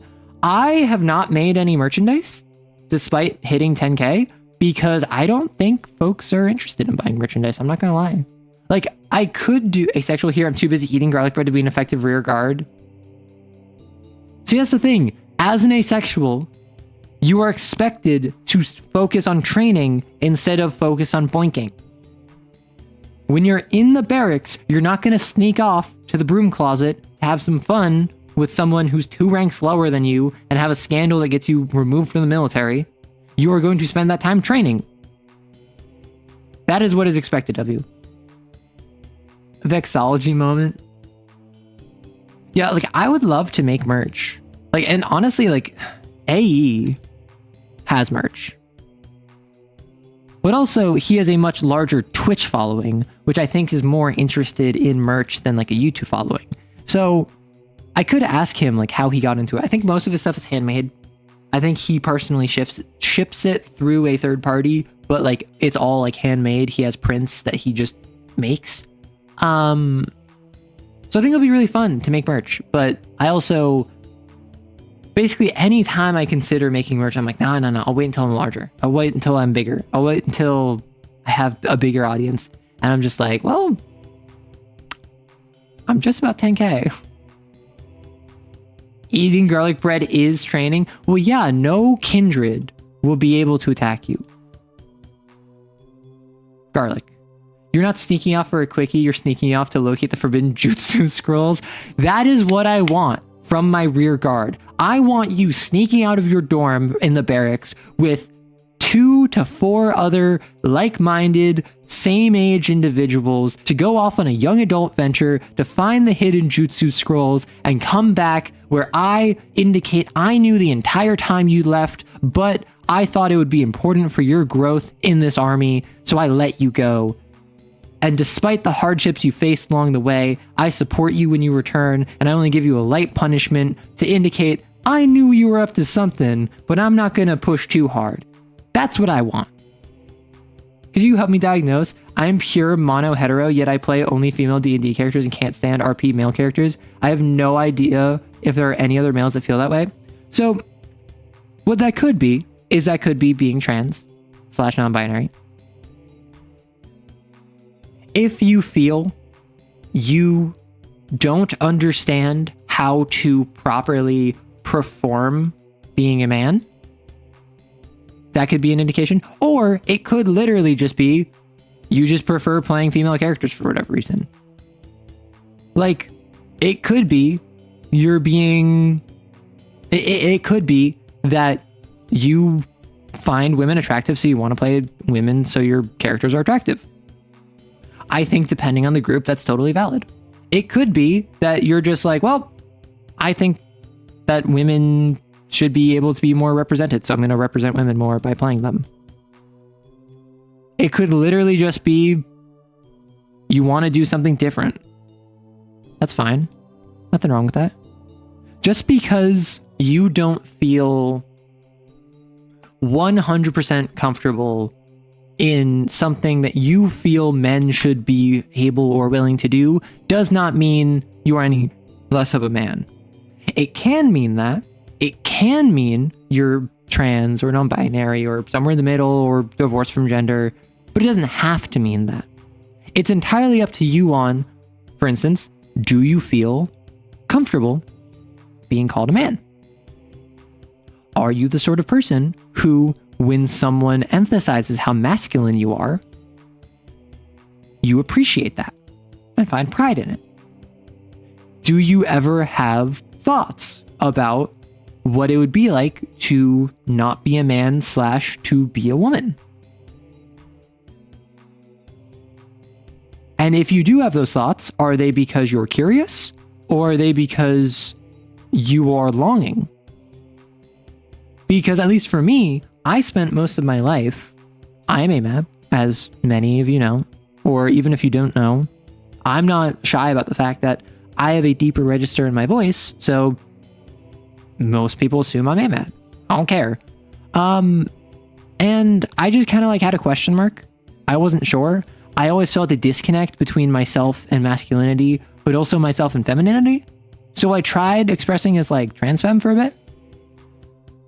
Like kind of subtly, kind of like I wasn't committing to it. I was just kind of experimenting, and that didn't really work. So now I'm on non-binary. And this is a bit better. Still not sure. That's why I don't like... That's why as important as pride is, as important as being able to label yourself if you want to label yourself and be able to speak about it openly and honestly, I feel like there is a pressure in queer spaces to label yourself. And to say, I don't know, is to many people, oh, well, you're going to figure out really soon. And sometimes you don't know. And sometimes you don't need to know. And sometimes you don't care to know. That's okay. Or generally, this is like younger Tumblr folk from like 2010. They would say, oh, not knowing is the destination. It's not the journey. So you should just stop looking into it further and just claim an identity where you don't know. But that's not really like that hasn't really survived past like early 2010s Tumblr. So yeah, there's plenty of different options. You do you. Don't do what anyone else forces upon you. Keep yourself safe. But make sure you're comfortable. And something I found is that I spent like a decade, at least, obviously it was my entire life, but like at least a decade of like actively on the back burner being like, I have no idea gender questions. And then it was only in uni where I was like, screw it, I'm just gonna try expressing more femme. That I was like, I actually like this. And then I found that being perceived as a woman wasn't really it, chief. Like, I'm not anti being perceived as a woman. I'm more in the middle. I'm more androgynous. I don't know where in the middle. I'm fine with being called bro. I'm fine with being called ma'am. Both are fine.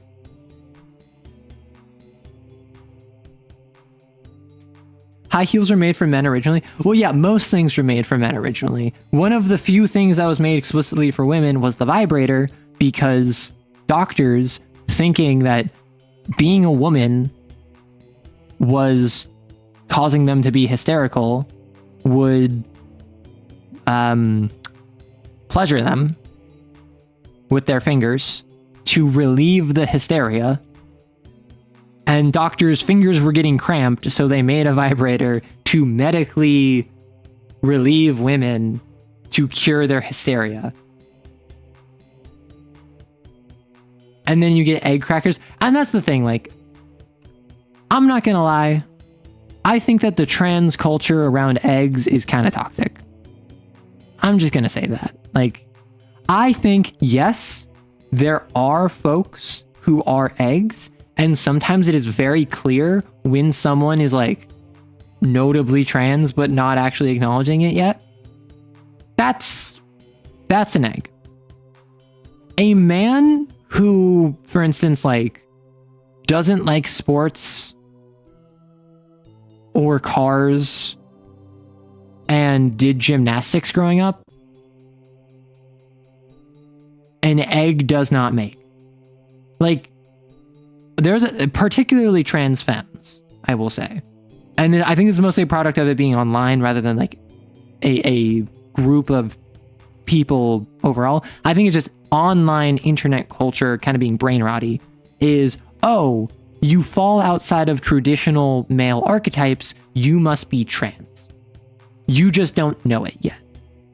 And sometimes they're right. Sometimes they're not fully right.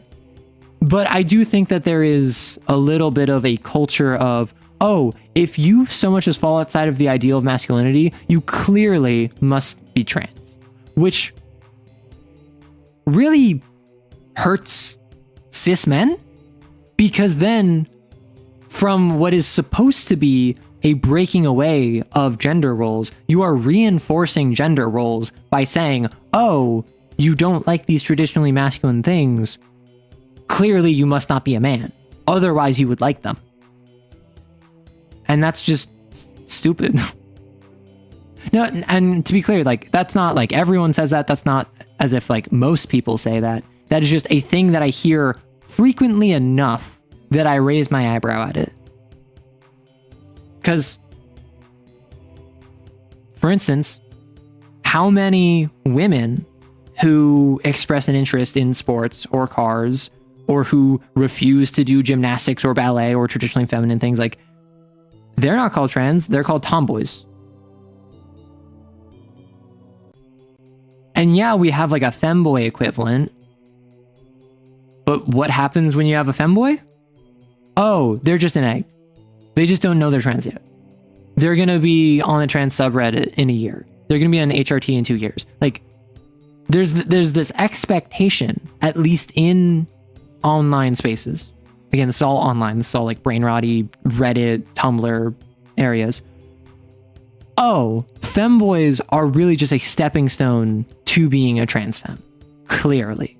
Because that's what happened to me with all of the nebulous, faceless individuals who are saying this stuff. Meanwhile, the quote-unquote tomboy is just a woman who is expressing traditionally masculine desires and interests and lifestyle choices. If you're a butch lesbian, you can literally use he, him pronouns and still be seen as a woman. Right? But with men, if you so much as look away from the lane you're supposed to stay in, literally everyone, from other men to trans femmes to cis women, are all going to tell you, oh, you're clearly not a man then.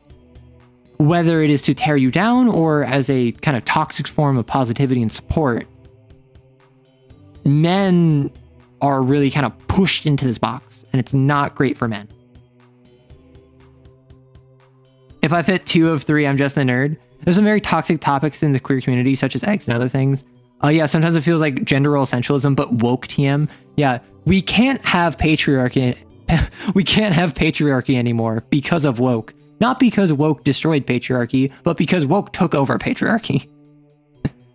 The big thing is to make people feel safe exploring their identity and have access to the tools they need. Exactly. And that's why, for instance, if someone in my community asks me, hey, can you help me diagnose? I'm mono hetero, but I only play female D&D characters. I said, I mean, you could be trans or non-binary, but also consider, why do you feel this way? Are there other things that would indicate you don't want to be a man? Or is it just you're comfortable exploring femininity via fantasy games? That's acceptable. That's valid. So long as you aren't hurting anyone and whatever you do, everyone involved is consenting, go off. Simple as. I remember experiencing that toxicity as a cis man who's queer. Yeah. And like, I think that gay male culture is similar, because I've actually heard this before. I heard this for Arcane season 1, where with the women, it was a matter of demonstrating agency, power, and competence in non-trad feminine ways. Or so non-traditionally feminine, non-traditionally feminine ways. So you have Vi, who's like a street urchin brawler, super buff, jacked, will knock your lights out. But you also have Caitlyn, who is an upper class aristocratic sniper. And then you also have Jinx, who is a incredibly intelligent, like grease monkey, like tech person. All of them get different means of demonstrating their competence and their personality in non-traditionally feminine ways, but some of them are more feminine than others. Vi, very butch, very non-feminine. I would dare say very masculine in her presentation. Caitlyn, meanwhile, very hyper femme, but still has training experience with sniping and like is a police officer and whatever, is an enforcer. And then the men are given moments of weakness. The men are allowed to be weak without breaking their masculinity. I can't remember what channel I watched that talked about this, but basically they were talking about like, hey, women in Arcane, they're generally done very well. Here's an example of all that. And then they thought about the men and they're just like, well, the men each get a moment of weakness that demonstrates them doing something that is not traditionally masculine, such as failing or being incompetent or making a poor decision.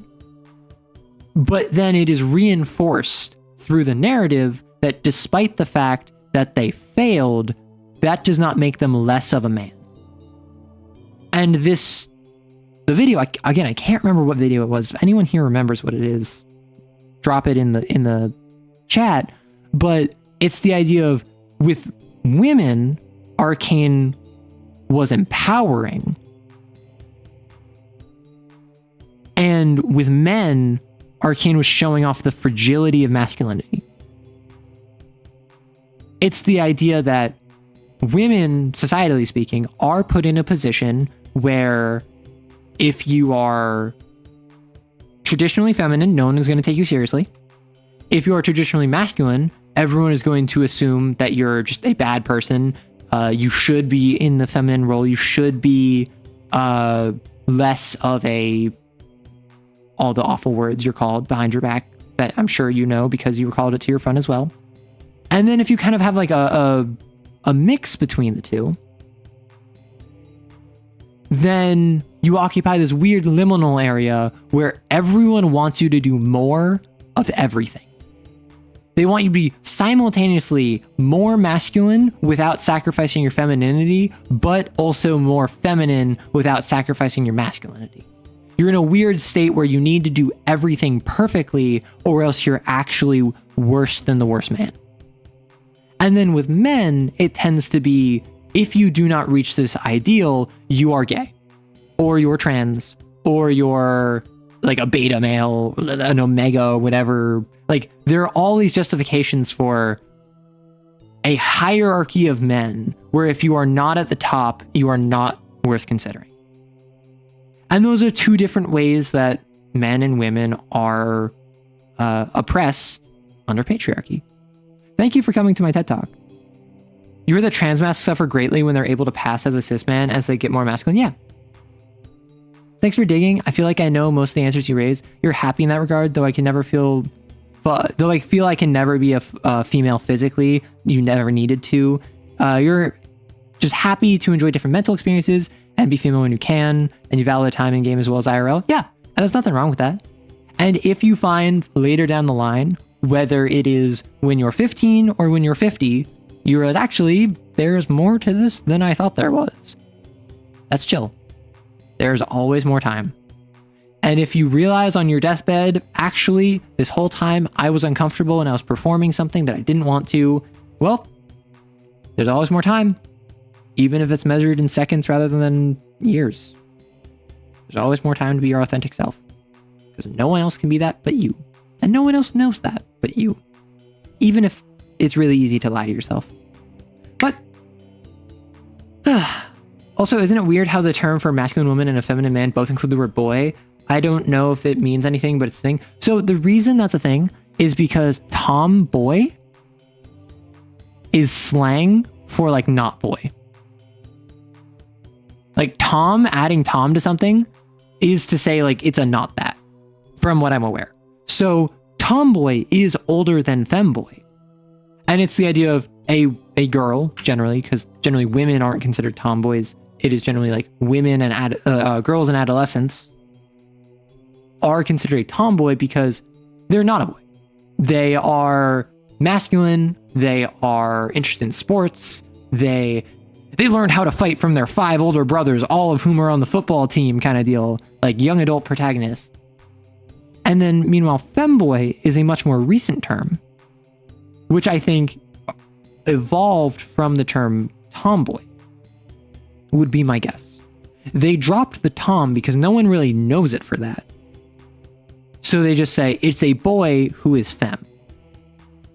I think following the tomboy archetype, it would be a tom girl. Though I also think that I don't know if femboy and mask girl have the same ring to it. But no, it's definitely interesting and it's definitely silly is what it is. Yeah, trans masks have to suffer when they pass because they get all that baggage and they're assumed to have had 10, 15, 20, 40 years of experience leading up to whatever age they are. And they didn't have that because they were actively pushed away from that for however long since before they were seen as passing. Yes, I am going to... So Tom Girl is more correct. Yeah, that's what I'm saying. Tomboy is the alternative to the Jerry boy who prefers the mouse. I was also thinking of Tom and Jerry. However, I am going to wrap up. It has been 4 hours 45, just about 5 hours coming up. Thank you all so much for swinging by. I am going to... I have a stream clip that I could grab, but I would have to edit it for today, and it's supposed to go up in like 15 minutes, but I forgot, so I'm not going to do that. Expect a Lancaster video tomorrow, and listen, if anyone has or wants the Cowgirl fan art that I mentioned, because it's probably going to be a Lancaster, it might be a Metal Mark, in which case that would y'all would have more time. But vote on PayPal, Patreon. Keep saying PayPal. Vote on Patreon. If you want a specific frame, there will be a new vote started after tomorrow's videos go out. There's going to be videos the rest of the week normal. I'm going to stream on Saturday, finish up Armored Core 6 New Game Plus, and then we'll see where we go from there. So enjoy your day, everyone. Have a good time and take care of yourself. Bye. Goodbye, Hydra and Wumpus and Aetheri and Wyndon and Jeffrey and that guy on YouTube and Maddie. And I think I just said Jeffrey, so I'll say that Jeffrey again. Kaza and Andy and anyone else who's currently lurking or watching or in the background. Enjoy. Bye-bye.